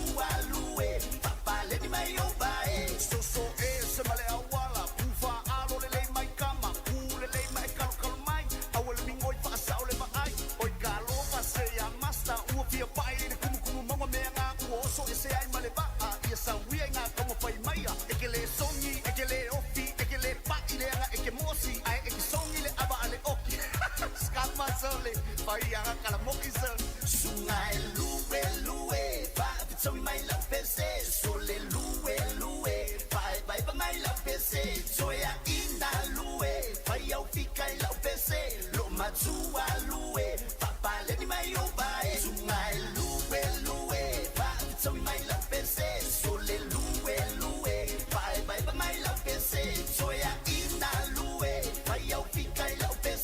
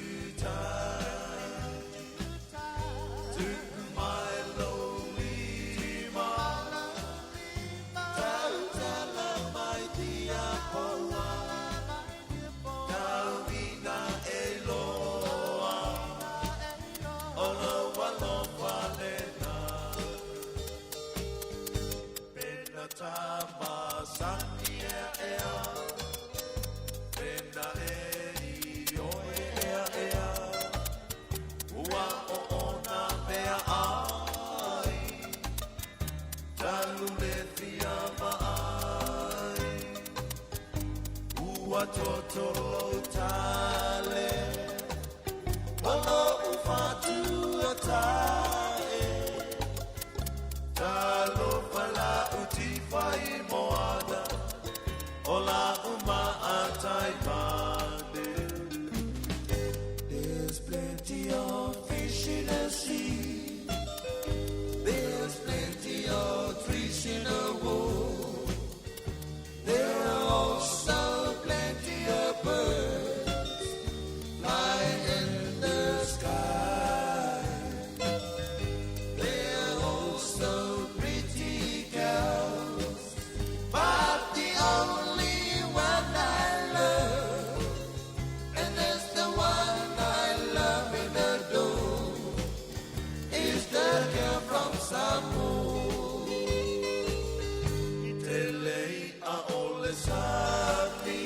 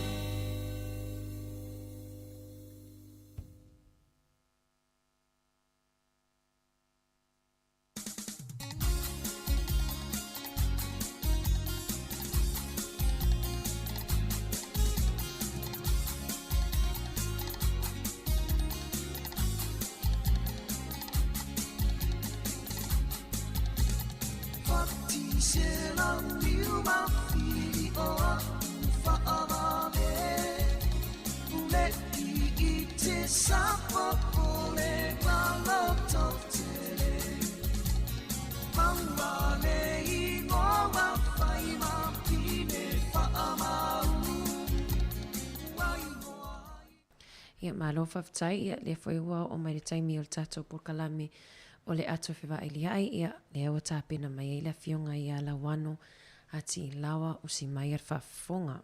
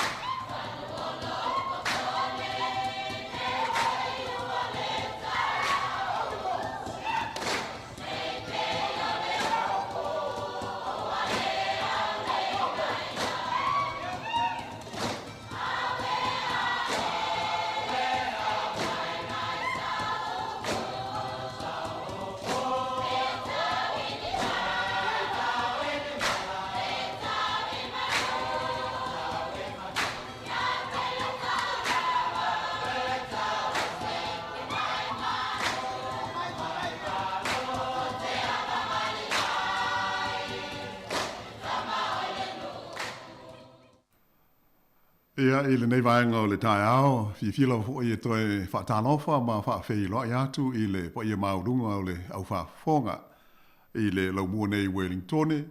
Ia ai maise fo i o isi ai uma o New Zealand nei, ia o loo atu i le malosi o le ala leo le nei, tasi o ono te tasi whaamo. o le si fonga le lo mua malana Paul Kalame o vai aso te itasi o le ato e fe vai liai se Paul Kalame ia tātou te fe tu wha iai ma fe wha soai ia inisi fo i o mata upua ngā ia mata ua ia awhia i loutou soifua ia mo le tātou o langa i New Zealand nei ma lo le langi o ma le soifua mnuia fa pena fo i o na mātou fifia to e whaatalofa ma whaafeilo i atu i le malu uma e o maua mai le tātou whaasaralaunga i lunga o he sota inga tele vave i atu nuu i whafo. A lo lava whaafitai ia le whaafonga mai i le nei ala leo malana tau tua. Ai fifo e whaelo atu o le whalitua ia ana whaasolo lea uma tau tau lua ho i le nei taia o wala nei whaaopoponga o le ato e whewa iai. Ia malo le soifua manuia ana tā lofa lava. Malo soifua e lau fionga lau wano, ia malo lava le usu, ia malo fo tawata i nei taia. Ioi, o lo o tau whaale taunu mai winga o le tau ia mātou i nei, ia ai o lo o telea ina manuia whaafitai o winga māsani lawa fo i o le nei vai tau o le soifuanga i le o mai o le tau mālulu, lona māsina mua le nei e pei o na māsani ai. Ai, o le a whaasolo loi o le tātou ngā ruenga, o le nganga lawa o le ato e whewha i dia ai, ia o le te tala atu le a wanoa a fia sauno mai i se mata upu o le a fola ina atu fo i o wai o le tātou talanoanga ia le lei, ai a whape fo i e ia se isi mata upu o lo o ia i lau whinangalo i te fia sauno mo ia e te le a wanoa.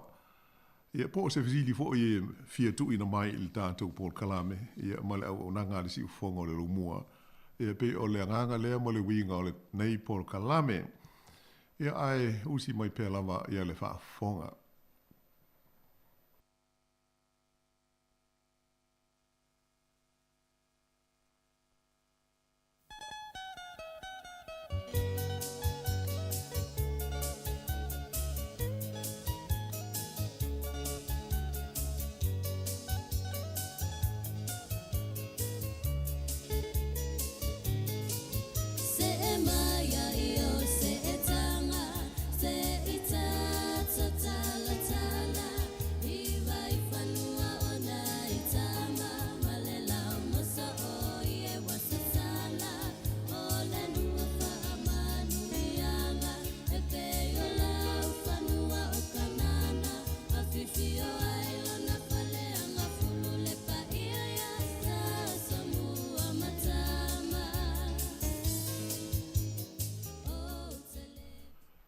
E le nei la whaapoponga o le tātou Paul Kalame e le nei fuiaso. O le vaiaso ua mawai atu nei, ia e pea o na silafia o stasi o vaiaso au pito silio na tāua i le tātou soifuanga i New Zealand nei. E le ngata sa wha manatu i nai, ia le tātou ngana sa moa i le vaiaso atoa. Ia e whape fo ion na waalua ma sauninga sa whailonga ma wha manatu i nai. Ia le ono se furu tau sanga o le malo o Samoa. Ia mai lasi lava ma mātango fie. Ia le Paul Kalame, e le tasi se Paul Kalame, ia a o Paul Kalame uma sa whenga iai. Ia ma ISS e le ngata ia tātou i le lau mua nei. Ia ai oisi fo ia ai o New Zealand tai pei o Aukilani. Ia ai le ngata i lea, ia o te tonu o Ekalesia SS, sa whaatino i nai e la tau maftanga, e whaatau ai, ia le tātou ngana sa moa, ma le tātou anu, ia mai se fo i le whaamana tuina o le ono se fulu o tau sanga. Ia o le mai aso nei e pei ona sisile fo ima mai tau atu i fesota inga tele vavave, e pei o le sa whai i Aukilani, ia le sauninga e whaailonga alo iai le ono sfulu tau sanga o le malo Samoa e le ngata i mamalu po i o le tātu o tunu o lala ai i lea ai tele o New Zealand. Ia ai sawa peona a wai i le sauninga ia le fionga il palmi o Samoa le fionga ia fia me na oi mataafa e pei ona taunu ane ai Aukilani ia mai o loo iai le taimile nei Tono stei le o mau. Ia ona o mai lea I lalo nei Wellington pe ona fuino fo I le malo. Ia mai se o le fionga I le hai komisina. Ia po le komisina maulunga o le tātou utunu I le lau mua. Le fionga ia le asi I papali I Thomas Cannon malona ofisa. O le fionga I le palemia o le aia de talaina ia le maota fau o Samoa. Le ua mai anei ona fausia. Ia ilona ofisa I nei I le lau mua I Wellington. O le aso se fulu lima o le masina le nei le wha mo moe lea. Ia mai e pei o nā I tulanga nā. Ia mō le si le fia lau telefo ia le tātou tino. Ia mai se ia le mamalu I nei le lau mua. Ia o nā I mea tāua o lo o fau mai. Ai o stasi o mta upu e fia tu ina atu sa o a wai I le whaai unga o le vai aso le ngana Samoa ma le whaai longa ino le ono sultu sanga le ka le sia le ket se mane e whaka sa ket se mane I Porirua le fia la stonai. Ia mātango fia fu I tau mo whainga a le sunga le whawhenga inga sunga ia kua te mane hulutui ma le e ka le sia ia lātou fu I pol kalame sa whenga iai le vai aso. Ia ai pei o te whaatahua e au I lau whaalongo I le afi. Ia le saunoanga le whawhenga inga taulangi. E tusa o le sao o le kalesia e whakasa I le toi teu wina o upu o le vii o le saotonga. Ia pe o le vii o le fua o le tātou mālo sa boa. Nā saunoa manino ai le whawhenga inga. Ia pei mo au ia. O lo whatoa I loa leo na tupu se mea whapea. Ai pei o le saunoanga le sunga le whawhenga inga e whapea o tamā o le kalesia sa toi talo sanga I le mālo e ape a teu ia upu o le vii ina ia tuu iai ia le suafa mamalu o le tua ia pei o le tulanga na sauno iai le whawhenga inga o le vii mua o le regional po o le vii alea na whatu mua le fionga ia I inga kuresa sauni ele iai ia le suafa o le li ia pe le o ia ele iai de tonu a le la sa ho I talo sanga ai la ia ta o le kale si ai nao no po I le malo pe a fa ofi ai le la o ye nei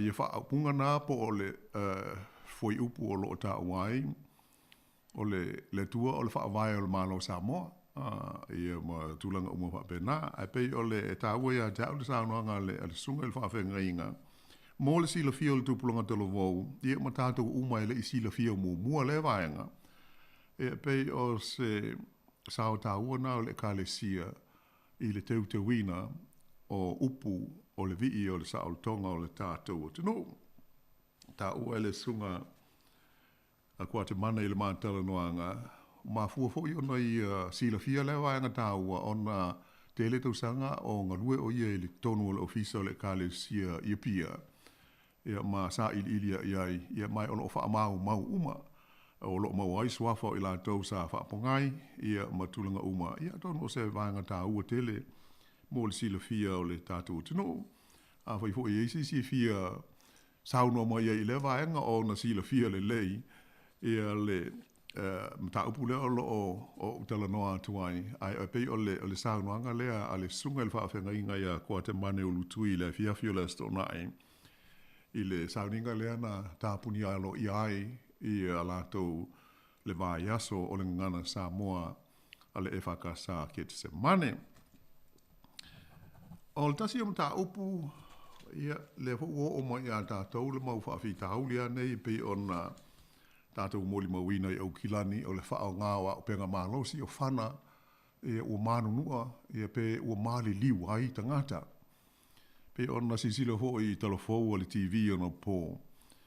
E pe o le pito nuu o Newlands. Le na tumpoi le whala ve lave le la so nafi. Ia mai o le mea utupu. ua whana ia leo se itu lou, ia se li, ia ma liu i lava. Ona whape sa wala au mai, ia leo mo se so swani, ia e whoringa o se vevesi a hoi whaale ainga.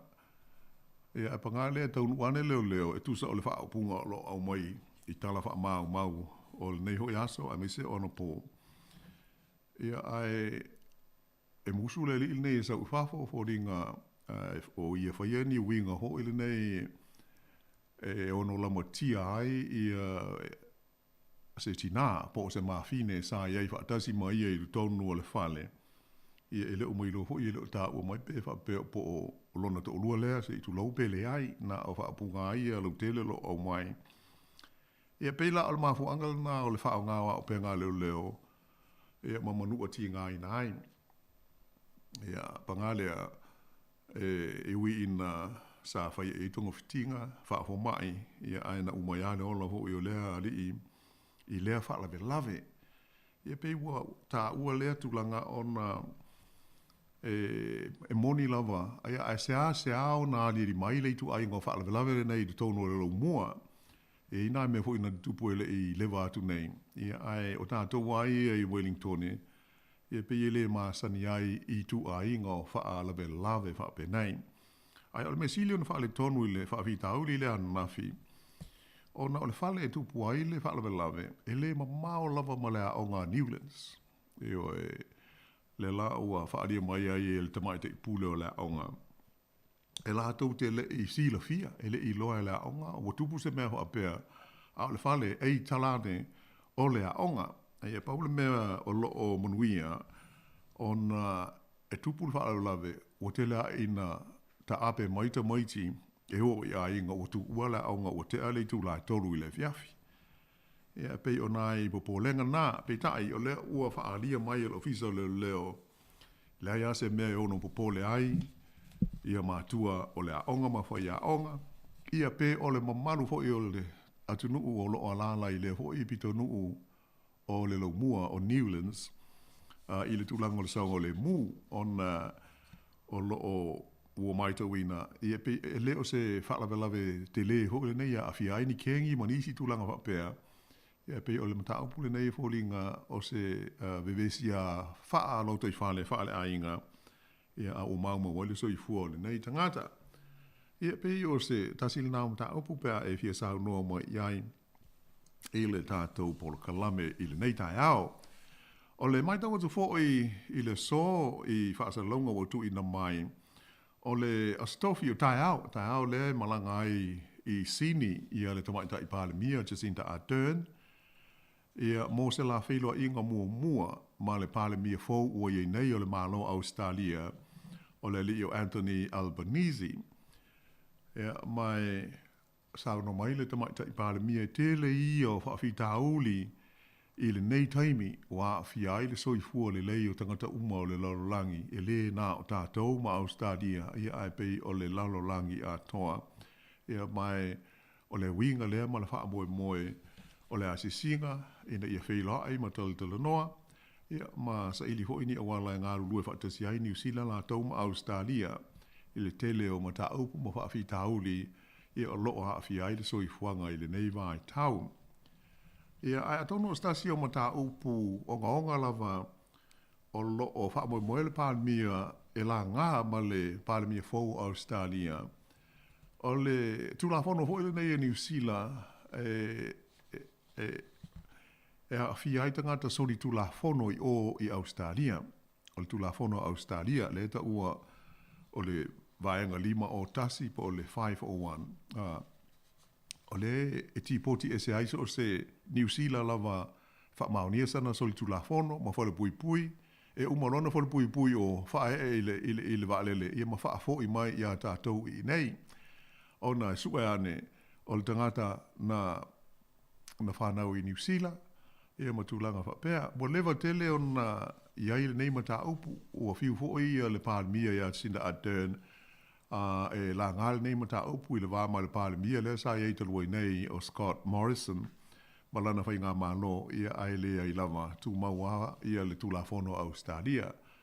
Ai peila e whoringa o tau a tata mai se fina ngalo le palemia fou Australia. E ono mawhai ona toi sila iai i lea vaenga o le lātou tūla whono.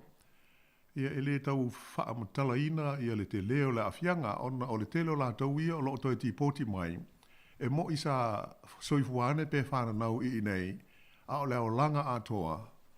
Ia o New Zealand, ele ngata ina soifua ai, a onga ai, whai ngā luenga ai, whai ai o lātou ainga. Ia ai o le lau au mai o le whinaunga la tātou i New Zealand nei.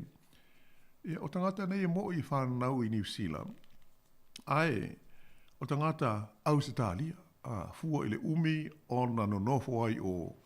Ia ai le ai se kea i ai o Australia, ma le lātou tu la whono. O le taimi ai, e whamaoni ai le soli tu la whono as tangata New Zealand, su e ane sa whanau i nei, tu sa lava po o lae, ua fia se furu tausanga o nofo ai o, ma whailon to lua mana na whanau.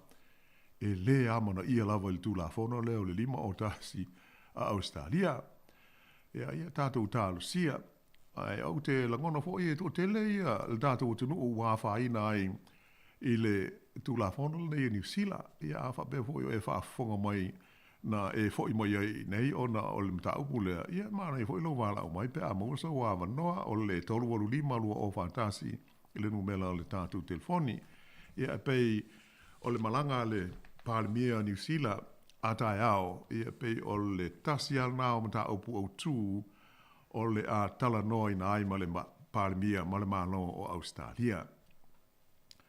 O stasi mta upu o lo wha moe tala noi na o le a fia leo saina po le malo saina i le tonu o le Pasifika.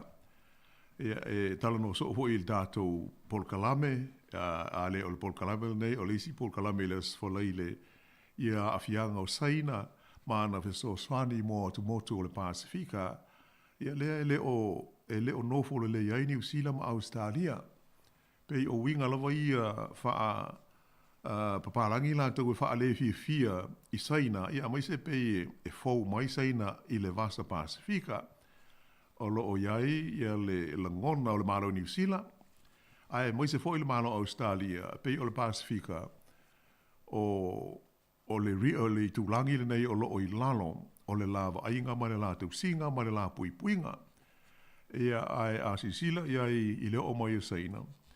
Ia e te le ia so soani o lo o tu ina mai e lea malo ia mo tu la iti.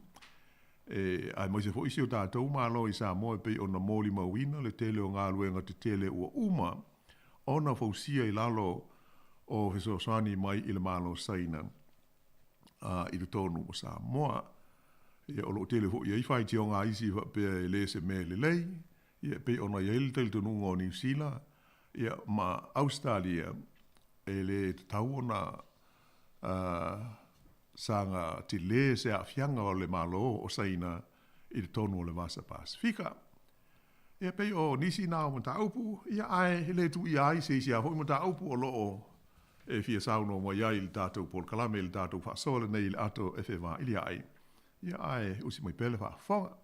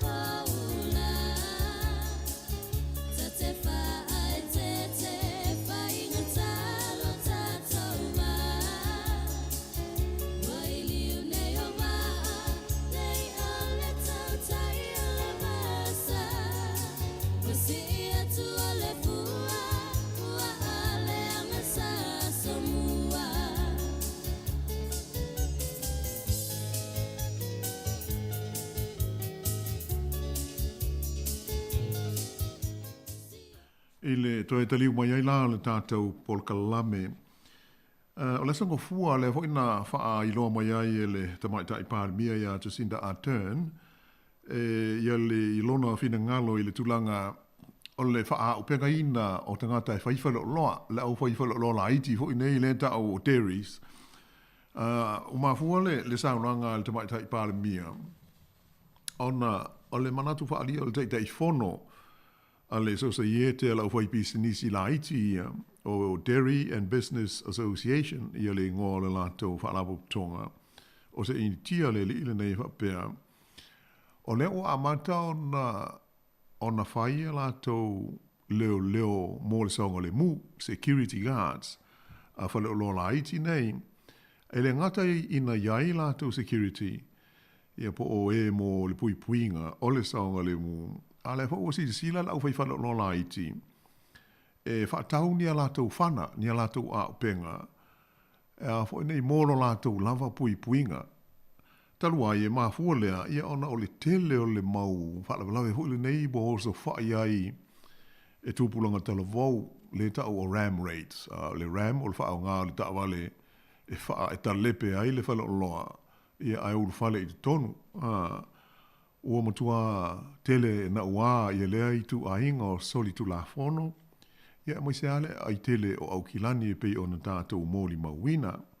Whina ngalo la ia Jacinda Ardern, e le o a upenga, e le o whana le tali o le whaawi tauli. Pei o na silvia fo I le talo le tupe le o whaavano mai le fia se fulu miliona. E whaamoe moe la e fausi ai meo o tali pupuni fo I nei meo o pou o mea. I luma whale loa nei ina ia le sawa tu aise ta wale e fia alu e whai lali tu ainga o swainga le ram raid.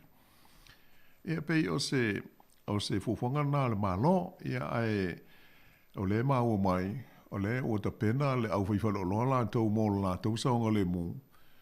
Ia atonu fo o te mautinoa, ia nisi o le tātou tunu o iai ni a la tau pis nisi la iti whapea o lo o iai. Io e fia fa so mai po la so fina ngalo. Ia ona wala au mai lea se mea de tau ia le fa au penga ina le fai o ne to fana se tu low. Ia pe ola le so fina ngalo ia I le tulanga o le saunga le mu o business light. O au penga ia pe o le puinga. Ia pe o le tasina o tatou mtaupu. Io e malo whaftaila wano. Ia pe o le vaenga whoilea wei sau no ai le ram raids. I le ngata I leo o tangata o atu ta avale tupulanga talavo. Ia o nisi fo I le whaonga ta avale ai o atu sa o lava sa vale atu tonu mo atu e ia te leo istupulanga o atu ma ia manaifi se tu low.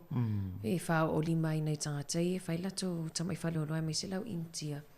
Ia o tele foi soi fu mau ai ona I tangata foi e me se lava le ai o kilani lea tele lava foi na sa vai foi le tala foi lungo le news. E mo I le lava e pe ona mo di mawina ho I le tatu tu no telefo ia me tupu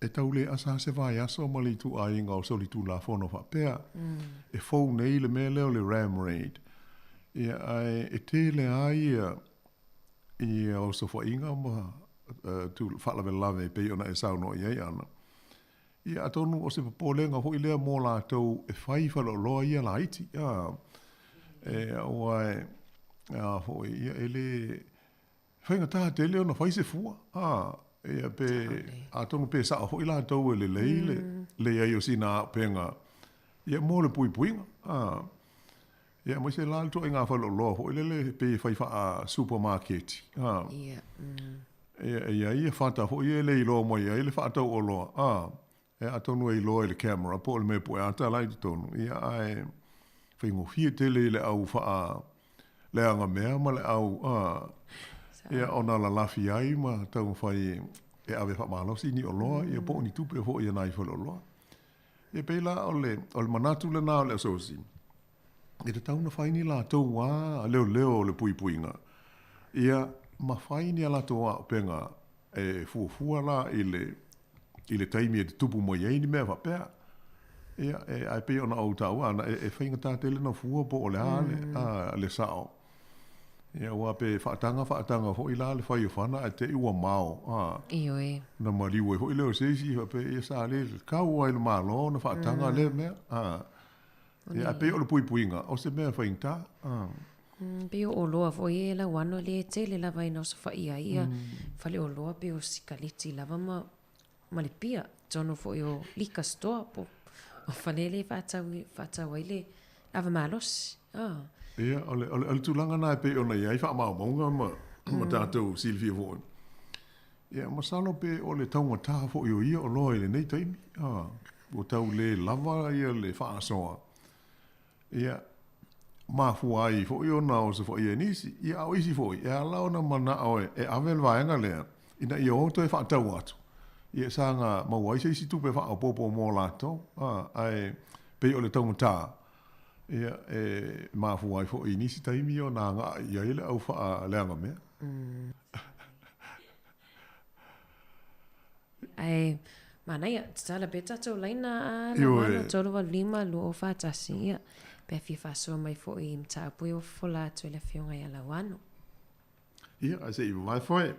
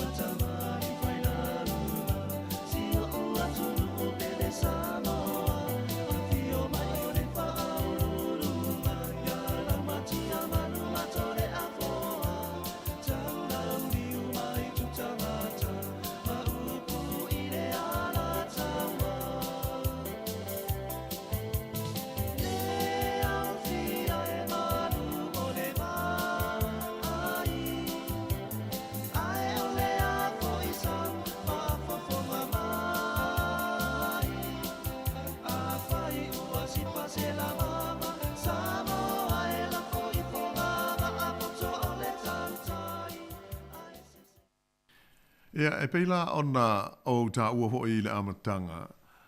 O lea ua iai i au kilani ia le whionga i le pārimia o le tātou tunu o mai sa moa, le whionga i a whia me, Naomi ma tā awha, ia ma se whai ngā malanga.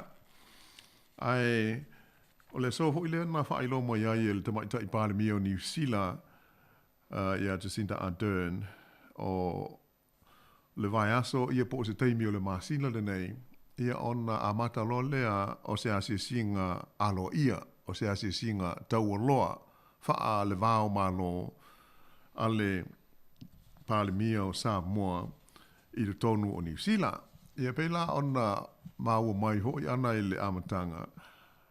O le ile faa moe e malanga mai i lalo nei le fionga i le palemia mo le te talaina o le Mount Fou o le ofisa o Samoa i Wellington. Le aso se fulmo le lima lea o le masina le nei. Ia mai o le nuinga o le vai teimi lava lana o le apapea ona a mata i loa. Ia lana asia singa taua loa mua lava i New Zealand nei. Talu ona tula i mai i tofi taitai o le malo o Samoa. Ia mai o se tūlanga tāua pe ona sauno i aile pālemi o New Zealand. I le tāua o le neitausanga ua atoa le leila wa ia ile ono se fulo te usanga talu ona tuto tasi i alo tātou o tinuu le whaeilonga ina i tausanga umai la so mua o Iuni. Ia ele ngate na ae whapea hoi ona sainia ai ma le whengainga hoi le nei le ta ua o le whengainga wha wo i le wao New Zealand ma le malo o Samoa. Pe ona sila fia na paua leo se whengainga wha wo o loo iai i le vao le malo New Zealand ma seisi a malo le lalolangi o na o Samoa e iai le whaupunga o loo iai ia lea whengainga alo ia i le vā ma le malo o New Zealand. Ea mai atono steimi o na whailo mo i hui lea alo ia o se Paul Kalame o whaata auto e le malo o New Zealand i le asia singa mai i Aotearoa ia le tamaita i Palemia o le malo Samoa. Ona o le e pe ona uta ua o tae au e malanga ai i Sini i Jacinda Ardern e ma le wha moe moe to e taliu mai il fai ungo le vai aso. Ia ona pa pele ona tu ina mai fo ia ni au ili linga o se Paul Kalame u fata atia ia mo le ulua ia si singa tau loi i New Zealand nei ale fionga ia fi me Naomi Mataafa le pale mia o lo tātou. No, ia mai le tau mata ina foi o le asila fi lo foi ia nisi fo fuanga a mai se o le talaina leo o ofisa o Samoa ia mo le mamaru lo tele o le tātou tunu e alala ia papa au ile lo mua ia po o a fo inisi fo fuanga o iai ia ai tātou tāl sia o le afa pe lama na fa ilo mai fa la tele a o tātou iai le tātou Paul Kalame le nei o le ato e fewa iai ia o le tātou leina masani lava o le tolu walulima lua o fa tasi ia ai haftai an pe o le o mai tau atu na o e isi tā wala au ia fia e fa talo fatu i le wala au i lungo le leina ma lole so i funuia talo fa lava fa talo fatu mo fa lalo la wano maana talo fa fa mai o te malo pulua malo so i fulua po no po oi talo fa ia ma lole so i funuia sunga no po si o la tu mo bo ale be no vilia tu ai ana fa le so mana tu mta bo mai le lei sa no mai o tu manga masani sa morta no ma di lava e amata mai tu no ainga le ba ma tu mana i fa na o le sa ora ainga mana au ainga o tu tonu foi no e deva tatu masani mai o le aso fu ale no moni o fa mo o tatu no i no ni me ole ati na e mana ni fa fita do tu putono no e tua sa mo tala no e so ala pule me uma moni le lei lava ola o le mtabula le ala se fa frefa ili ai io le mtabula te fa so ai tai a batu so mana tu fa mo mole fa mangalo mai o pe a oia sa no o le Paul Kalame le o le mo o le foi o le ato se vai ia e male mo dio le ava o Paul Kalame e lua sa fe tatu tu la fono e lunga le tio e tai lua minute ei o le mafu anga e fiu so se ava no e tono Paul Kalame va le lava o le mafu anga na le fe le lua minute pe tai o mai tau ina le tele o taimi ua sola ese le lago te gata fa no longo i Paul Kalame on oficilia na ia la wana fa mo mole Aisha ia ma di lava e tu ina te la oficilia la o fautuanga se to tanga ia ne lava le ofisa le problema la fanga luenga pe Aisha o sola ile lango tangata o Paul Kalame ne o te penton sa ene fa se awe ma sani lu al Paul Kalame o le te fa longo ina na isa sia una fa pena fo le mbalo le tu o le Cecilia lopo Aisha fa mele pese le galesia e le tu pu fu me fa pena ma di la lopo sa u fa longo le baya so tal wai la wano o Paul Kalame le o le modio le ava o Paul Kalame fa tal ele o matutua moni tai o modio le va tal wai o le la un o le lo tu a fai na sa o fe la o lo tu a fai o le o Paul Kalame le modio le ava a o ese tu la ngoi le o te fa se tu tanga ia ne lava le ofisa ia me malole o tato Paul Kalame po fe tu no il Paul Kalame o bata o ia Australia ei o te metuara ngo ia lava le fo Australia a sala so tu la fono New Zealand Australia fa fo i mai nei le mafu anga ele mana o mielu ponta ka so tu la fono ele no foi on tafa a sala la ta ka so tu la fono Australia e tu fa fo i le mai ana la tu o se mana pupona la wano fa mo fa mangar mai le maro tawa la ese ai le tere la so malo fa ta ya tu lo po vole wala mai ia ma ni la walo fi ngalo a fo e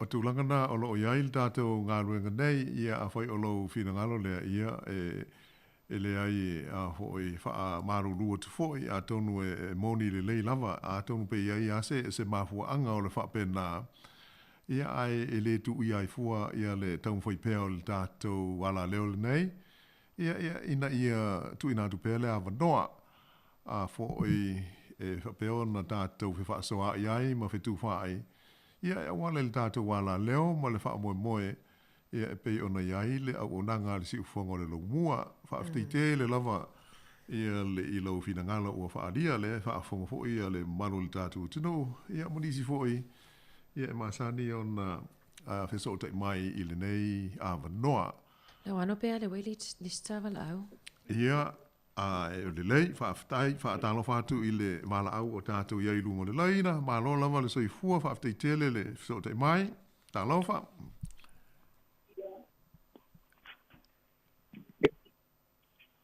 ia talo fa oi ia le a faina to e tau foi mai pe afa pe ele o langona le lei mai au ia o le adi tala le tatu leina mo le tatu ava noa se fa so ai o le mele sa ta o le saunga lo po e tu sa o tangata sol tu la fono ia man tu foi o le tu la fono Australia ele o tu la fono da to i New Zealand ia pe o le mele tupu o le sol tu la fono le tangata i o a umalona tuli no fa salanga ona ave ese mai le New Zealand to fa foi mai ia ai le o malama ia ta to i winga o le tangata o leva o le olanga a to mo so i fuanga a to ia sa ngalue ai ma so i fua ai o ia pangale ale o lo i puanga ia ona mana o le o malo Australia la to ave ese ia tangata fa tupu fa la belave tangata leanga ia ai a fa ina i la ta to wa o le fa fo i mai nei ia o le lo tangata i bu fele me o le a o ia ele ngata in palasi le tau singa i le malo New Zealand ia ai o le fo i wa fa mau ni fa mau maunga o le tele o la to i fa fo i mai o ia o le fo i wo to e fa i si so le tu la fo no fo ta ru no o mai New Zealand lo winga la ele o se fa fi ta uli le titi ia ai e pule ai i Australia ia na tu la fono o le la tau mfai el ta o malo New Zealand ina e fa penao na ta fa foi le fina ngalo o ta o le malo o Australia e to e fetu una i le tu la fono pe fo ringa ele fetau il manatu ale o ta tau i nei ai Australia ia ma la tau manatu ai le la ma na ia la tu la fono ele mana o intangata soli tu la fono ia pele tau la na fai New Zealand tu la fono e tu fa fo ia la Australia pe tu la fono pe soli tu la fono in New Zealand ai ia pe o tu langa na e au nga ile tala noa ma fei lo ai ia e mala mai le si malo i me o manatu ia le si fo i fai nga malo ia tatu tarsia ia le fa mo o le palmia e pe amalanga tu ia i Sydney ile aso atai au alo fa taila wano ia paule me fi ai wat tala fo fi malanga inga o fa ngo fi la fi malanga inga ia ale malo ia nga tai le ole tai fo ta to no isa mo ia male pale me fo ni sila ia le o pe wat tala la vale fe o ia tu Australia mai si atu no no o ma tala le mo la vai ta to vai nga fo ile na lo kai nei ta to no io o le va io New Zealand Australia le terminei ia ole o matala o le sue o le avano o le tangata i le valele ia mwhai o nā lue asi le ainga ma le whanau ia whapena fo ia nā tau i o na malanga mai ai o tātou a ia ma le alu i Samoa le ai o au kuso le whatoa te tala ai o mai pēr au whai pine la tau maua la tau avano wana o le tasi le malanga le valele i le vai aso ia ai o tātou a ia le au lima vai ia se ili avano ioi ai lo il tato ia fa talo fa tu ile vala au i lungo le naina ma lo fa tai talo fa lava ana ma lo sai fua ma lo tawa sa in le tai au ia vi ma na ia tele ia tato nei manatu au mai me se fo il pokala min nei tai au mata o po tu ina mai ia mana ia le baba ia tule mata po mo le ia Australia mata to nei New Zealand ia o lo tofu lava le atunu o me nei o tau politiki e me se fo ia policy a malo te tasi me fa pia moni yo lo ia lava ia e moni lava le saunoanga fo ia tau pale me sa fa ia o i America ma te fa manatu ia le la unga fo ia se tasi fo China mai Pakistan sa la ngai e ma ale yo me tau policy sa malo me tu la fono ale fa va malo le malo i le malo moni le leila ko yo le nei o tu la mai Australia ia ko le tunu ol fai pula pensa o le sana po la va ia tu ia il fono al parlamento ia o pe ia o New Zealand fo ia Samoa o le fo la to fo New Zealand ia le ono me ia fai me Australia ia sa pe fo me ia tu pia ta to Samoa o ia fa le tonu na maua ia ti posti e a fo e to fu la vale tu no ia ma na fai nga upu fai ia ele ma fai ona ia tele ia na pa wale mea ia ole tala no fo yo la to a wase si tu ai nga fai nga fo we fai ai a wa pe yo le va ia tu wale sa te aso ma meo o tau nga fana ia fai mai nga pe fo na lua ta o lo tau tonga fiti ia tau nga fana ia fai mai lunga a keni ia fai mai lunga o kilani wa fa te tele ina wale se fe tanga tala u tele ma di lo tava va ia to na po se sina ia fai mai te ia le mata le TV ia na le tulanga na te ia le vai mai ia o al watu le pulfana ia tonu talo fai e se mata u tio ia to inga mea ia la ngona i fo i lo tama fau ana fa pe fo la ta to i nei ia ele ta tele te fia no fo ia to inga no fo wale to ia se a fo se pui nga mo tanga sala u tele la tava va ai tu ia i au kilani wa lu fa solo a to ia wale lo wo ave address te se tono keni ia ma sa ia wana le watu a pe o fainga va tu ama lo mutu male afi o pe o fainga o atu no ula i o tata va ai fo ia America wale ma wa se to afile mu waso uma o lo tau fo ia malo tele nei fa fi tau le mon le o tu la fo no i me tau fana ia e fa fainga ta ia la to no se atu no tele ia to fo le te ia malona mana fainga mana policies ata to nei New Zealand ia pe se me fo le o tava ai to ia o le to ia se malu pui nga ia ta to nai fa nau ia le malo lo i fainga malo lo ngala sia po ni fainga lo to ia le ta fana to no o to nga me fa pe ia o tele ia to da ia tangata ia fa ti poti mai i Australia ona o me tau keni po sa so la fono i la tava va ia tu ia se ula va ia ele a fa ina te ua fa fonga mai se sina ti poti mai Australia fa pe o tu wa ile ai pe o la sa tilo atu na mala te fai tau tu ia pe o isina mana so istanga pe o tangata yo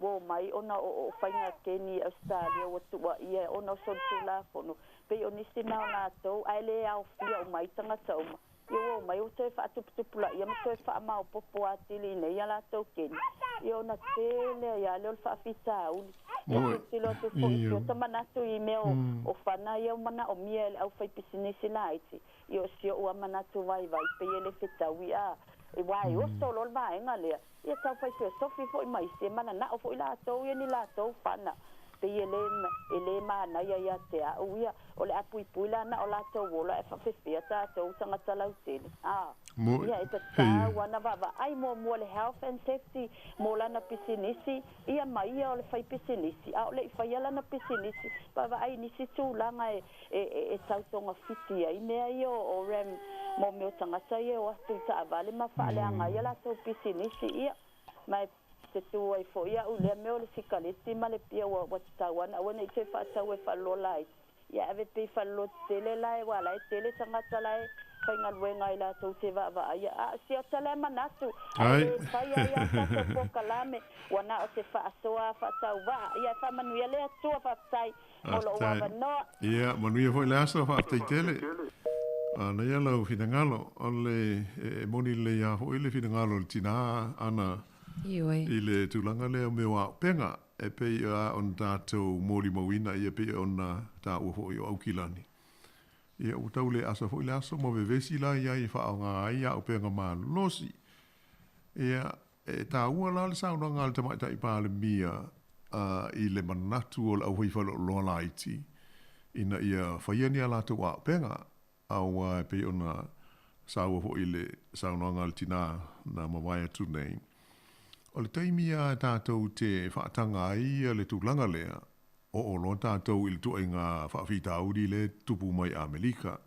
Sile fo i o Amerika mā losi tele lātou le au mau mea, o lo o taita ia matau la mua, i le mele tau i le e lātou le ngana perutania o le meo le gun lobby, e yeil whalabo tonga o le lātou wālea ngā luenga, o le whaatala noa, mau sui, ia whai pule, ma sena toa, ina ia tutu mā losi e pui pui, ia le aia tau tangata umi ai whana mā penga mā losi ia. Ia e oa ili Palestine, le fo ina tarwai nei sa asau noa ile ili Palestine o Biden. Ia po awhia ea, a se taimi a lai pe e mo le li Palestine e tali tonu waita ngata nei i le leanga o meo whana ma o penga ma losi. Ia ai whaale angnoa iaila o ri ia ona o stasia lea wa ia te tau ale malo Amerika e whapea e te tau auna iai o le aia tau e umi ai sa o loto e oe ia se a penga ma losi mo lo pui pui ai pe o la tau tū lea ma lea ngunu una amata mo iei lava. E ai ona o le ma losi la o le mele o le gun lobby lea e whaatupe mai e le au mau mea o Amerika. E whainga tai te leo oa il Palestine mana na whainga malo e fiu e tau whaise tu la fono. E whainga tā tele. O noinga, o le mea la nai ono o iei tātou i New Zealand nei. Ia pe a whai o le a te tala, pe whaise tu la fono e whaatanga ai la au whai o lola iti. Ia po o so si lava e fia ia isa na whana te ulo na whale mō lona saonga le mu. Ia me la ia o iai o wai o lona tupu mai whala vela me. Ia on toi sala mola le a o tasi alfa apunga le ila leanga o le tu la fono. E whaatanga o na ia ila o whana e whaonga ile mea au te mana o iai. Ia sisila la ia yo o onga ia matulanga e whaai tete ai. Ia tātou tālu sia ele tupu se mea whapea ia tātou i nei. Ia lea ua tāta mai. Ia ona o mea nei lau o pisnisi. Pei o le au whai pisnisi lau. Vai whaama ite se mea.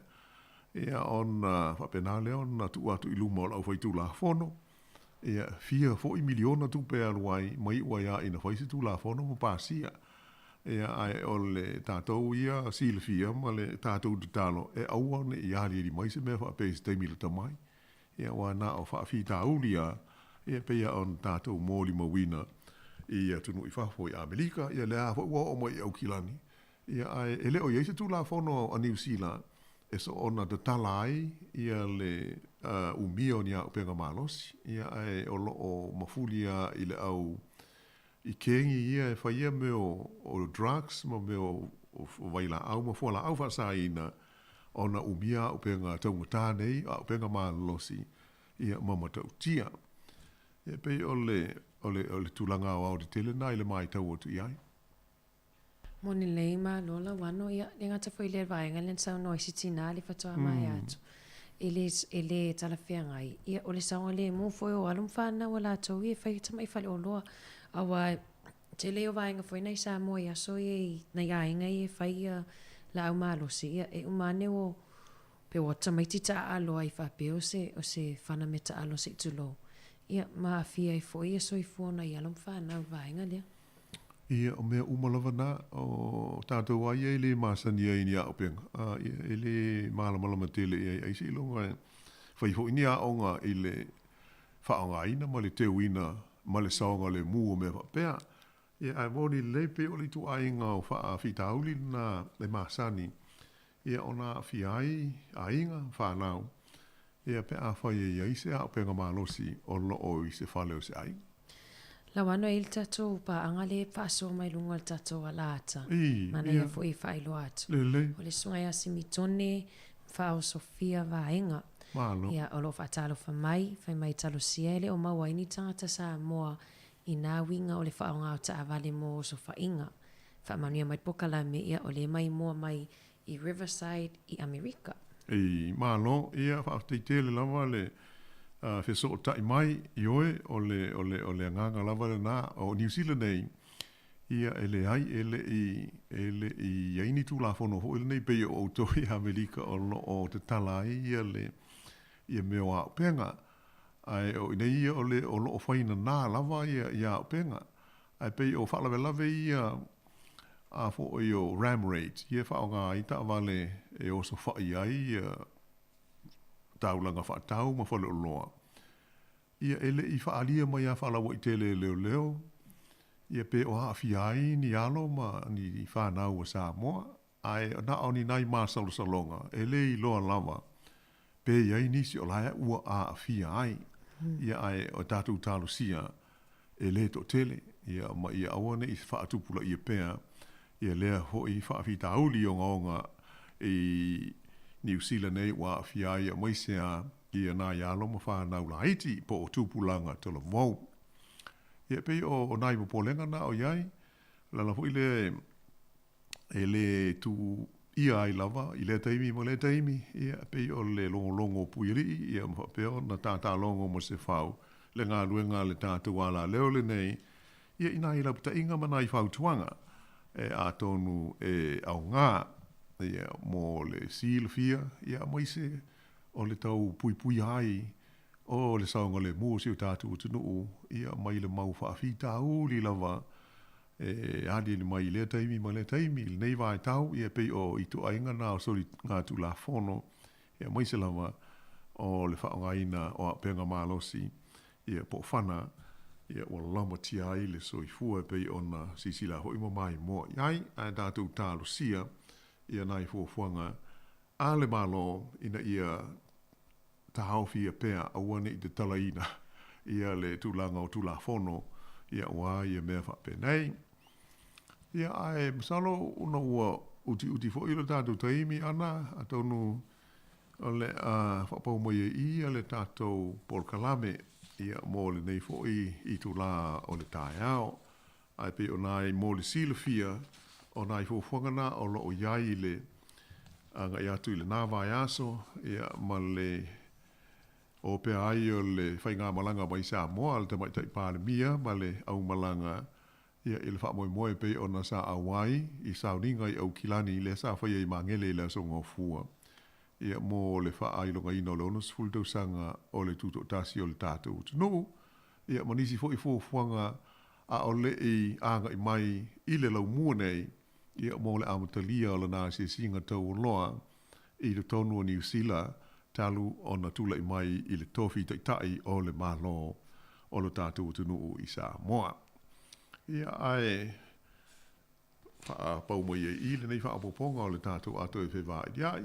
Ia ulia hoi le i tula maasani le nei le mai asa o mua o na i le isi tātou pol kalame le so mai ai mātou whapeatu i le nganga whaalalu tele.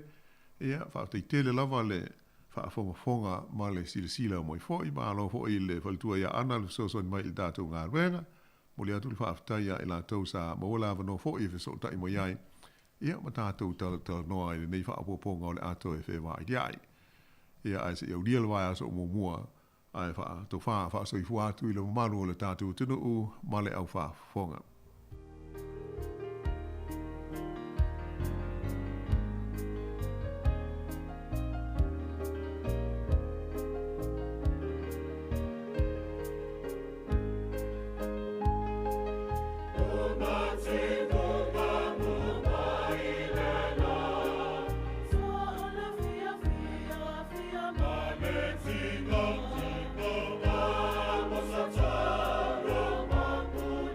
you.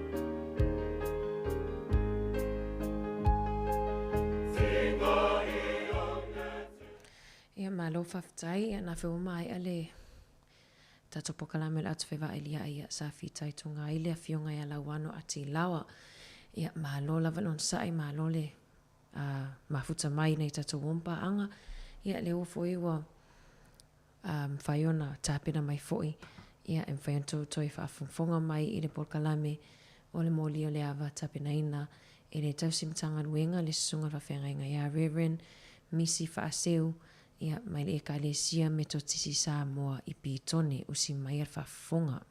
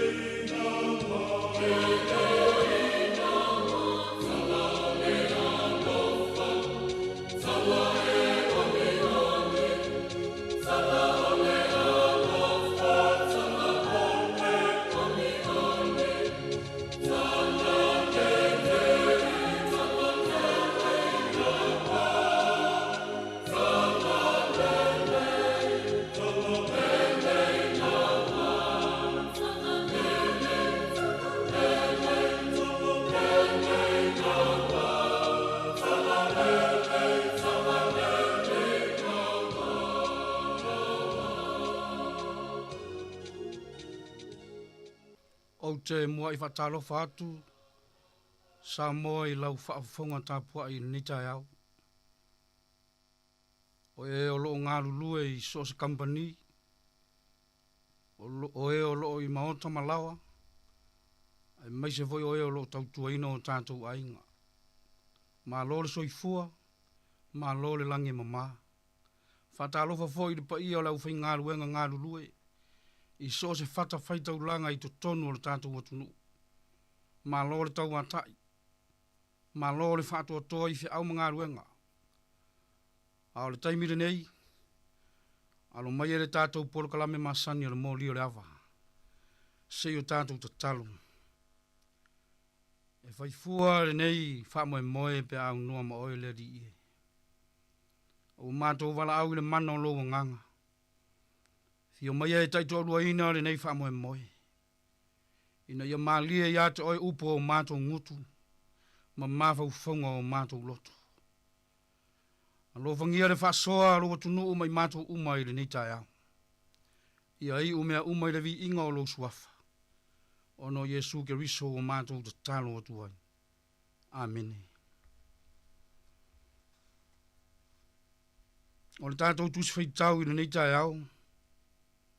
Tara le lea Yesu ke riso satu sia Ioane. Ioane o lona mata upo se fulu ma le lua. Fai upo e lua se fulu e whaangata I le tolu suma le ono. O le tātou mata upo I le nei tai au. E wha autu ina whapea. Wa aia le mamalu o le atua. Wa aia le mamalu o le atua. Sida sila I le fai upo e lua suma le vatu. Oi nā o loo whau mai ai ni langona. Tātou te whaasoa ma whetuwha iai le nei tai au. Ia wā le nei whamoe moe. Whai mai rewai upe lua sumare wadu. No mai leo le si uwhafonga mai de langi.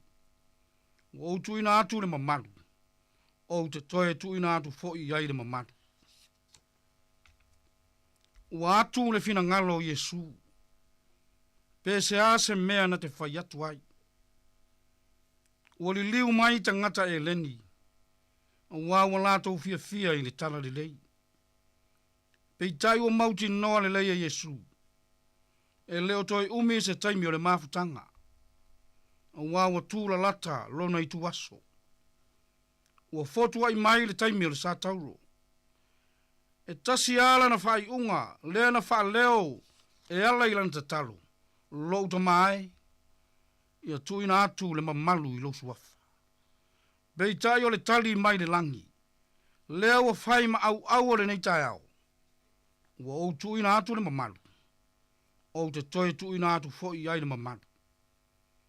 E lua ni fesili. Ua o mawhau whau tātou te whaasoa. Ma fe tuwha i ai le nei tai au.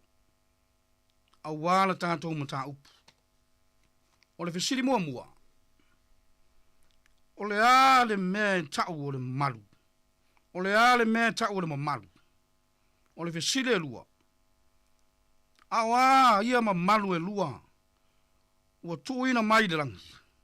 O a mamalu e lua ia ua tuina mai de langi. O fesili ia Samoa. Ia mai ai sau whaasoa. Ma sau tufa mo le tātou mta upu le nei tai au. Manu ia tele lau whaasoanga le nei tai au. Ia iai lea nganga o lea tua. O tātou numela ia e te vili mai ai ma whaafiso tai mai ia lau sao. Tolu valu lima, lua o whaatasi. Ia po le tolu valu lima, lua o whaalua. Ma lea nganga whaaloalo whaafitai.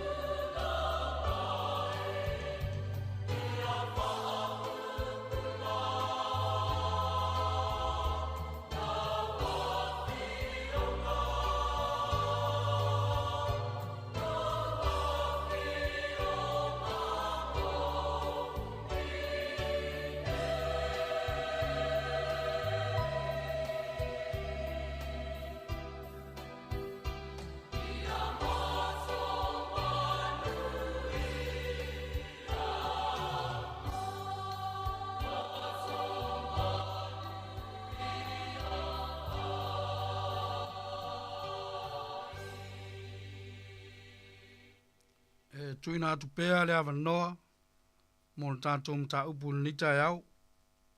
Toi a watu a i a tātou fisiri e whai mai ei lau whaasoa. E mai se foi o le tamau a inga o le atua o lo e nofo ma oi. O le fisiri mua mua. O le ale mea e tau o le mamalu. O le ale mea e tau o le mamalu.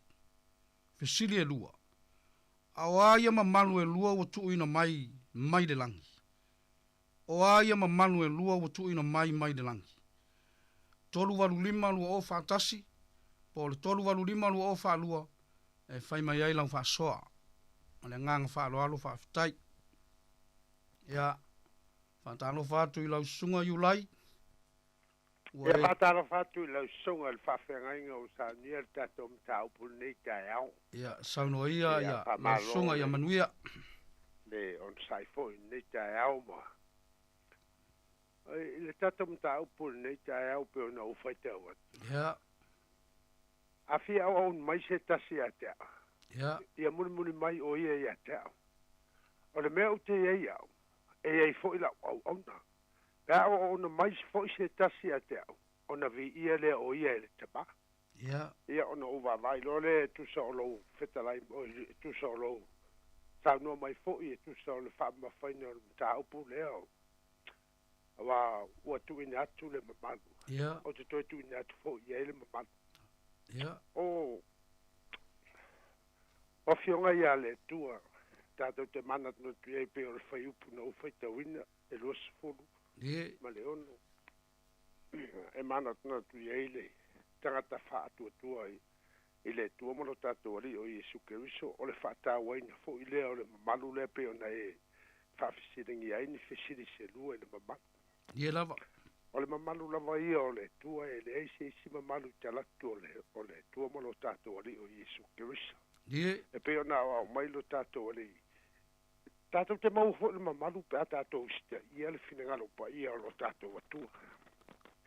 O vaenga pito sili o na tāua le si o manga lo tātou ola falfatu tua. Ke tātou ista ia le finangalo le tua po le ala vale mea tātou te whaia a tātou le ista ia le finangalo pa ia o le tua. Na le manuia le o mea o ma tātou te whaia. Tai. E tuina mai lava le tua whamanianga le mamalu mea uma moi tātou peo na iai ala iai e suke viso. Le tātou te ai nei, e ala le tala le leia lo tātou ali. Le nei la tae au mala o whaitea watu mala wawai atu. Le a whata ati a tole tātou mta upu. E fisoswani mai e lau sunga le whamtala ina o vaenga uma peo na saunia e lau sunga. Tai. Ai o le vaenga le ua fia whatau a te le au. E au ngā fo i mua au. Aki au au na mai se tasi a te au. Ia muri mai a te au. O le mea o te eia. E ei fo i lau au ona. Pe au na mai fo i se tasi a te au. O na vi ia le o ia e te maka. Ia manuia tele lau sunga wha pele o whainga lunga o tō mafuta nei tai au. Ia manuia o whai vaswafo tātou ali soi fo. Whaftai ulai.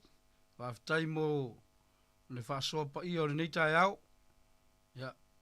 Angari lei foi le atua ma wha manuia i ante oi.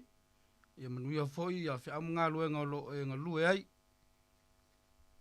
E whatalo whaatu i lau sunga tua aina. Tua ina. Tua ina. Whaturo watu tina. Whatalo whaatu i ante oi tina ni tai au. Ma loro soifua. Ma lo voi le langi mama. Ia sauno ia. Ia foi lo sunga. Ia yele langi mama. Ia matango pio le tua ia nia tu i lau. Sunga le whapea ngai ngai mo te po ia. Tu fue lo lo whatat. Tai. Ia. O le tātou. Au tū le wa ia o lo puru valu a. Ia. Ia lo te mai ia tu ina ma ia tu ina atu le mamalu i lo tuafa. Lo suafa. No mai ia lo si puponga mai le langi. O tu ina atu le mamalu tu ina atu. Fo i ai le mamalu. Ia o whainga la o le fili wha man wala lo stunga. Ia. O le fili mua. O la mea ta o le mamalu a. Ia, o le lava tina. La mea ta o le mamalu. O lona lua. O a mamalu e lua. O a mamalu e lua. Ia leo watu ina mai de langi. Ia ina mai de langi. Ia. Ia. E ina mea nai foi upui.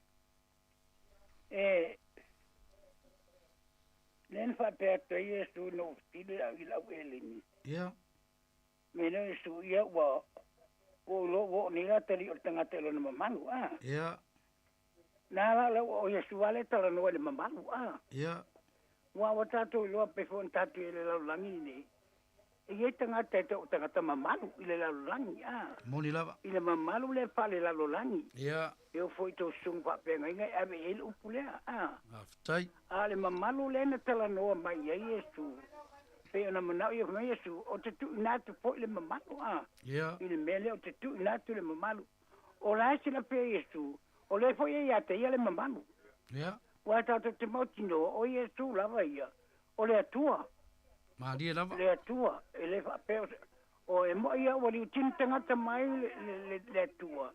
A le la tala no Yesu tu langa pa pengo pie. Le u fa mai le wa. Le la ta to fa no la tu ne mta ku. Ja. O le mamalu po le ale u vinga le mamalu. Ja. O a fa u vinga le lu mamalu via. Ja. Na, o ta to lo.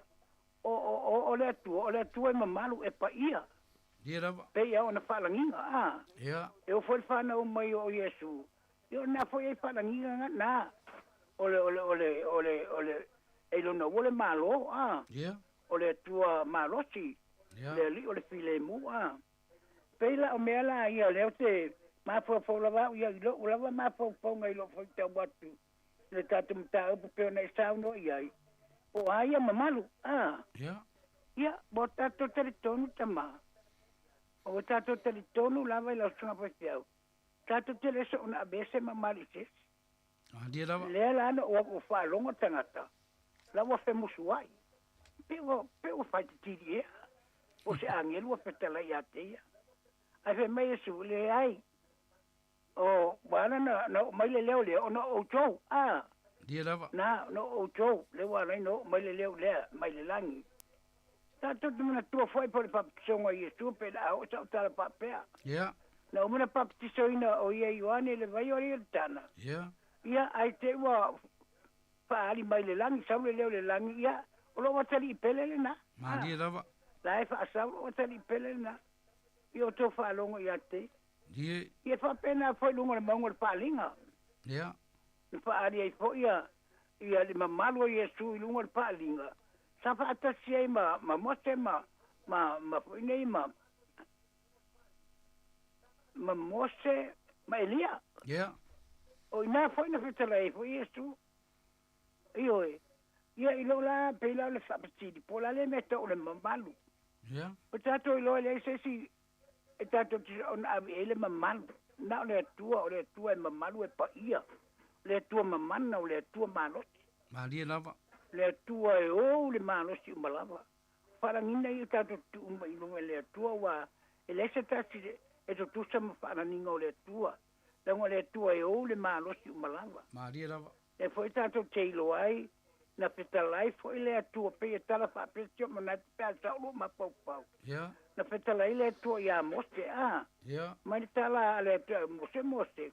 O lo ingole o yo vai le lo ai o tupunga. Ale ngone lo ya o le tua e ole ma lo si malava na ese na le lava o pe o ne te mo ese la manatu a pe se yo le tua o le fapti o le mamalu va ai le mamalu o le tua o le mamalu o le tua o mai le mamalu o le tua ele ma pa na tu se si lu Maria lava. O mali manu le tono se fa tonga se kalitia. Ta watasi o matangata uma ile nganga pa ia. Ele ma fento mi o se tu le balu uma ile tangata. Maria lava. Ta to te lo ile manu le tu ma le takia. So se me e pa ile tu. Ono le la wa fe mai. Fe mai tala Yesu. O lo fitin bet. Po ama manu lua. Ja. Ja, o manu ye lua le te lo ya uye. Elena le wa ya ele tua mamma lua io o temana tua ya me lua na tu mai le ta le pelu o te lo pesa el lua me na o te no mana o que le su ya io te ma fora o ni uta talang il pelu na el mamma lua na I eitra nonga na Yesu na pai. E winga. Le pelu e onu. Ini te mo tuaile. Yoe. Ele me menai fa peta la Yesu. Ia. Wangaru ya te pa pai sorry fa ne wa tuaina wa ile ta puna le e pelu na ile tala na Yesu a do minga la wala tala na Yesu ata te be ne mamal ole mamal la vale sa ya la wa le sa ya la o martama le mamalu ya o le se sine te be se ne mamalu a fa la le wa sa no po ama malu lua ya lunga lua ni mamalu na me Yesu na te la ngona yao e tele mamalu e ave uma ye pala nginga uma tunu manu uma ile ya Yesu o mamalu uma na ave ye tu bunga na tato fa mo tato mo o Yesu o le li mamalu ole o ilo na ua le malo yo na e ilo na ua le malo o le tua malo o le tua mamalu ia siap sosoni lene sa tau talanga i ta Waftai tina. Ia manuia lava la sugal pa fleka i. Waftai ia malo voi mole. Waftai mole. Fasol ni tai au. Ia fa manuia te lava le tua ia te tina. Tala pele ava noa. Tolu walu lima. Lua ofa tasi. Tolu walu lima lua ofa lua. Ia mo so saul tatou mta upu ni tai au.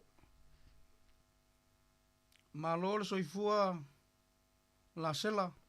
Pasai lava mo le avanua malo fo le soifua maua i lau sunga. Yes, saunoia mo le tatou, mo so saul tatou mta upu ni tai au. Whawhitai mo le au nanga. E whaapea la le ua u talitununga. Yeah. O le suafa mamano. E se mea matautia. Maria lava. E a fai e ua whetalai e tu i lea mamalu. Yeah. Ia o te au mai ai lali. I lona suafa pa ia ma lona suafa mamalu. Maria lava. Mangalo ai so se mea te mo mi ai se mea ia o lona suafa lava lea ia Yesu Keristo. Maria lava. O te ioe mo utalitonu a tonu o ina. Lea mana o mi ai e Yesu. Le mamalu e au mai e lona tama.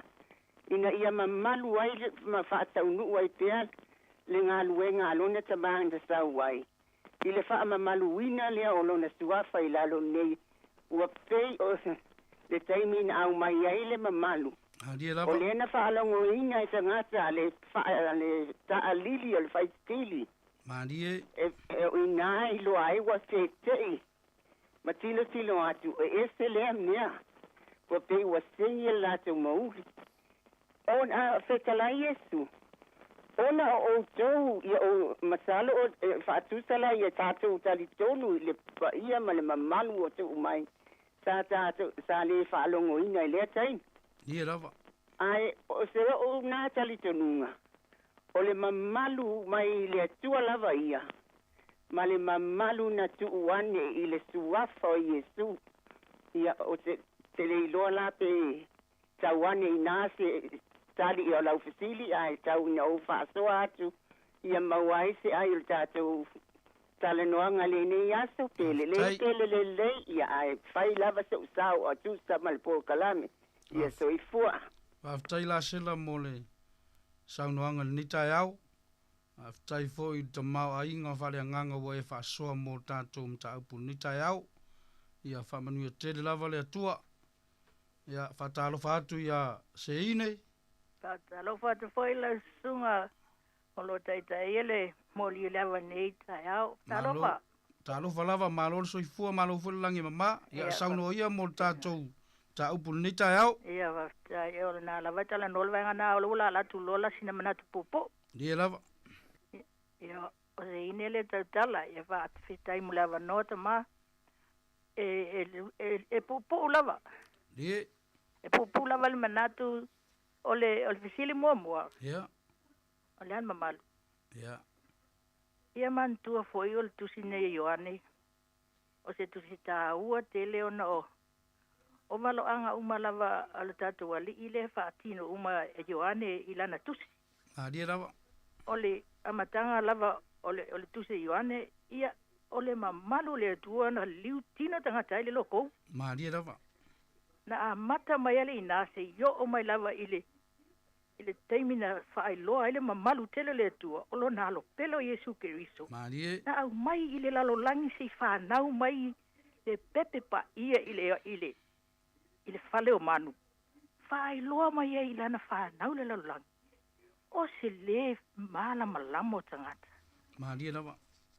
Fa o tusi umai e fa ile fa evangelia ia. E moli mau umala le mamalo ia o Yesu. Dia lava. Ele o atula i tua se umanatu pau ale mea. O le mamalu, o le winga le mamalu le na fa atino mai Ioane ana ngaruenga. Yeah. Na ioea ia le tua. Ia ina ua fou le tala le leia le atua le laulang. Dia lava. Au ina mele Ioane e alu, e tausi, e teu le hala le li. Na mua whanau Ioane. Dia. O alo e temi ua maua ia le temi whanau mai e Yesu. A laua malam le leia wale laulangi i le ngā luenga Ioane saue teu le alo le li, whaalau le leia alo tangata anga sala ia. A wale la sau le li e whailo na malo ia tu mau le laulangi pena whaile langi. Dia lava. Ia, tali la nal me mua tali lua. Tai. Se ole mea lava e tasilanga wa malu lava tangata ina ona po. Dia lava. Ai au mai lalo manatu ine ona po talo fai. Fina ngalo le li ia tasi ia le tali tonunga. Awa le wa ia ile tatu wali ile lalo langi ana wasala mo wa umma ia le. Yang sala lalo langi le ia nei. Dia lava. Ai fuli ia e sala mo uma pen fai mai Ioane. O wa me mamalu uma ia tau tala ile tatu wali. Ana ua mau e tatu sala mo nei. Dia lava. Tatu atu lola ile ali. E tau silfile mu pen fai mai ia Yesu. Olo na malo. Ole manu malo sili lava lea o le malo si malava. Ia vi ia le tua. Ono ia tu faftai amene. Ia faftai mo lo saul ni tai au se ine. Ia sanga fa manuia lava le tua. Ma ia foa i pe le tua ia manatu malangona fo. Ia wa ia tanto fa moe ai faftai tele mo lo fa sol ni tai au. Ia fa talo fa atu i lau sunga tongia. Ma lole soifua ma le langi mama. Ia e sauno ia mo so saul ni tai au tatou mta upu. Sa malo fo le sunga i whapena inga. E lua lava mamalu ia au te viabat. Faftai. O le atu e pa ia ato atua. Marie. O le mamalu le na pa ia te sili. E le mawhai o na tatou tila fia te vana nā. Oe o sao te o le au angiru. La tau tiwa aba ai le mamalu lea. Awa o la tau e mama. Marie lava. O le mamalu mua le na. O le mamalu lona dua. O le mamalu le sai le atua. Marie. O na alo o Yesu Keristo au le whaavaina le langi. Ia. O mual, na pau na o se apsosoani. Na o. Mamalu yo o iwa. O le mamalu lona dua. Sai a se ita ua au le whaavaina le langi. O le o toi fetu ina anto le tua wa. Yesu Keristo o le nsama. Wa umala na luenga fa ola na fio mai ele la. Maria lava. Tongi ola le langi mai fa. Manga luina ta to nga sala o toi tu manu malo. O toi fa fo ya ile tu le man. E manu ele asto. Ya fa ftai tele tongia. Ya fa manu ya tele le tua mo lo saul tatou mta upul ni tai au. Ia foi fe au mga luenga o lo tonga lulu ai. Ya fa talo fa tu ila sunga Tony.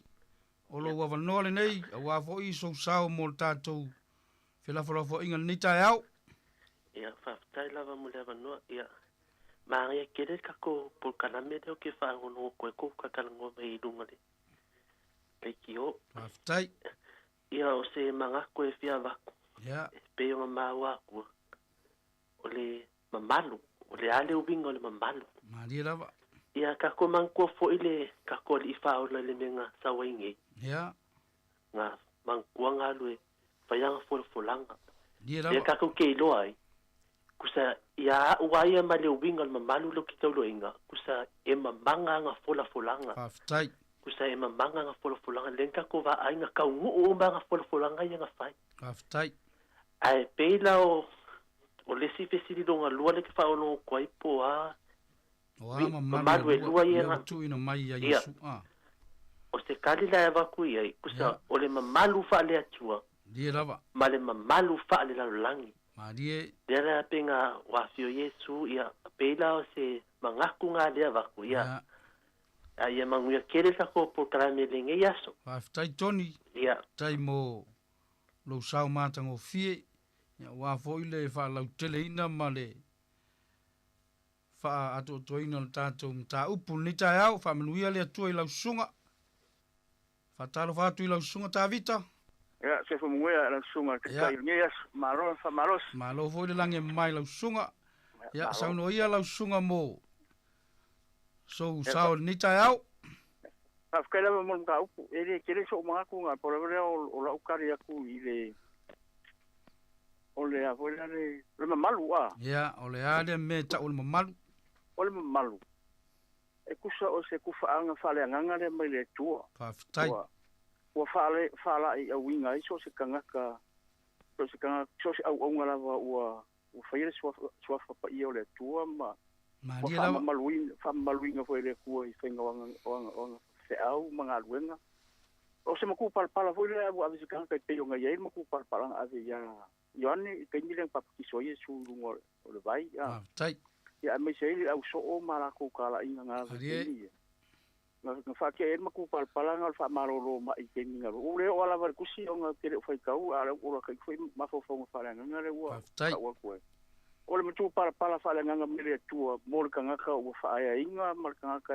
fa tu le tu ile ava mla ni ton ya alwa ku ngo lenga ngi kula malo fa lo la sunga fa fengai tai ta vita ta u lo sa ni ta au ya va menu ele tu ai i la sunga ai me se foi o fe au lo e ngalu ai ya fa ta lo fa tu ya ni sunga ya langi ya fa ta lo fa tu la sunga fa fe ngai ma lo le soifua ma lo fo le langi mama ma lo fo soifua ya sauno ia mo so sa o tato mta upu ni ta au ya fa tai mo le mata upu matanga o fie ia o fesili le fapea o le a le mea e ta o le mamalu o le mamalu o se mea le pe o se mea matua pa ia pa ia le lau ele o matua mamalu taipei o le taimi le wa o lunga Yesu le sa tauro ia wa ba ai tangata o le mamalu taimi na alanga Yesu lon tama ia o le taimi la na ba ai wa mai wa fa lo longo tangata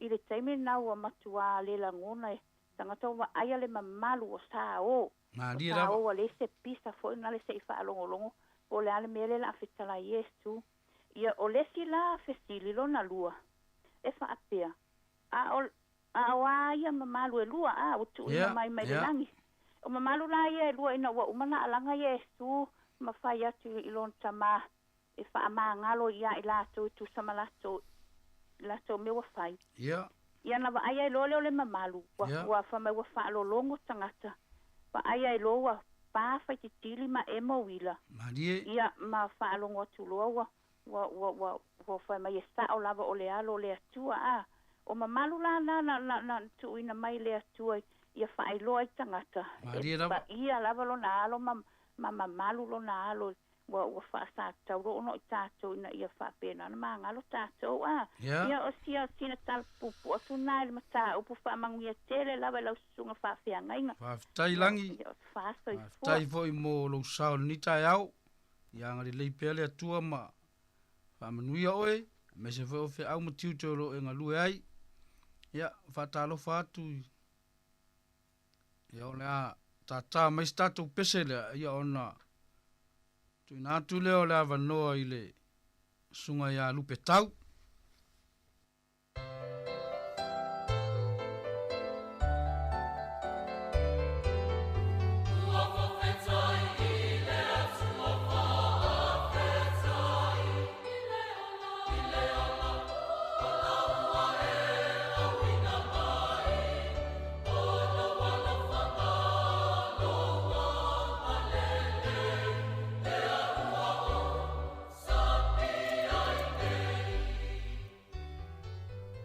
Whaatalo whātu I lau sunga lupe tau. Ia, papai wa I lau sunga ia, pasi au mo leo noa. Malo le soifua, Ia, malo langi voi ma. le langi ma. Ia, papina po I langi ma lau sunga papai. Sauno Ona ia ina mona vai vai sunga, I lau ia. sunga. Ole anga I siri na. Ole haste me tau. Ka me tau malo. Ia. Ia, e pupua sorongona ia I o ole mene o malo. Se fa e mo lunga le wa. Inga tu se ainga stangata e vea matai se ai. Tu se fa e foi dan tu e le tua Leonardo Yesu. Na dia lava. Ile na ya le lona ma. O lon fa e le tu e I Leonardo Yesu. Poi ona ia fa maro lo na. Ia mai ma me umara. Na dia lava. Ona lua. O le pawa. Kwa ftai. O le pawa le tu e le tua. Ya Yesu. E poi ona fa tu lai mai e bu. No fiuti. Ma dia lava. E pe ora uda tari o le fae le tu na Yesu. I mo le pawa tu e poi ona ia fa tu lai mai e mo ti fa malo e mama. Kwa ftai. Ia ma fa lava do sunga pa pengai. Kwa ftai tau. Ia, fa mnuia lava le atua I lau sunga. Me se foi ngā luenga mwhi au lo e ngalue ai. Ia, fa talo whātu I le sunga ia Joyce. Ia, fa ftai lava maloronoa. Malo soifua lau sunga. Ia, malo foi le soifua manuia. Ia, e sauno ia mo tātou mta upu ni tai au. Ia. O so vai foi le mta upu ni tai au. Ia, o tatonu o lo te fai tau atu le whionga le tua. Ia. O la ngani e Yesu ilon tama. Aftai. Ia. E tu ina mai le mamalu. Ila ula lo fai tau pe le upu le tua ni tai au. E peina le taimile na papatiso I ngā Yesu e Ioane. O ina tonu ale na tu ina tu e role mamalu e le tu e lo na tali. Lo na tali pele tu tasi. Nena whaava noa ina I lole langi. Pe o ina na o mai e lole anganga o le mamalu I lo na tali. O vai lea. Ile tatum ta upune ni tsaya o tatonu o le baptisona male I le mamalu ye lua o baptisona male anganga ila wale tali tu ai le sai ma fingalo fo yo le tatu fa fonga le tunu ni tsaya e fa manuele tu la sunga male ma le whainga ruenga le tio ni tai au. Tai Joyce mo le sau tau ni tai au. Ia whamanuia fo ile atua ia te oi. Ia whatalo whātu le sunga ia keleni. Alfa lava, la sunga whenga. Ma lo le soifua.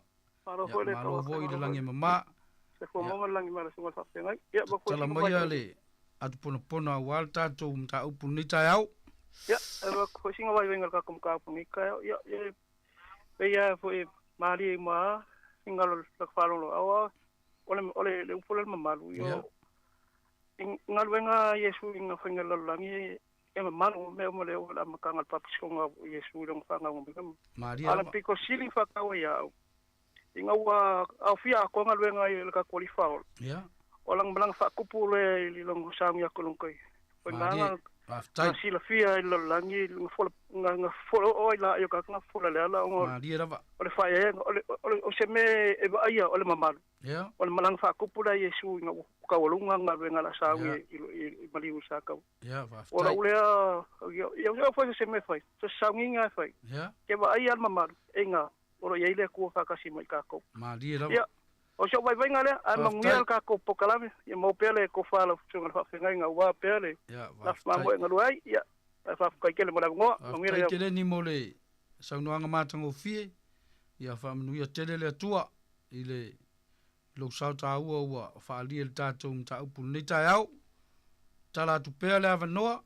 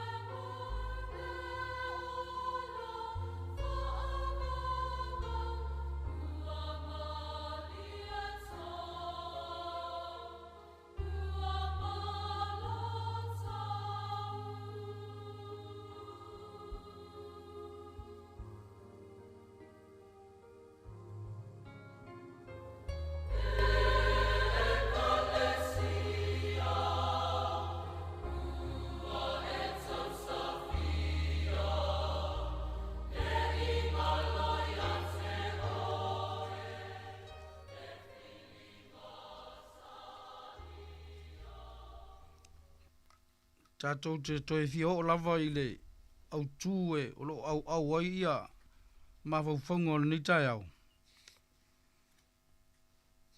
E pei o le tari mai de langi.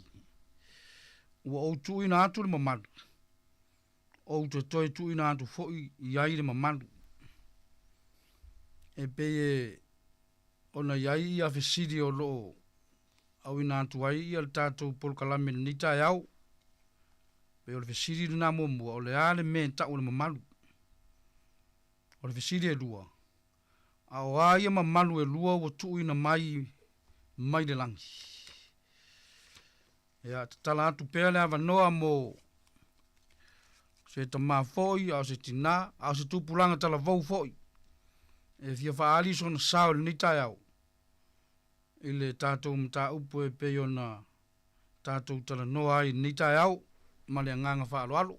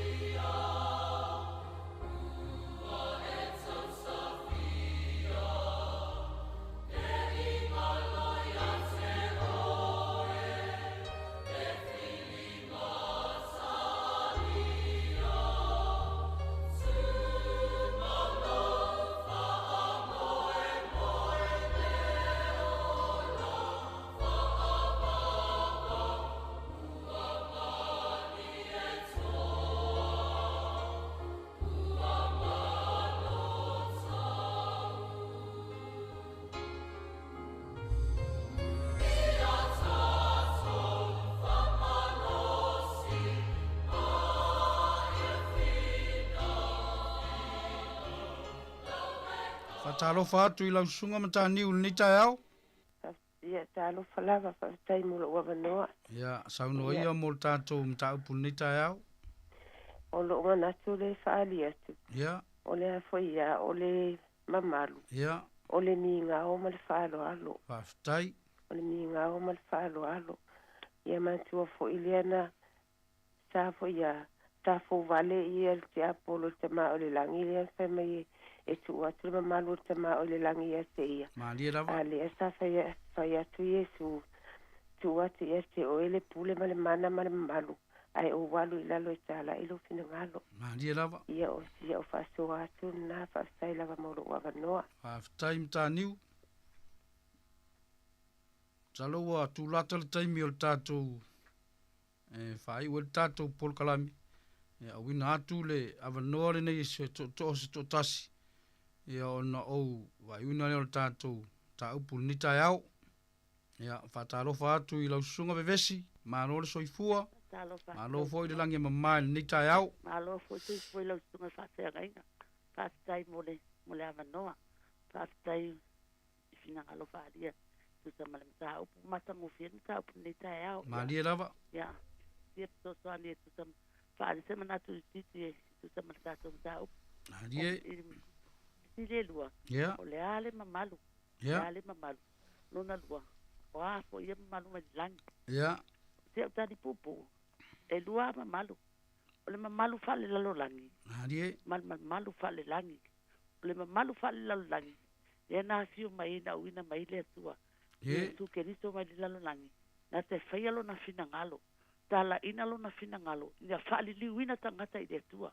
Le mamalu le fale la la nga fio ba Yesu ta lai fa pula ta waso fa ta vali pili fa ta la ngu I fa tu e o le mamalu le fale la la na fio ba Yesu fa le ta la inga ina ia liu tangata va vai tangata fa I longa ma ba venga ma liu ai le li yo ese ai male nga sala o ese male la langi ai a vea va ai tangata I va venga o fa le mamalu na le tua le mamalu fa le tangata na le tua wa tu wina ya Yesu Kristo le pule le le mamalu na fa le tua wa fio mai Yesu ta la no fin ngalo va ai tanga te de pata tia le tua male mamalu siti e so le tua e ala va venga o fa Yesu ne ia lo tanga e fa maoni o ia lava e le mamalu le tua na ia au ina mai lo na hala ta le mamalu na fa le lalolangi mamalu ina Yesu ke riso le lalolangi ai wo na wa fio Yesu fa mai Yesu a fa tia o ile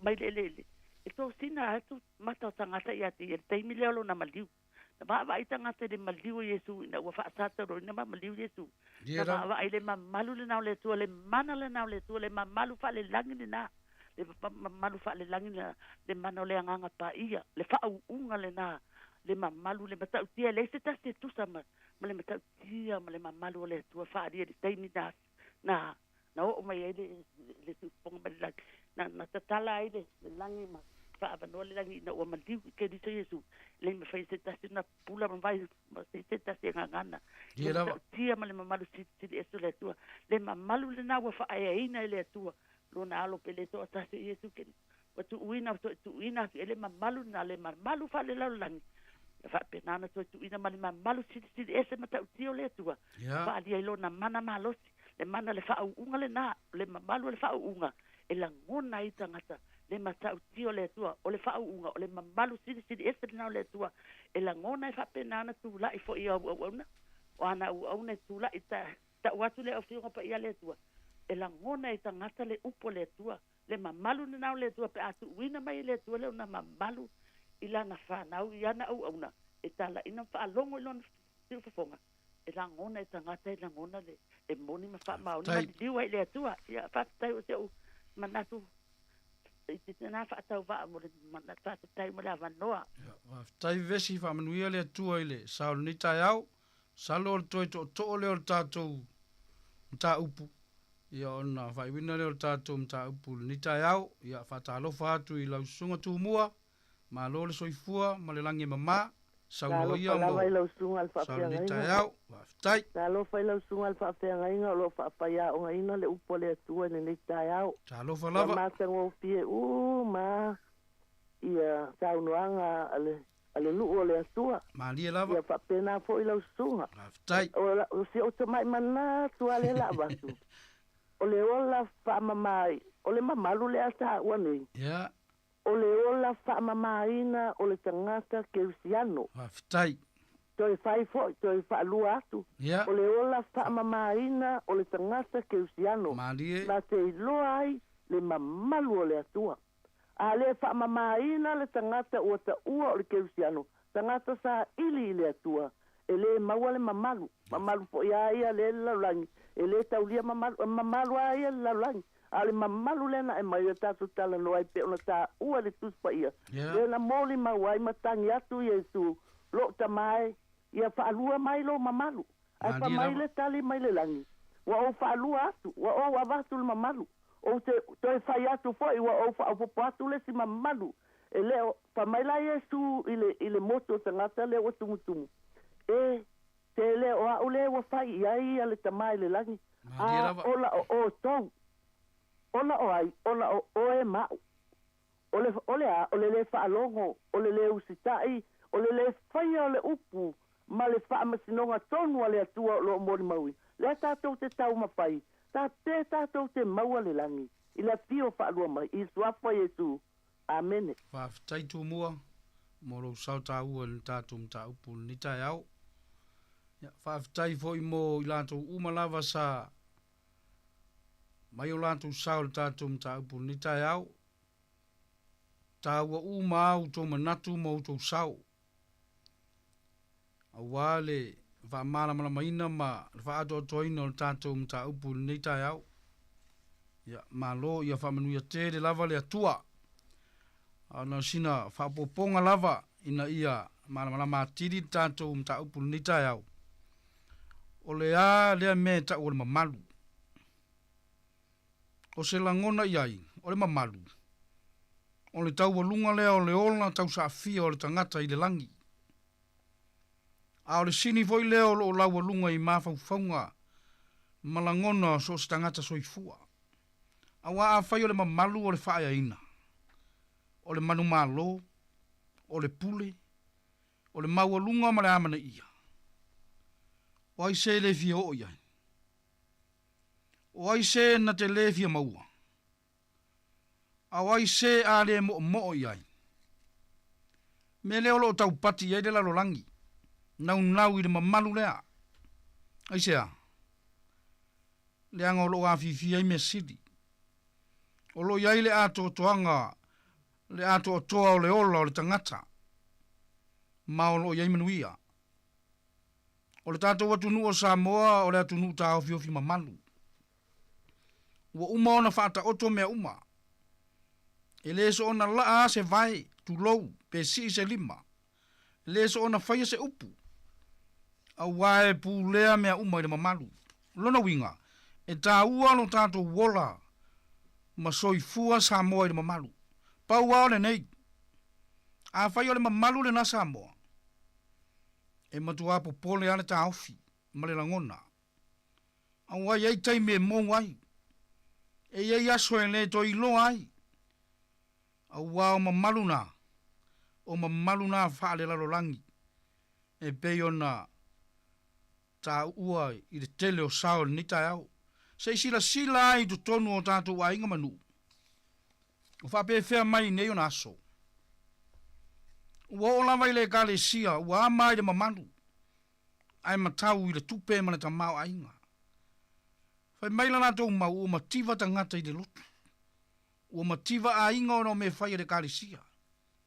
Ua tau le la ngona le tu alalo maasani. Ai sea. E iai le mea ta ua o lo misi. O tupe ea. O le malosi ea.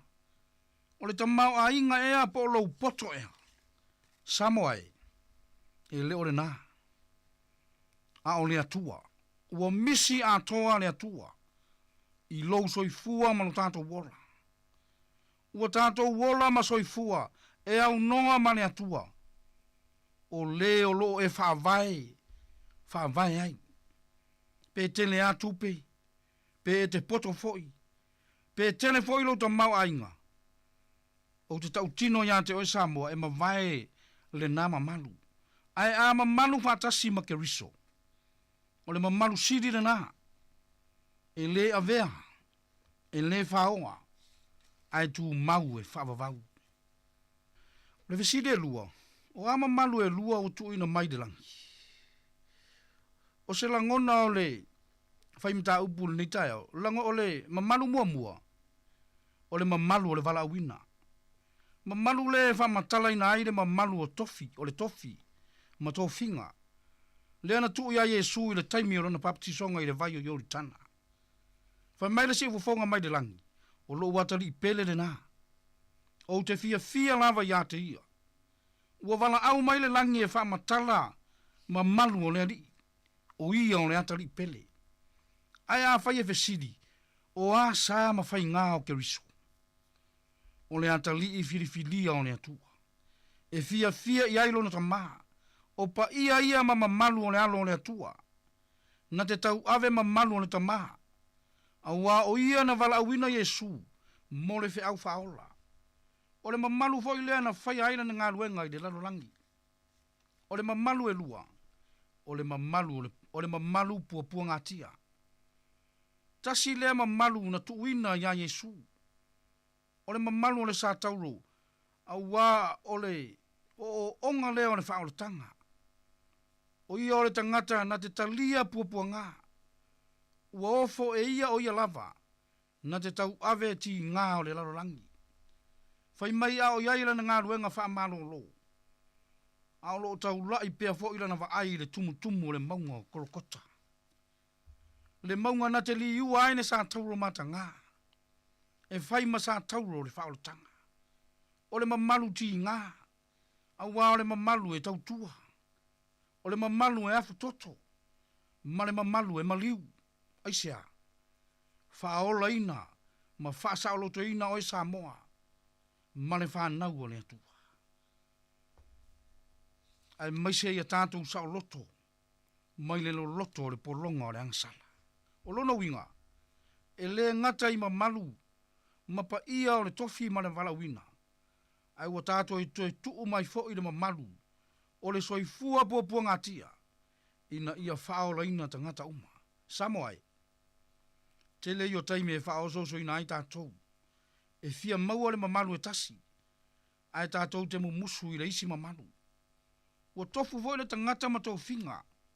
Ua tuu iai e le atua. Ia e manatua Samoa. Ua tuu ina mai le langi le mamalu. Mo oe Samoa. Mamalu le wala awina. Ma le mamalu e tinga ina. Pau ao le nei. O nei mamalu uma. Ua tuu ina mai. Tātou te sanga wha mamalu ina airu tātou wadi. E ala i lo soifua Samoa. E au auna ma tau tuai. Mo ana fe au i nei tau sanga. Manuia lau whaafafonga Samoa. Ma ia whamanuia tele le atua. Amene, se i o tātou te talo. Wa i ula mātou fe au ma ngā luenga i nei tai au. Mātou whaalango lango i le mana o loa nganga. E te mori o i fina ngalo mo mātou whaamoe moe. Ina i o mātou langona. O i mātou lava e fia o ngā mo au fe au.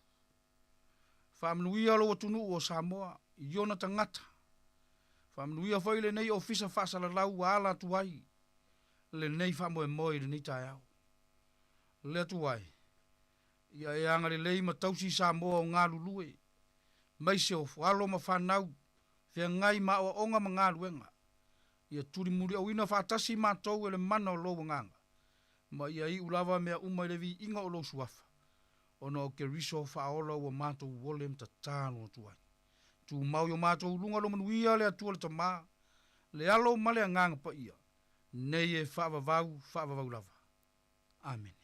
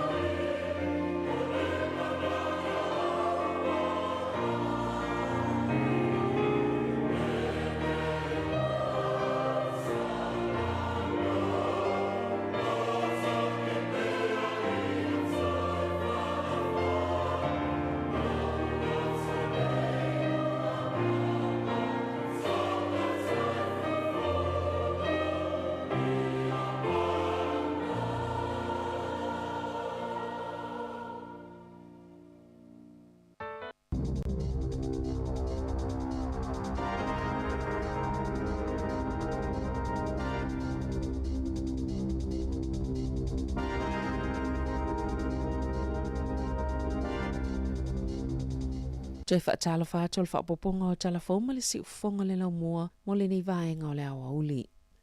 E yeni company o lo fia ngai ma whaafi tauli o le lava o tangata whai ngā luenga ua whaia nei ni ala tau whaatau sina e ala ni whaamanianga titele pe upo nesi ina ia mawhaia na maua ni ala tau tangata whai ngā luenga fau. Na ta ue au nanga ia whaalau loina avanoa whai ngā luenga e te lele whaafi tauli o lo fia ngai ma whale whai ngā luenga i te tongi e whaatitau i le si itia o le tau o le soifuanga le lava tangata ieto mai ngā luenga ma ua whaapopoina la tau me tutia fau e whaatau sina tuai nisi tangata whai ngā luenga. I le company lo ia le Simpson Creason e maua le tangata whai ngā luenga se tau is fulua whetala pe awhai e mawhai ona maua ina atu se lo ia formal company. O tangata e mwhai ona ngā lulua i lava i se umi ono maasina na whaalua ina i le whai unga le tau sangatalwai le finder's fee e fesosani le company e su enis tangata whau e eito mai le ngā luenga. O ta utino le whaatonu o le People and Culture o Joe Stevenson e whaapeo le lava o tangata whai ngā luenga e whaatu moi awano whai ngā luenga.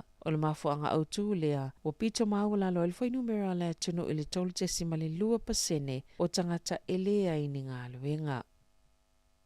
Na pasielo na whaitonga whaatolu le pili pol tau la fono tau whaawhi, e whau esa pol kalame fōmul soifua malolo ina lau tele, peo na palo taina le palemene, mai to e tasi leisi la asanga, au le i pasialo i aloa e vea mato la fono, o le pili le leipa o le Buy Order Healthy Futures, wa whaatulanga i seto whamamao le malo mo le toi whaatulanga ngol pol kalame le soifua malolo ina, lea e le o toi mamao ai a mataina. Saulwa i folasia le palemene ia o ke topa le tau sangatalwai, mai silia ma le whaafe lima se laufina ngā lufa alia e winga i le pili, o le ātitalia le wha maoni ngā loa ia ma le kovana sili o le malo. Na sauno le minsta o soifua malolo ina Andrew Little, o se amatanga fōu ma ua wha amawina o se matati amata ina ua ausia, a wale soifua malolo ina e sili atu, ma le ola lau le leo tangata umoni usila. O le tūlanga autu e whaasa o inisi se o le tutusa, ma tūlanga le tali e ino le soifua malolo ina, wa lewa na afia ma mawhati ai le to a tele.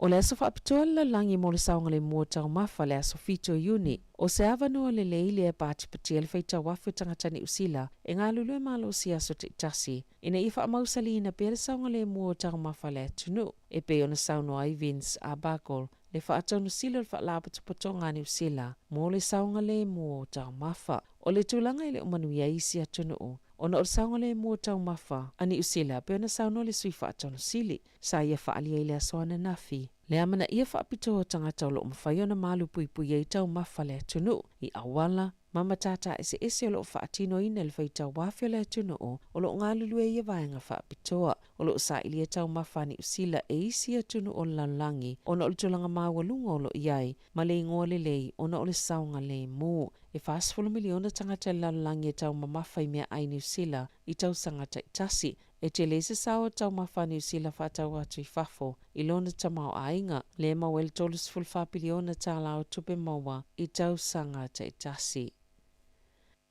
O le Monkey Box o se whaamai au na whailoina i te tono ni usila, mai te tau o na lipo tia e fo mai, pe awhai e yaini tangata e a awhia ai. Sa whaasirisila le palemia Jacinda Ardern lea mata upu lea soana nafi. Ina ua mai alfono tanga le kāpeneta, mana ia sauno ai e le i yai nisi wa awhia i le whaamai. Po nisi fo i ua masalumia i le Monkey Box i te tono ni usila. Na sauno le minista langolango soifua maloloina Aisha Vero, o le whaatulangang o le Monkey Box pe ona yai nei le atunu o lona winga o le vaenga o lo fia whaamauti noa le matanga luenga i a lava tāpena ina ne i alia e mai lea whaamai i le atunu o. E mawhai ona whaatinoina vaenga e tau fiele pepesi o le whaamai e au fiele sa ile o tangata na latalata i ea a fia po o ni whaatonunga foi e whaanonofo e se ai pe ona saunua Dr. Verrill.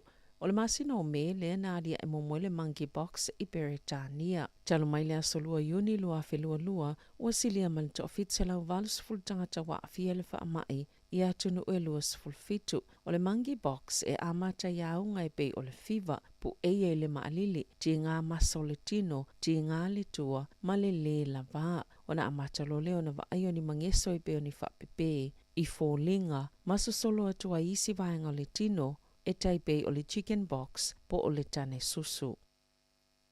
O la whelo I atu le tamaitai Balamia Jacinda Ardern ma le sui Balamia Grant Robertson I le Balamia Australia Anthony Albanese na sauno Ardern wa tala whea ngaile vea oia ma taitai mua mai fafo e malanga atu I Australia e whea iloa I male Balamia ona o le sootanga I le vao malo e lua e peo se ainga. O lea whono tango lea whaataunu uina I se teimi tāua ona o polo kalame o lo toi whaafsota I e malo e lua o au se tālia e mawaiala ngā oa New Zealand I tūlanga tau I ngā luenga tangata tā whao mai fafo o le whaafotungo ni mae fōu whaasaya nisi ma le malama. O se awano fo I moni whaatala noa ngā fōu I mata upo sa whainga taile so tanga malo e lua. Ini nei tau sanga utuana I atu peona sauno Ardern e yele polisi Australia le to e whaafo I whaamalo se mai tangata ni usila e solto la fono. Whaatase mai a te taua tangata ni usila o lo au mau I Australia. O la whelo I atu soi Balamia le tautu pela malo Australia Jim Chalmers e tala noa I lu tau e peo le si tanga le tau soi fuanga o whaafitau le lo whaalavlave I whaataua inga o loa whaatase mal COVID-19 ai mai se o le taua I Ukraine e toi taliu mai le tamaitai Balamia le aso se fulo Iuni ai o le a whaawau ona iei Robertson mō nisi o whono tanga. Na whaalia le Balamia o New Zealand Jacinda Ardern lo na nganga fia ona o le malanga whaale malo mua le Balamia o Samoa mō atunu ui fafo ua mua I New Zealand o la whaafeloa I alo ia le fionga fia me Naomi Mataafa I le aso sfulmal whaaioni le aso lua le vai aso fōu. Whaailonga I nai le ono sful tau sanga le sootanga whaopwhai o malo I le vani o sila ma Samoa.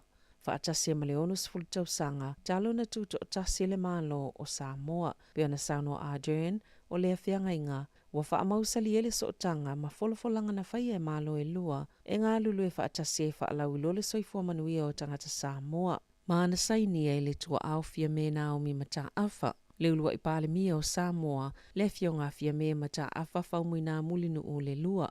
Na sauno Ardern, e whaatolo no la tala noa ma le Balamia o Samoa, ma ua sauni, e soalau pule nisi o mata o ptaua o lo oa a fia le Pasifika, o le ngā lulu e whaatasi, ai maise o le tali whaiwhai pia mo le COVID-19. O le a awai atu le fionga le Balamia o Samoa I nisi o whaatasinga wha le malo I Wellington, Hawke's Bay ma Aukilani, e au fia se whiloa inga matangata whai ngā luenga o ngā luenga wha awai taimi. Ma se tau mawhatanga ma whai pule Pasifika o le Balamia o New Zealand, e to saima reporti ale leiti o New Zealand.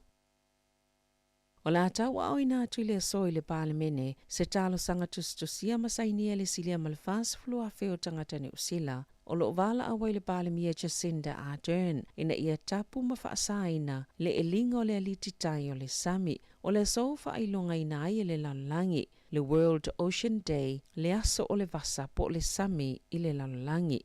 O la tau au ina atu le whaalapotopotonga ni usila e te tee I le elinga o le alititai o le sami, whaatase le whaalapotopotonga le Greenpeace Aotearoa. Lea talo sanga whaalawa I tele le whaipule o le Green, Eugenie Sage, ma le isi te ita ilvaenga whaopwhai Maori, Debbie Ngare Wapaka, ilu mama o tal Balamene le to la tasi o le awa uli o le so. E yeni sui o nisi o whaalapotopotonga le asawa lia le tali ngālu o Wellington, I totono New Zealand, o lo talo sanga ina le Trans-Tasman Resource, ni pe mi talato te eli nai le South Taranaki Bight, I le Pasifika, o lo una ina malo si foi any company ese le lalangi, le whaia ni tu la fono e whaatanga ai o na lato elina, alititai o le sami o le Pasifika.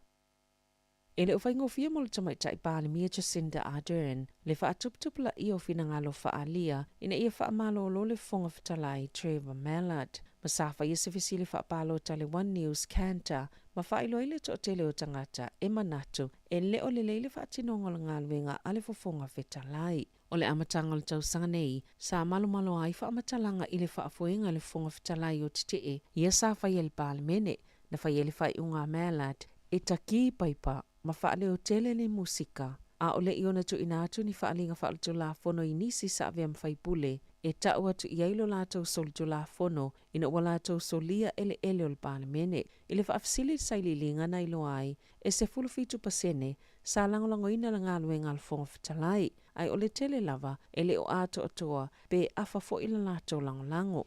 O le maua vaenga whaupwhaia ngai ale malo, ua te tauna whaia iai se fuafuanga. Tala fo ia ma le si ufonga le lau mua mo le nei vaenga o le awa uli.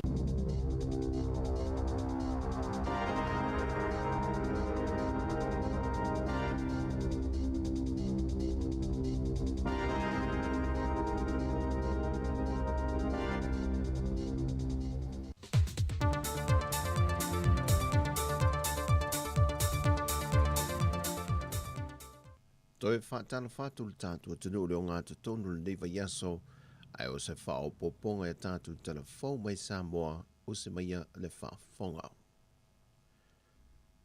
Ua whailo i atu le taitai o le atunu le whionga le tamaitai pāle mia fia mena o mi mata awha, e le pāle mia o le malo fiti le aso ana nafi, e se sau ninga te tala aloa i ailo ofiso la i komisi Samoa e fiti, e lea sauninga na saunoa i le whionga le pāle mia le malo fiti Panimarama. Wa tala whionga le leile wha moe moe le te tala aloa e ina o le ofisa fōua Samoa fiti, ma le atoanga le onos fultau sanga talu ona tuto tasi le malo Samoa. Mai o se wha manu ianga fo i le whailo i atu le ulua i tamai tai pāle mia o le tātou at noo. Wha e loe Panimarama, o le tāua tele le whainga pā anga Samoa ma fiti, ono fiti o le whetaula inga leo whewhata wa inga o whemalanga inga o vaenga o so ta inga wha teknolosi le leilon ta mau a inga ai o se atunu fo i e tapu vai tasi uma iai mea uma e fia maua e atunu uma e malanga atu iai. Sau noa manino fo i Panimarama a le leile so tanga o atunu ula i te le Pasifika e whape na fo i o na malu pui pui le Pasifika mai atunu o te tele. O lo tano sie Panimarama le toi te tala e o tua oi whaavao māloa sa moia au kuso. Ina ia toi vave wha fo i mai le malu si anga o le tamau ainga o lo tātou watanu. E se full wafe tala euro to sa le ma le tols full ma le tol wafe tala Samoa. Ua fo ina le malo Beritania e ati na e ai se tasi o polo keti le no fuanga o tonga la au i vai lima. E whai mapine wha amau. O le whaelonga i no le aso soifua o le tupu tamaita i o lea fo i atunuu, e tau o le mailo na sui komisina i Samoa nei. E le whaelonga i na o le aso soifua o le tupu tamaita i a Elisabeta, na punou i whai le sui komisina o le malo, ma ia tato ina le la aua ta ua o le tala whau, e whai mapine wha amau, o le atoanga o le fitu se fultau sanga o Elisabeta i Samoa. Peitai o le se leni ua fo ina, mo le fausia ina leo ala si mai whaata a milo te tono lea tonga la au, e mo i lato e iaia a fianga tu mau le soifua, e whaafai fia i mo lato no fo whaata a vale vale, pe a sia le no whanga o tonga la au lo na mata ngofie, ia mamapu fo i ai i teimi manao mi ai. Wa filifili e lai komisia Beritania i Samoa le la au le tala whau, o le la au Samoa le e o whanga ma whai ma mea tau mawha, a se tasio inseti po le pepele o le swallowtail o no wha Beritania. Ma ua sanga wha alawi loa e lo fiso si o manga le la awa le tala whau. E na ia wha amalo sia le atunu ui toto ina i le no whanga wha apitoa le i vai lima. E na ia wha atu mawina pea le iai o ia la au patino i le atunu. I o tatou lau ele. E whamtanga luenga te tele le malo o tutu whaatasi nei, e una ia ma whaelunga ina le tāua tele le vai yaso le nei, mo tau mawha pāleni ma soifua malolo ina le larangi. O le mtanga luenga o pisinisi a la manuia ma leipa, o le mtanga luenga o whaatu anga mwhainga whaiva, o le mtanga luenga o soifua malolo ina ma tau mawha pāleni, o lantou tu whaatasi ai se wha moe moe o ni whaalau i loa. E le vaenga pito i lalo le whale o le ACC a pia, wa te tana fo i le awa no le mamalu le antunuu, e anga ia ne ai e mai moa ma mata ia whaalau i loa, ma whaamalo si ai le mamalu lau telu le antunuu, i tau mawha pāleni ma tau mawha soifua malo lo ina. Wa tauli maina e le sa avema ofisa sili o le pūlenga o tangata ta whawhau mai mo mai Samoa, whaatmatua inu le na ta i soifua, le tusi mai le taitai o le komiti whaatonu o le malo, e whaailoa tuai le toe whaawa wina o lana konkarate. Na whaailoa le taitai o le komiti whaatonu o le pūlenga o tangata ta whau mai mo mai whafo i le tusi, o se whaatonunga mai le Minister o le Turisi, e le toe wha wina lana kon karate, e tawala mai le komiti wha ton wale malo. Mai o le unga fono fo i le ale ka peneta, o le a le toe wha wina kon karate officer Silio lo i le teimile nei, ai o le a wha solo i se le officer i tiu te tau ave, a o toe wha salala wai ia hawa nofa i ngā ruenga i le teimile nei. E na ua fisilingia wha amatua inu le na tai soi fue so na whina ngalo e wha te tau le tusi wa ia tau limaina, e na ia sau noa e leo fia tali i le teimile nei, e iai se teimi pānga noa, o le atu ina mai eisa na tali aloa ia. O wha amatua inu na wha malolo le tu mau mai o na tiu te tau ave wha ofisa sili o le pūlengo tangata tā whao mai mō mai whafo, ai a ngā i eisu e su enga le komiti wha atonu, ono ni tua inga na ripotia nisi o le au whaingaru wenga. Wa polo ina i le tusi wha amatua inu, ina ia toe wha fo ia ne nisi o a setal wha ala pot putonga lo ia te ia, a o tala no ina se wha amnianga tau se leni e tu ina tu mo ia. O tala fawia mai sa momadwil ni yaso wha soi fo ia.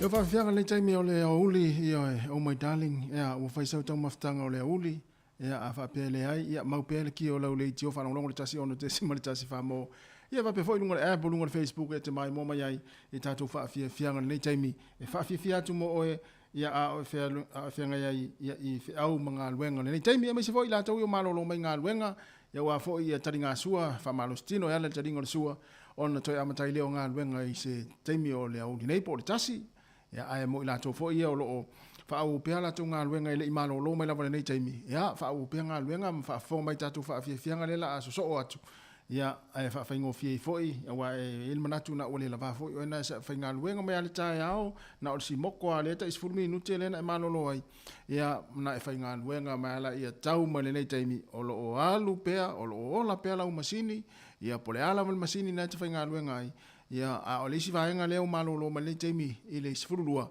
ya lo taringo le sua ya ma fai ma le uli taringa sua foi nai matua ya malo ye le manatu lo saunga le mu foi ma solong manuia ya taringa sua ma tau maftanga le uli ya wa foi ya sina fa malo stino ya le tino ya o le tino ya le taringo le sua ya ona vai tatu fuala au nai matua na fa manatu tu bel nei temi lo so tonu minute te nei le tu la sfur malu fa fianga so if you le taimi ya a o fenga ile tinu malolonga tau maftanga ya nga luenga ya me fo yo feo inga ilungo ta vale fa nga fa tau tongi nga pili wa telo taimi telefo yo o tangata yo le as tongi pili ale nei yo ya fa mana tu pea ya tongi pea pili na sa lua tala noi mal to ina mal tamale ainga na le la portina le ainga ile fenga luenga i te fu mana watu ya wale tongi ale sipili na sa fa ya tu ya ti oi ya ona me vese fo ile yo le fiafi ya e fai mali ne taimi o le aso ya ma fa fo me pe fa fianga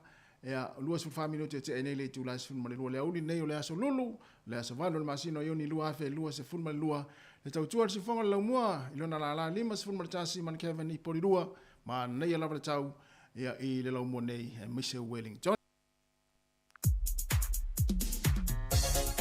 ya to pay kwa ina fa sia me si na u stepu ba na ya ma tani sua tama mo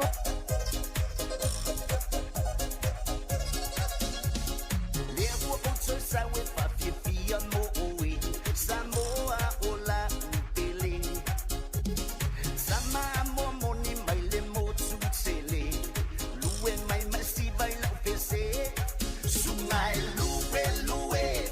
so mai la pese sole lue pai pa mai la pese so ya inda lue pai au fica la pese lo matua lue papa le di mai o pai sana mo moni le ufa alwa mai se pese mo oi etse fiai sama ole one mai si fangai popua sa bili pe mako suluma sungai lue so mai la pese sole lue pai pa mai la pese so ya ina lue pai au fica la pese lo matua lue papa le di mai o bai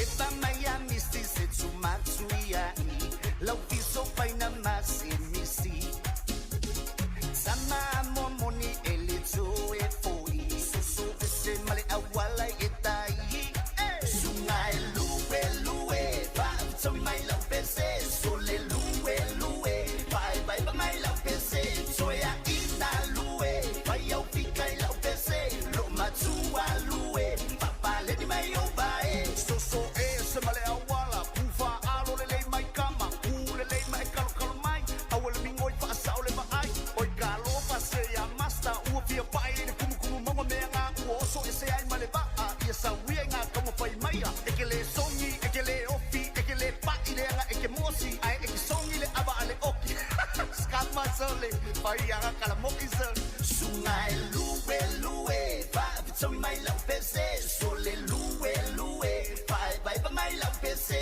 so ya inda lue pai au fica la pese lo matua lue papa le di mai o bai sungai lue pa so mai la pese sole lue pai pa mai la pese so ya inda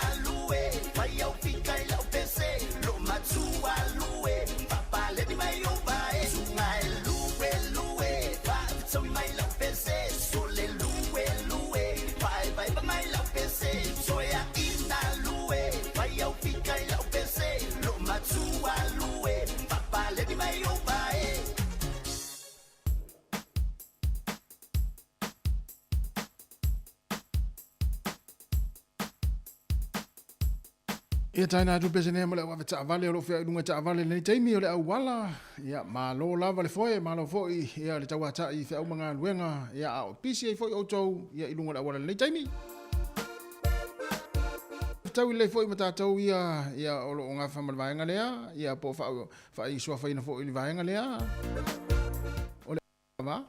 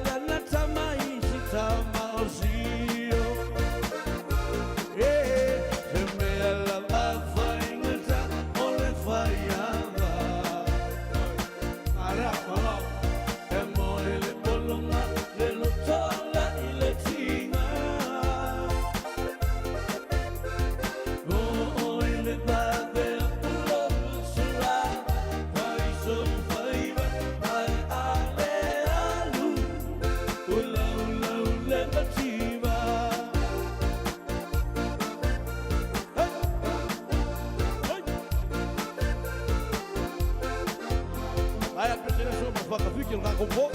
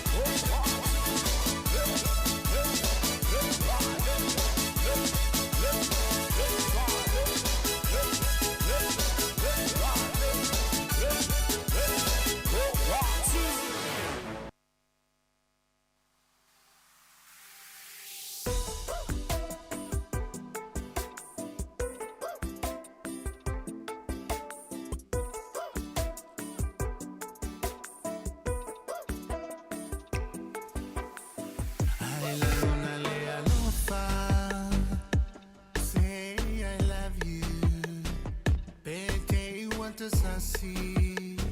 Say I forgive you. Peo se pepeo lele. Say I like you. Hold me, darling. What the fear I do.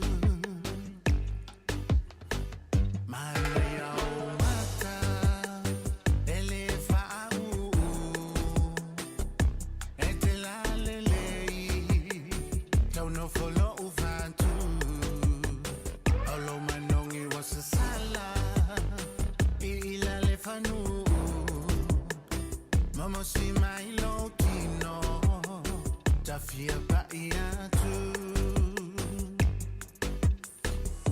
Mashito mo e pepe tu mo le lao ani ole matani eluea tu mato isao angao le la ba oye moenga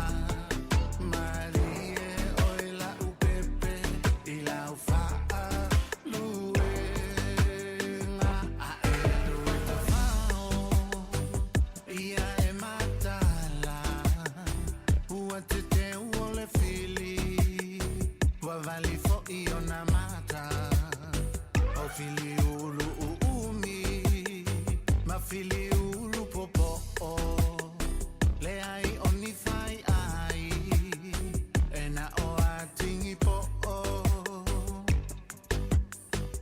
ata no no po etapsi o e fa pepe e si o e ile paipa be a e fiata ele e te ai ile peike o fu io fu meleke o te popo oe mausu atu le pese Mashito mo e pepe tumo le lao ani ole matani eluea tumato esau angao le la ba oye moenga Marie oila upepe ila ufa luenga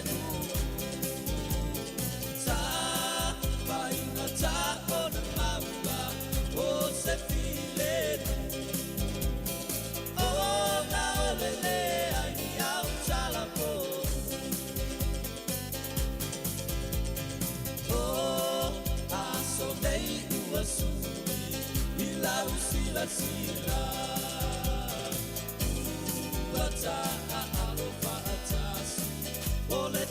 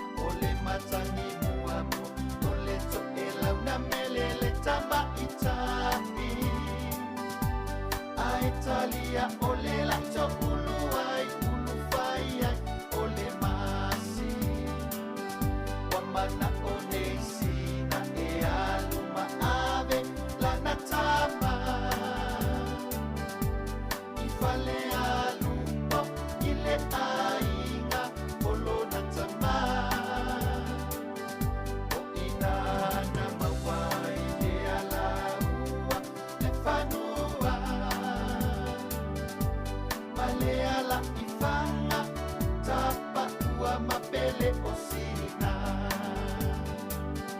usulo atu ifiti ia sina tapu itea tamaya na toi so sola mai fiti iwa tuua sa kilima yele fafine ua ele ausana aena kontulanga bailonga ile matafana ole mabaena ile tula fasa no otaua ole mabaena lava asina ya toiba o ile afiafi o te tumai ole talisuana o sole fetua o sauniloa io faiba le maunga o mafalu bafuli maya betanumiai le ulua imasina maua ina ua mele ai le matani manatua ilo uloto le nu usukuva pasiona vai le ufa asamona foai foai mai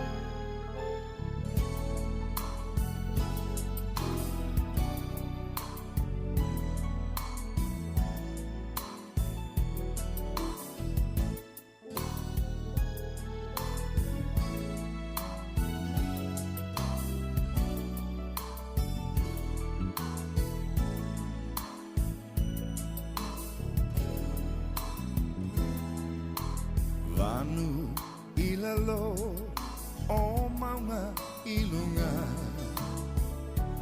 Moala machi monga Onu umamao wa o tau wasa O fea e o sali Ia O oi o lo ula lo umasina Tafia luese malene hongisa Wautangi atu ile tua le tama O fea e o rosali Ia Tafia pai atu tafia la ai La upele o fea o iai So si uleo saupu malu Se vai molo ufatu Maunga ilunga manu le ainga Polilo atuai o polinga O ma faufaunga ia so uma O fea e o rosali Ia Tafia vai tu tafia vai La upele o fea o iai So si uleo saupu malu Se vai molo ufatu Vanu ilalo o maunga ilunga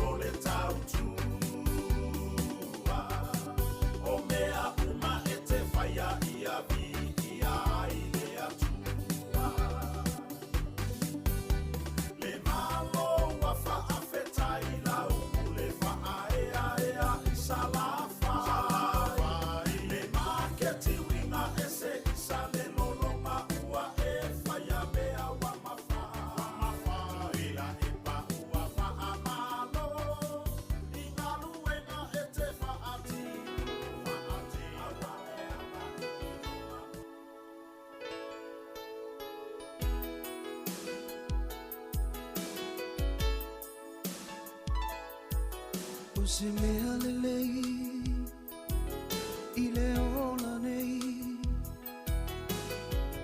Nau nau I e whai ma sei Tau tala ma aia E te sila fia mea uma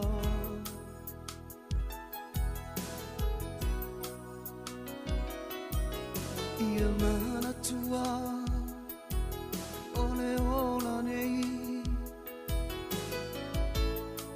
se mea ua masei tautala maia e te sila fia mea ua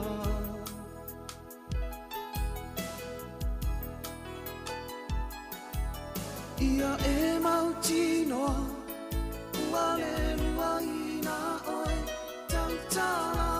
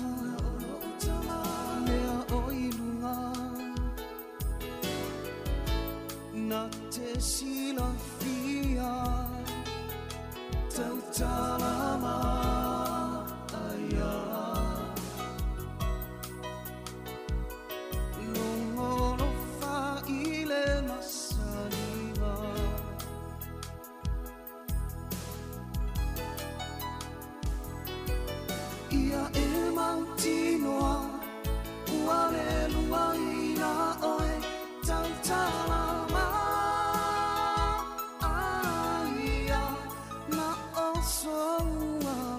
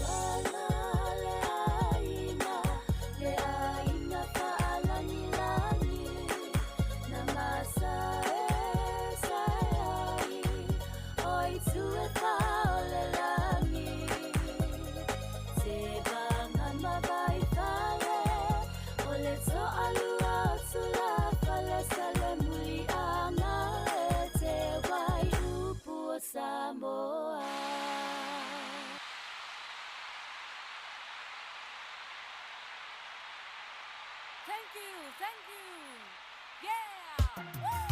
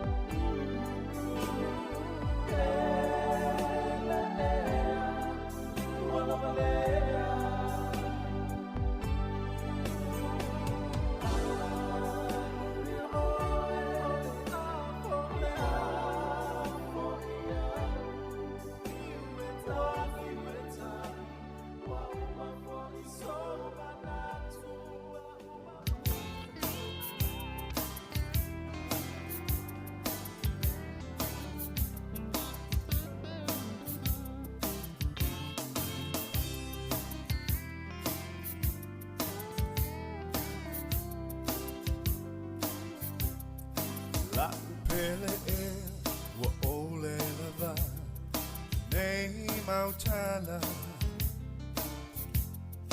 waso ona fai e nei tangata lo uholanga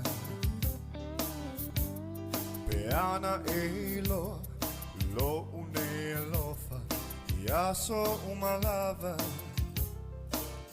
tongi ia sauma Pea faie, me ai so anga sala.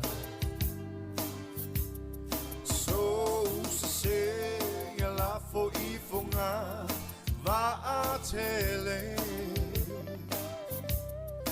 Lo lo fa o tele tau fia, mo o la upele. Peole manino ole moana. Lo unenganga Etasi halasi Lo unea o le faava vau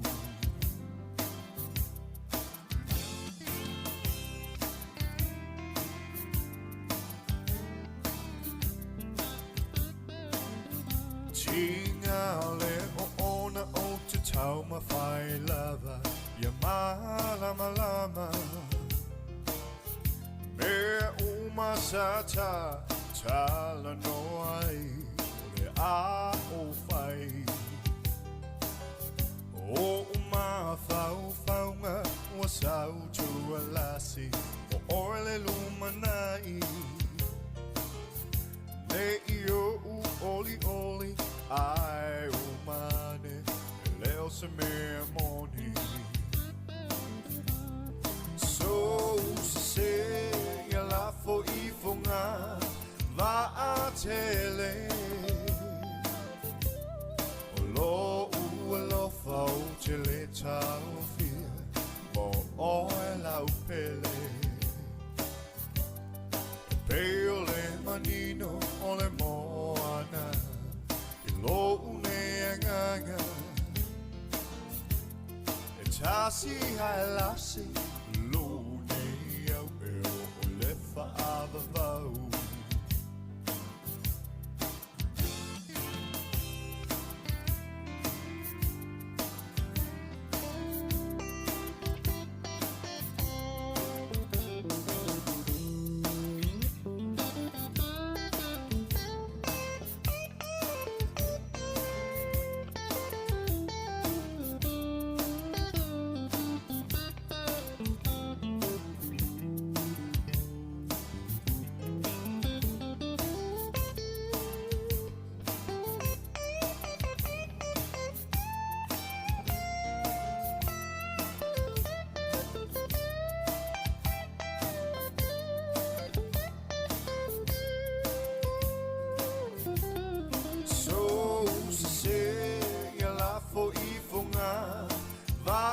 tele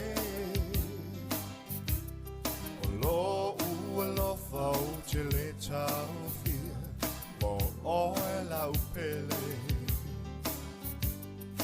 peole manino o le moana I lo une nganga e tasi halasi lo ne au e o le fa avavau Tasi halasi